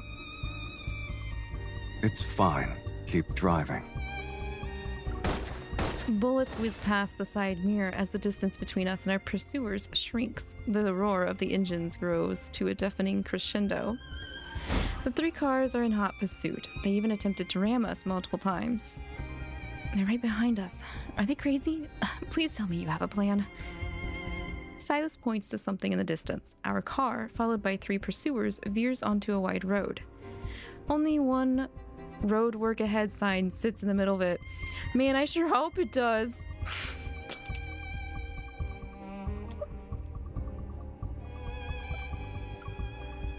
You're a big girl now. I don't need to teach you how you can bend the rules, right? I should have known it was impossible to be a good person when you're around. Then again, we're already here. It'd be a shame not to make the most of this opportunity. We're turning this into an action film. I step on the gas and leave nothing but a long trail of exhaust for our pursuers. I told you to fasten your seatbelt. The gunfire intensifies. I glance at the rearview mirror as Sylus impatiently retrieves a long box from under the seat. He opens it and assembles a gun. Dang, I was hoping it would be a rocket launcher. Then he gives it a once-over before loading a few rounds. What are you doing? Isn't it obvious? I'm about to spice things up. I wanted you to go further, man. Where's that rocket launcher, huh? The car window is slightly lowered. The gun barrel is soon aimed at the people chasing us. Floor it. The bullet grazes the tire with great precision, and one of the cars careers off the road with an ear-splitting screech. In the blink of an eye, another bullet penetrates the tire on the opposite side. Our pursuers have become prey in his crosshairs. Whether they veer left or right depends on where Sylus aims his gun. I'm going to make a sharp turn. Hold on tight. I turn the steering wheel as far as I can, and my action is accompanied by several precise gunshots. In the rearview mirror, I see the three cars collide in a shower of sparks. Yeah. Chaos! With a deafening roar, our pursuers vanish in a sea of flames. Easy. That was close. No, that was easy. Girl, that was easy. It was smooth sailing. However... Sylus beckons me to come closer with a curl of his finger. When I lean toward him, he gently tucks away the strands of my hair that got tangled in the sunglasses' arms. Watch out for the cliff. There's no cliff. There's not a cliff.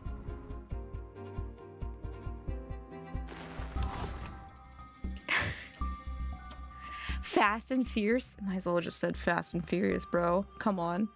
Come on. Anyway, ending. God damn it. Outside, heavy clouds cover the sky as if they're waiting to unleash a downpour powerful enough to drench the entire city. Over the past few days, Sylus and I have compiled our intel at the HQ of Nightstrix. At his signal, everything will be ready to pour down like a deluge that cleanses the city's corruption and sin.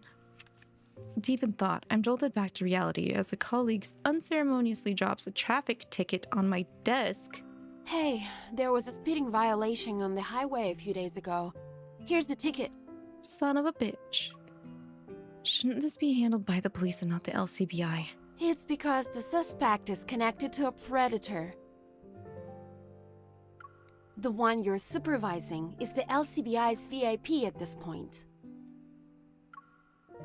The ticket clearly shows Sylus's face. As for the person next to him, a pair of sunglasses obscures their face.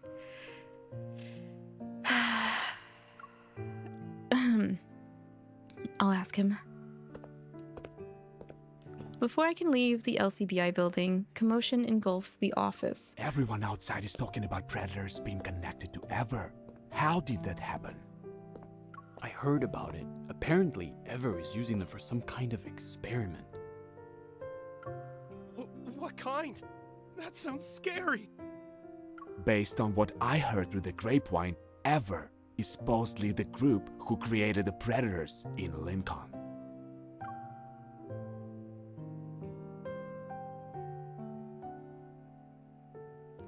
Sylus's door is ajar. I wonder if he was expecting me. Inside the room, he's standing with his back to the door, engrossed in some kind of task. He hasn't noticed me yet. I sneak up behind him, make a finger gun, and touch his lower back. Put your hands up, Sylus. This place is crawling with enforcers. You can't escape.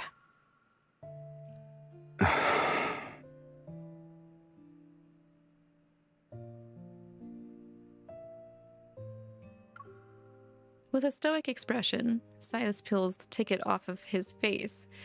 His gaze falls on the blurry photo, and he studies it for a while.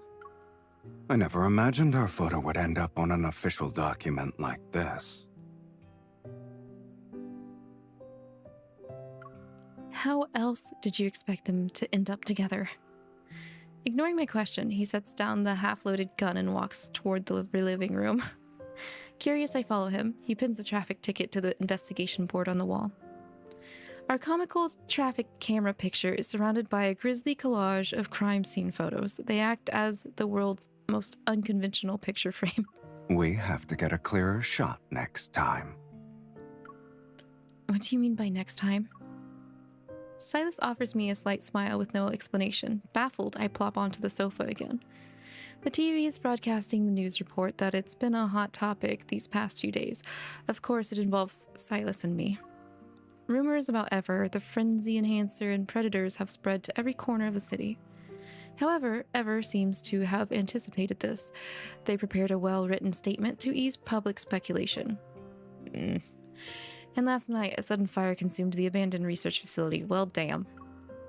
The traces of past experiments and lingering evidence of their wrongdoing, everything vanished in the flames. They say a storm is brewing. Don't tell me you're the one pulling the strings. You're a meteorologist now? Besides, the more chaos there is, the more someone benefits. Lately, Nightstrix has become synonymous with omnipotence. They're a conduit for all sorts of business deals done legally and illegally. The man before me is less a dangerous predator and more like a chess master who controls the direction of the game. but I haven't been able to figure out whether he intends to save Lincoln or destroy it. What if I find myself on an opposing side? Will you shoot me?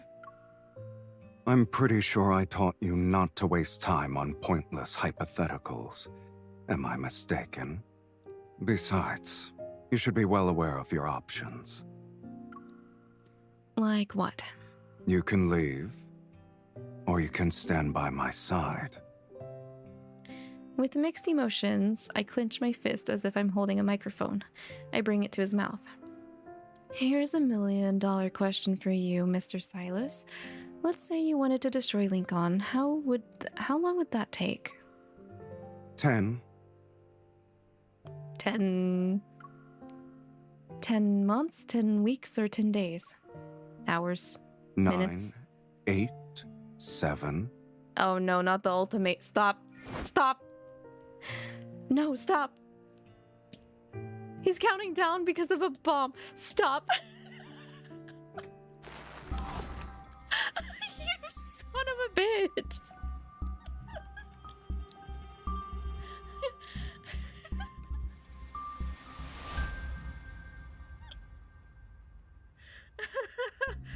How dare.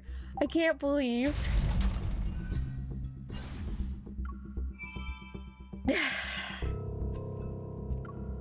Got him. Got me. He got me. Hi, Caleb. You're the last one. Last but not least, Caleb. Your turn, sir. I'm very interested in how yours is going to work, but we gotta do the ritual. We gotta use the stuff on you.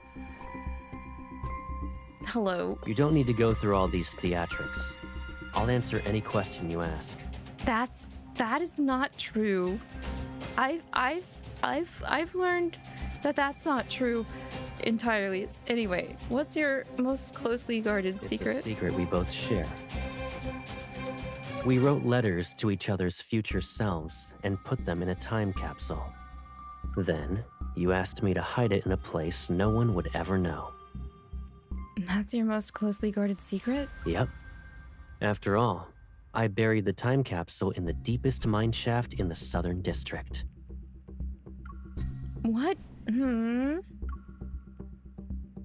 don't need to go through all these theatrics. I'll answer any question you ask. What would you do if I was in your custody? I would probably... Alright. I see that gaze.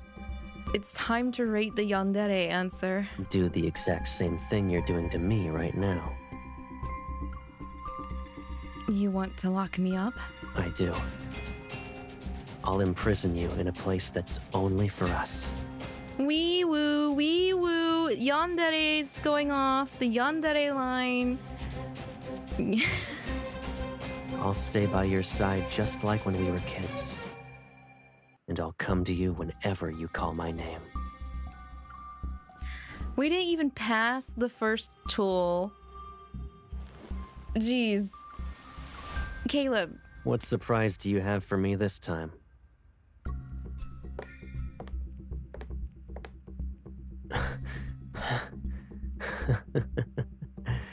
I guess it's a more dangerous kind of mischief.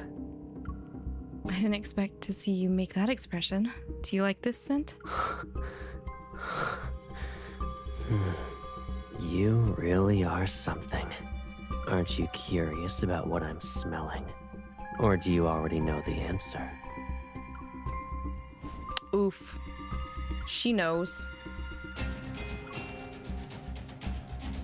Caleb, can you try being cute for me? Oh. Oh. Oh, I see. So this is what you've been plotting. If you want to see me be cute, fine. But I'll need your help. Come closer. Okay. What are you... Ow. Why are you pinching my cheeks? What? That's not fair.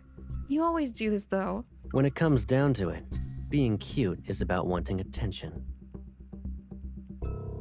Wouldn't you say I accomplished my goal? Wow. Wow, that's not fair. That is not fair. Put this mask on. This is You look stunned. What did you see? 4 adorable little shadows. Hmm? One is missing a tooth but is still eating an apple. Another is holding up a toy gun. One is telling me not to interfere with her investigation. And the last one is asking me what I see. Oh, wow. Why does this sound familiar? Are you talking about me? The fact that he sees 4 different versions is like... Yeah. You know what? Never mind, I'm not surprised. Man is obsessed. These are the different versions of you throughout the years, to be exact. So could this be considered a biographical documentary? Haha, you're so funny. Alright, psychological test. That's your specific item. The gloomy personality score on your psychological assessment greatly exceeds the threshold for what's considered safe. Why did you have to take this test? Don't worry about it. Don't worry. Bro, you're super duper depressed. Bro, you're hella depressed. Don't worry about it. At a glance, it appears to be a psychological assessment. But it's actually a criminal psychological assessment. What? Doesn't that mean you are even more dangerous? What? You don't trust me anymore? Just because someone gets a high score doesn't mean they're a criminal.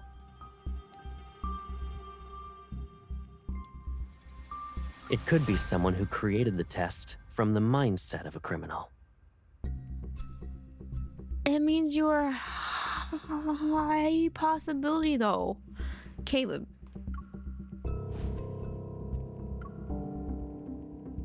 Caleb. Pawnee, please. Are you saying you're a dangerous person?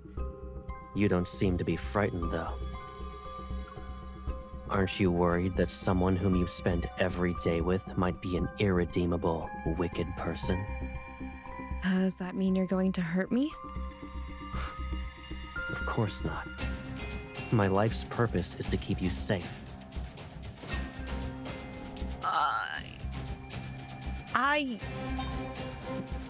If you're going to give me a pat down, you might as well do a thorough inspection. I don't know what to do with you. I am so like...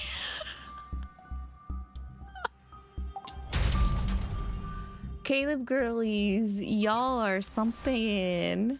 Okay, prologue.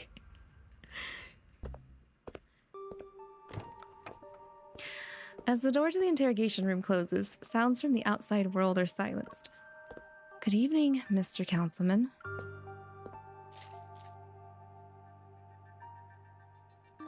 The soft clink of chains disturbs the quietness as Caleb lifts his head. His gaze meets mine. This famous councilman of the Northern District maintains his composure even when he's restrained to a chair. And when he sees me, a faint smile appears on his face. I guess you're settling in quite nicely. It's an interesting experience, I'll give it that. I take a seat at the table, open the file before me, and read the charges against him out loud. Allegedly, Councilman Caleb from the Northern District is suspected of bribing 𝐿CBI officials. He intends to interfere with the 𝐿CBI's standard protocols. As such, an arrest warrant and investigation have been conducted. How will you respond to these charges? Instead of answering my question, he crosses his legs and shifts into a more comfortable position. With unhurried composure, he looks at me. Before I answer your question, Miss Enforcer, I have a personal conundrum that must be addressed. I hope you can help me clarify the situation. We can glove smack Caleb. Also, Lavi, can you see if you can pull on his chain? I don't think it will let me, narrates. There's a possibility that's an option during his card story. Like, if I got his card from the banner and read that story, there might be a possibility that we can mess with his chain, because I know we stuff his dog tag into his mouth based off the story preview. So go on. As far as I'm aware, The 𝐂𝐔𝐐𝐕𝐈 needs to undergo a rather complex process to obtain an arrest warrant for a councilman. When we finish up the story here, I'll try tapping on it, though, in the event landing page. I'm curious. I wonder who would use such a method. All for the sake of detaining me, no less. Even though it's presented as an inquiry, his gaze is fixated on me. He already knows the answer. I lower my voice and lean in towards his ear. If you knew it was me, then why did you willingly comply? Did it ever occur to you that I complied because I knew it was you? Caleb's too logically smart and brokenly obsessed for me to handle sometimes. It's not that I hate it. I just don't know how to deal with it. So, Caleb, how will you respond to these charges? Caleb doesn't say a word as he meets my gaze again. Then he sighs as if he's finally conceding. You accuse me of bribery. Are you referring to the evening of the day before yesterday? A certain enforcer invited me to visit her home for a private discussion. Well, Mr. Caleb, you will be detained on suspicion of obstructing the 𝐿CBI. Once the formalities are complete, I can't hold myself back anymore. I reach for the wall and switch off the listening device. This is an interrogation room, not your living room. You could at least try to hide our relationship, Mr. Councilman. So, your goal was to actually lock me up? At least you're safe here. The fact that Caleb is an SSS class predator is a secret only known to him and me. Recently, Caleb attended a banquet, and someone deliberately released a large amount of frenzy enhancer spray to cause chaos. Although the incident was quickly contained, reports accusing Caleb of being a predator flooded the internet. Whoever the mastermind is has been planning this for a while. You're trying to create a scandal, or they're trying to create a scandal and force you out of office. Regardless of their plans, they can't touch you while you're under the 𝐿CBI's protection. For now, at least. In other words, you'll keep me here until the public outcry dies down. Do you have a problem with that? Not really. I'll just treat this as a vacation that I don't often get. Besides, our lovely enforcer wouldn't have the heart to leave me all by myself, right? I pretend I didn't see the mischievous glint in his eyes and clear my throat.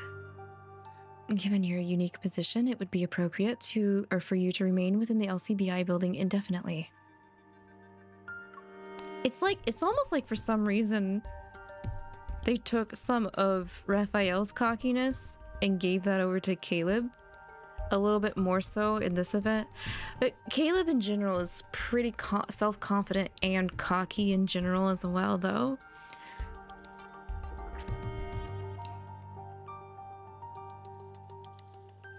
I slide a document across the table for Caleb to see.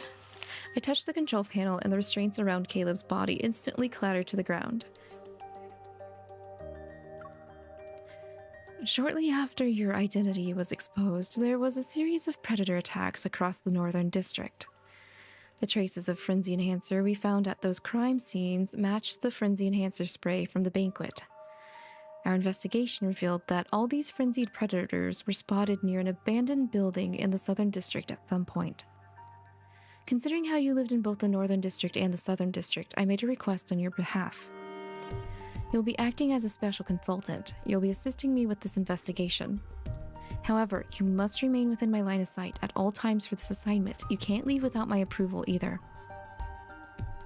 Worried that he might not cooperate, I quickly add to my statement.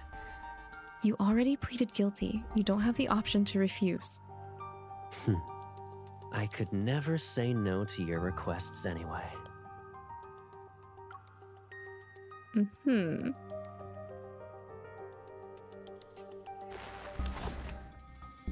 That's very interesting that he seems to be, out of all the guys, the one that is the most under lockdown and scrutiny. After discussing our options, Caleb and I decide to investigate the abandoned building. We climb the steps of the facility only to find our path blocked by a locked iron gate at the entrance.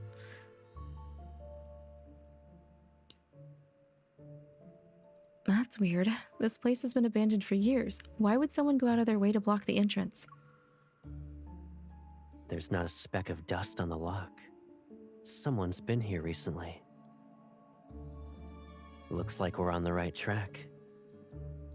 We hit a dead end, though. Do you have any bright ideas, my special consultant? I poke Caleb and encourage him to come up with a plan. Caleb gently pats my outstretched hand before turning his attention to our surroundings. You throw your weight around the moment we're out of the LCBI's jurisdiction, huh? You're a smart cookie, Miss Enforcer. Since I have you in the palm of my hand, I should make the most out of this opportunity. Ah, so it's like that. I see. Suddenly, Caleb leans in close. His face is very close to mine. What are you... Under his amused gaze, I hold my breath. My heart starts racing before I know it. What do you think I'm gonna do? Caleb, you... Before I can finish, he gently pinches my nose. Don't do that. Still smiling, Caleb pulls his hand back. I haven't seen your nose get scrunched up like that before. My curiosity got the best of me. Whoops. I still feel like I get treated like a child. It's another thing.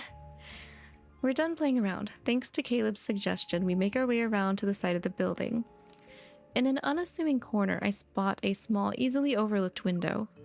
I stand on my tiptoes and try to gauge the distance between me and it. We need to find something to stand on first. Caleb, you're gonna give me upsies. Caleb!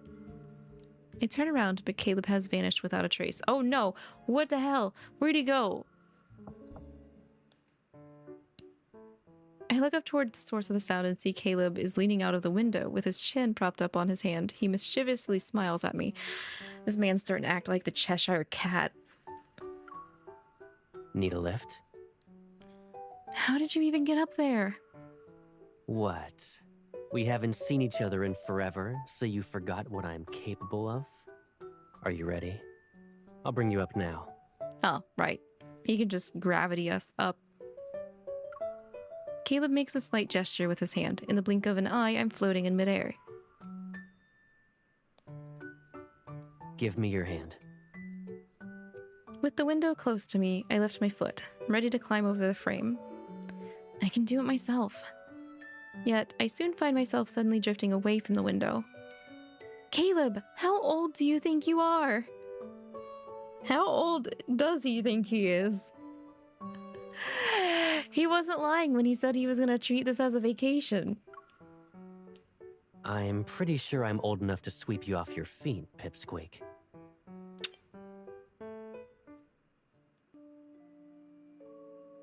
I nimbly climb through the window. With Caleb's steady hand supporting me, I smoothly land inside the building's corridor. Desolation unfolds before us, with overturned office chairs, papers strewn across the floor, and withered potted plants. Not the withered plants! Caleb and I are in what appears to be a medication room, complete with clutter and dirty vials. We comb through the mess. Hopefully, something was left behind so we can use it as a clue. Usage report, anti-laughter capsules. What? Standing before an old rust-covered filing cabinet, Caleb plucks a dusty folder from the depths of a drawer. Intrigued, I take a closer look. Treatment for uncontrollable fits of laughter or episodes of inappropriate mirth in solitude? Directions. Take orally with water. 1 dose reduces laughter. 2 doses completely suppress it. The report we read said this place used to be a secret research facility owned by Ever. I guess finding something like this is to be expected. But it was shut down decades ago because of an incident, if I'm not mistaken. I access the LCBI's database on my device and look up information related to the company. It was closed down after the authorities discovered the illegal experiments in non-compliant drug manufacturing. How do you know that? I was the one who approved the proposal for its assets to be seized. Oh. Good. It seems Ever was particularly interested in this company. They even sent people to contact Caleb privately. It was probably an attempt to illegally influence him via unofficial channels. Judging by the state of this place, you must have resisted their advances. Well done. I straighten to my posture and give him a thumbs up. Nice job. Good job not being a corrupt official, Caleb. Very much appreciate that. Or they didn't know which buttons to push. Never mind. I take that back. Caleb seems unperturbed by our conversation. He pulls out an old, worn mechanical box from under the workbench and carefully examines it. I suspect they're the people who leaked your status as a predator. The chances of that being the case have definitely increased. Caleb pulls out a slightly chipped vial from the box. I approach him, but a familiar scent hits my nose before I'm even near him. This smells like the frenzy enhancer we found at the last place we investigated. Caleb and I exchange looks. It seems Ever has dark secrets.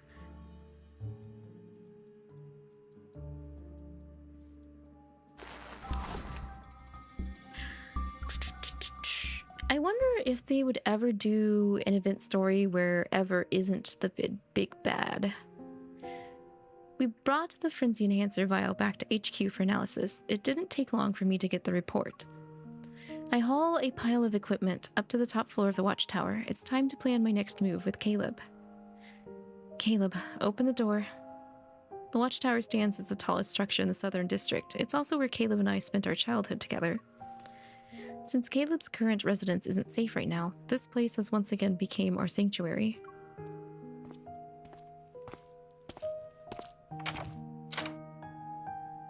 I hear footsteps from inside the room. The door swings open to reveal Caleb wearing comfortable loungewear. Caleb relieves me of my equipment and steps aside. He ushers me into the room. I'm guessing you dug up some leads. What did you find? Someone's been releasing large quantities of frenzy enhancer onto the Southern District's black market. As I speak, I sit on the sofa and spread out everything I bought, or brought. The 𝐿CBI can't exactly waltz right in, so we haven't been able to identify the seller. Caleb approaches me with a plate of freshly washed strawberries. He notices how the table is covered with the materials I laid out. Strawberries, With a resigned smile, he has no choice but to sit next to me. He's still holding the plate. You're going undercover to continue your investigation in the black market, then? I applaud his deduction. Caleb, you know me so well. You're too kind. But on a more serious note, you're not actually gonna bring all this stuff with you, right?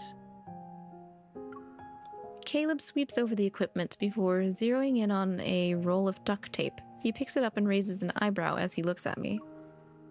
So, how exactly did you plan to use this? If we catch someone, we can interrogate them on the spot. Then again, I turn to Caleb. When handling difficult people is involved, you're more experienced with this than I am, Mr. Councilman. Well, I'd say my field of expertise is in negotiations rather than interrogations. My curiosity is piqued. Will you share some of your your negotiation tips with me? Do you actually want to learn a thing or two? I nod. Smiling, he pats the spot next to him on the sofa and I scoot closer.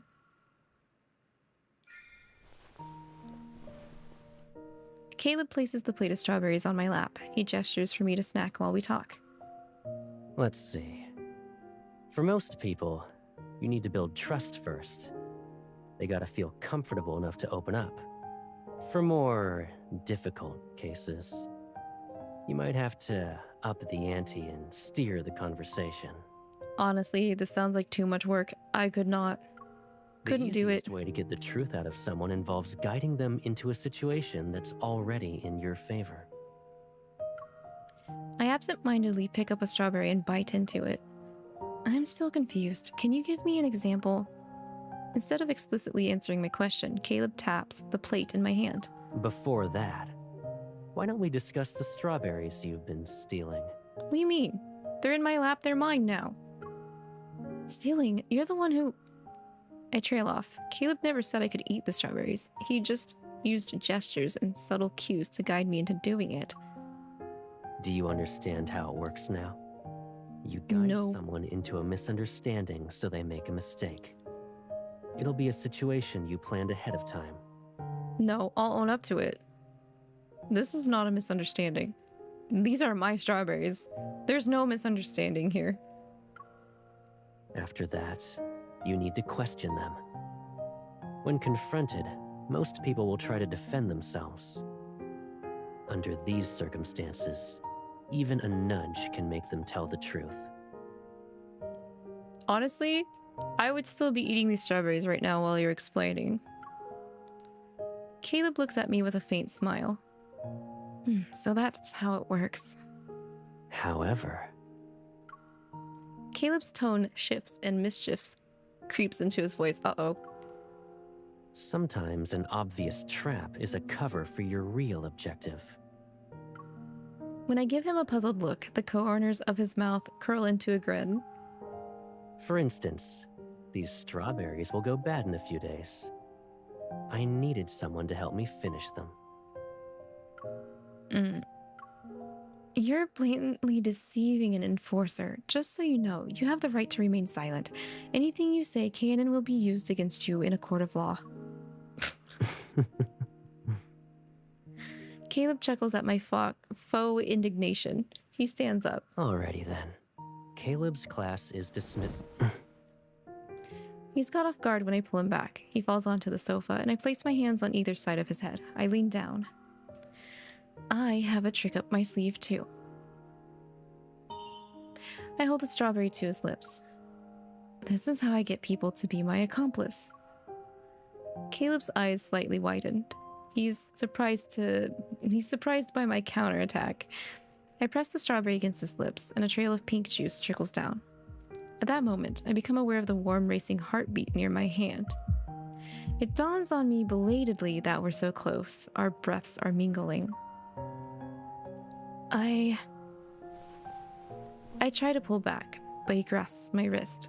Caleb slightly turns his head and bites the strawberry.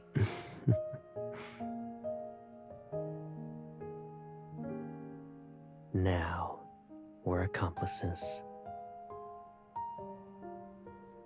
Okay, not bad. Strawberry partner in crime.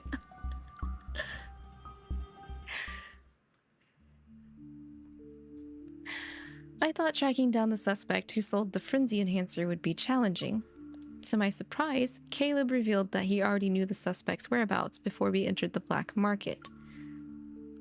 Okay, go off. I thought you stayed in the watchtower. Where did you get this intel from? Caleb and I are posing as customers in front of a black market stall.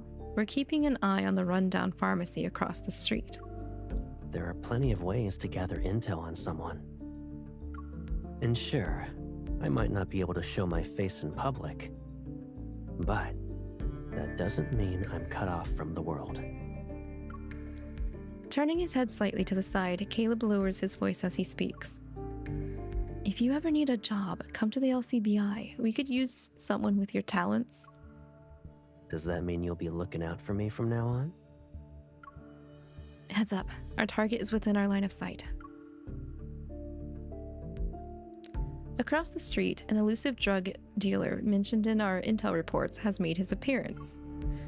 There are too many people here. We need to find a way to get him into a more secluded area. I'm about to discuss our strategy when Caleb raises his hand. The man is yanked into a nearby dark alley as if an invisible force pulled him there. Sheesh. Okay, God. There it goes. There he goes. I guess I'll just let him work. Didn't you need to ask that guy a few questions? Why are you just standing there? Caleb.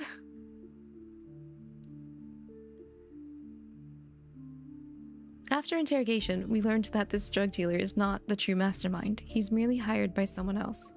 Expected.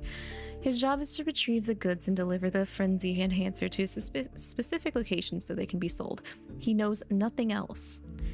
Caleb, you did well as a baddie. You were menacing. We didn't even get to use any of our interrogation tools, but he told us everything. As we walk out of the alley, I can't help but marvel at how Caleb was a villain to another villain. You're pretty good at intimidation yourself. Doesn't that mean you're my partner in crime? Caleb quirks an eyebrow and leans in. He pretends to scrutinize me. But you weren't scared as far as I'm aware. In fact, you seemed to be enjoying yourself as you played along. Was Twitch messed up again? You thought that I stopped streaming? Yes, Twitch did mess up again, Drab. Yeah, unfortunately it did. I'm not sure why. I'm hoping that doesn't end up happening again on Saturday when Arx and I do more A Date with Death. Fingers crossed. Yeah, I might, if I have time tomorrow while I'm working, maybe Google something about it and also double check my permissions for my software that updated before starting the stream today. Because as soon as I saw it was trying to update, I tried to cancel it, but I think the update still went through, so I'm a little suspicious about it. You're also hoping nothing happens on Saturday. I hope so too, because like I really like multi-streaming, because I don't want to force anyone to like just go through one channel if they have a different preference. And again, I've never had this issue with Twitch before. It's usually the other way around. So like for my multi-streaming, I actually have YouTube set as the primary. That because YouTube is able to send better quality, and my secondary is Twitch, but I can still lose connection to YouTube and Twitch still go. So I'm kind of like confused as to why it's doing it opposite now. And I can't even restart the Twitch stream once it drops. I hit start and it didn't do anything, unfortunately. Lavi, just a heads up, you may be going to sleep. Oh yeah, no worries, Neorites. If you need to get some sleep, by all means, go ahead. It's definitely a lot later than I usually run stream-wise. We're gonna finish Caleb's story, and then I'm also going to head to bed because I still have to be at work in the morning. And it's definitely like, I'm feeling eepy. But I am committed. I want to see everyone's story, so. His warm breath gently stirs the hair near my forehead. I did it for the intel. Besides, noticing my quickened heartbeat, I gently push him away. I hope it doesn't reveal how flustered I am. I'm not eager to be your partner in crime. Draw the boundary.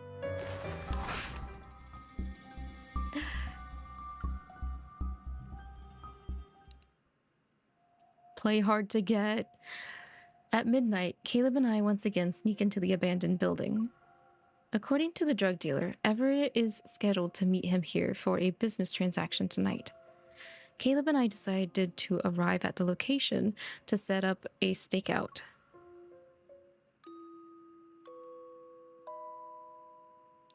Ding, ding, ding. We've arrived at our destination. Passengers may now disembark. Since Caleb is carrying me on his back, I tap his arm. It's time to put me down. Oh, piggyback? Caleb can't help but chuckle. You're getting better at utilizing my ability. It's like second nature to you now. It's not my fault it's so useful. It's hard not to borrow it. I expected him to tease me, but to my surprise, Caleb nods with an exaggerated seriousness. In that case, I should thank myself. When I give him a puzzled look, the corners of his mouth curl into a grin. There is another reason for a certain busy enforcer to think about me. I know he's messing around, yet I sense sincerity behind his words. You're a goober, Caleb. Is he a goofy goober? Are we all goofy goobers? Even if I didn't have that reason, I could never forget you. Caleb pauses for a moment, then I hear his soft laugh. Yeah, I know. I'm glad the hallway is pitch black. I can't see the heat rising to my face and ears.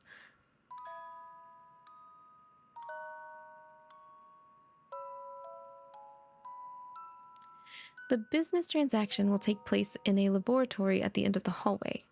I scan my surroundings and memorize the layout. We don't know how many people they'll bring. Let's assess the situation once they arrive and go from there. Hazy moonlight streams in through the lab's broken windows. An ethereal glow is cast on the room. As I pass by a glass chamber meant for observation, I stop in my tracks. What is it? Caleb follows my gaze, and he sees our reflection in the glass. Two figures are almost leaning on each other. I can't help but move closer to Caleb. I use my hand to compare our heights. The height difference wasn't this big when we were kids. I guess we changed quite a bit since we went our separate ways. Really? I feel like we're still the same. Caleb tilts his head to the side. Aren't you still the girl who always looks for me when she wants to reach higher ground? Okay, that's pretty adorable. Come on, I don't... I wonder, who was it that always loved to climb to the top of the watchtower again? It was so she could watch the sunset as a kid, but she couldn't do it herself. She had to ask me for help. And then...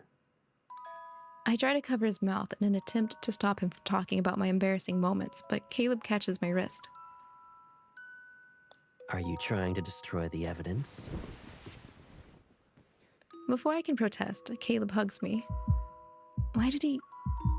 His familiar scent envelops me. Before I can ask him what he's doing, Caleb's voice caresses my ear. Shh. We have company. Caleb brings me to a dark corner of the room. We hide behind a filing cabinet. Three figures appear at the far end of the corridor. Caleb and I exchange glances and understand what we want to convey. Once the figures are inside the laboratory, Caleb raises his hand. The door slams shut behind them. Get gravitationally locked in, losers? Okay.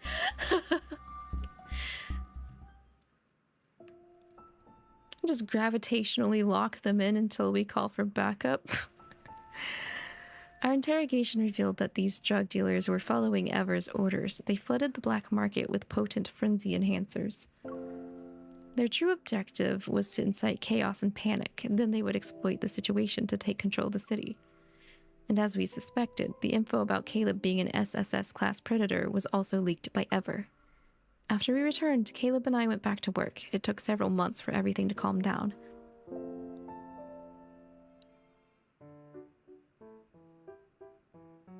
Waiting for Caleb to clock out, I sit on a bench near the flower beds of City Hall. My best friend is cooler. Uh-oh. Nuh-uh. My best friend is cooler. My best friend is brave enough to go to the bathroom in the middle of the night. He can do it by himself, too. Y'all, I don't think I've ever gotten in such a childish little spat like this when I was young. I don't think baby Lavi did this, but, you know, it could be wrong. My best friend is brave enough to eat cockroaches.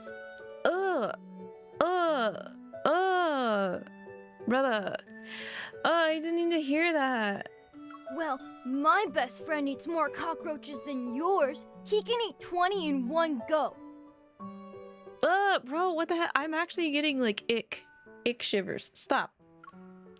The two children who are arguing nonstop in front of me turn to look at me. Miss, whose best friend do you think is the coolest? I think your best friend is fucking gross. You're asking me? I look up from my device. The screen shows the latest update about a recent investigation into 𝐓𝐿e. Wearing a crisp uniform, Caleb stands at the podium to address the public. The political party he leads is drafting several policies to prevent and reduce predator attacks on civilians. Everything seems to be moving in a positive direction. I think Before I can finish my sentence, I notice a familiar figure walking out of the building.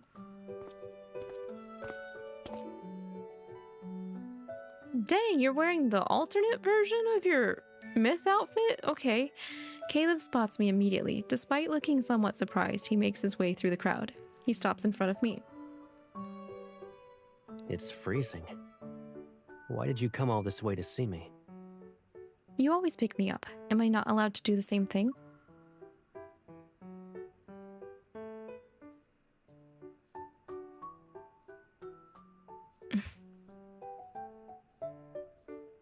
He takes my cold hands and does his best to warm them.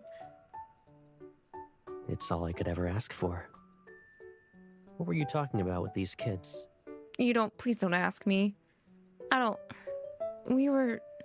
Don't you bring them up. Deciding whose best friend is the coolest. Okay. Caleb turns to look at me. What do you think? I'm not sure, but it's definitely not mine. Oh. Really? What makes you say that? He's either playing hide and seek or playing pretend.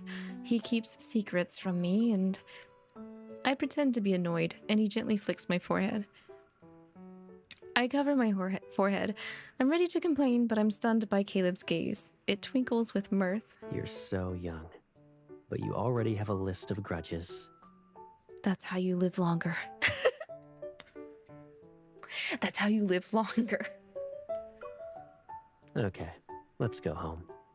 We'll address these grievances one by one, and I won't try to defend myself. Promise.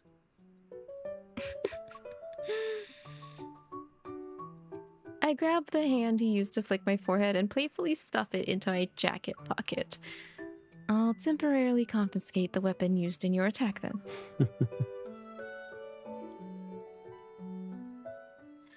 Not gonna lie, I do like some of the playfulness that they've got going on. But the baggage. The holiday is approaching, and the trees lining the street are already adorned with heart-shaped colored lights.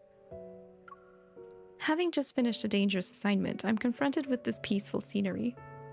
The light snowfall had stopped, and we silently agreed not to drive home. Instead, we walk around aimlessly along the main street. Our unspoken rapport guides our steps. Caleb's palm is warm. I wish we could always hold hands and walk like this forever. Do you remember my favorite game from when I was little? Despite my random question, Caleb seems to understand what I'm trying to say. Are you talking about how I used my ability to play with the leaves in autumn? I'd make a shower of leaves just for you. Back then, the Southern District was actually dangerous and derelict, but Caleb was always there by my side, so I fondly recall those memories. It was easy to be happy when we were kids. Eating candy, watching the sunset, or even playing with a pile of leaves, just about anything could bring joy. As I reminisce, I can't help but laugh. Come to think of it, all the things that ever made me happy were connected to you somehow. And now? He stops in his tracks and turns to face me. Does the Caleb standing before you still bring you the same joy as before? Ouch. Ouch. I did read his initial myth set card. Ouch. The golden hues of the setting sun reflect in his eyes. They highlight the tenderness in his gaze. I nod without any hesitation. Okay. What about you, Caleb? For me... A gust of wind sweeps past us. In the glow of the setting sun, silver frost falls from the branches to create a shower of glittering light. At this moment, it feels like there's no safer place in the world than right here, between us. Caleb looks at our shadows leaning against each other. What makes me happy has never changed. Embraced by a warm, sweet feeling, my heart melts like a marshmallow. I smile. As night quietly falls, the colorful streetlights come to life. Their radiance is seemingly endless, as if they're illuminating the boundless path ahead.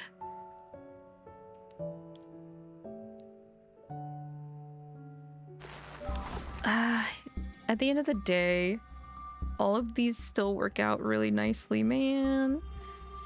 Penny for a thought in the outfits. How big do you think Caleb and the other pecs are? If we're rating package just for these outfits, Snarites, Zayne is at the top because in his card story, he factually busts his strap. He busts out his strap. Let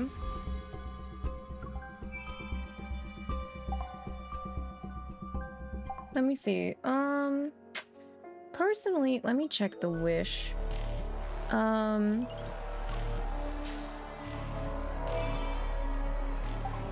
I think maybe... I'm thinking maybe in comparison, number 2 would either be Caleb or Sylus.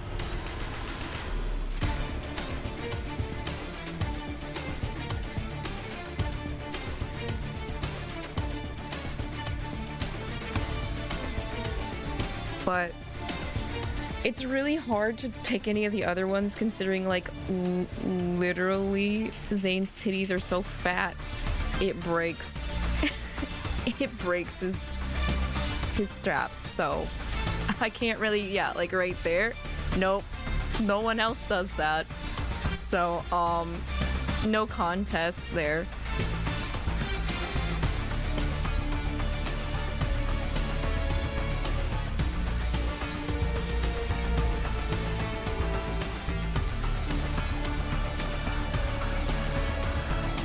But anyway, I'm so tired now.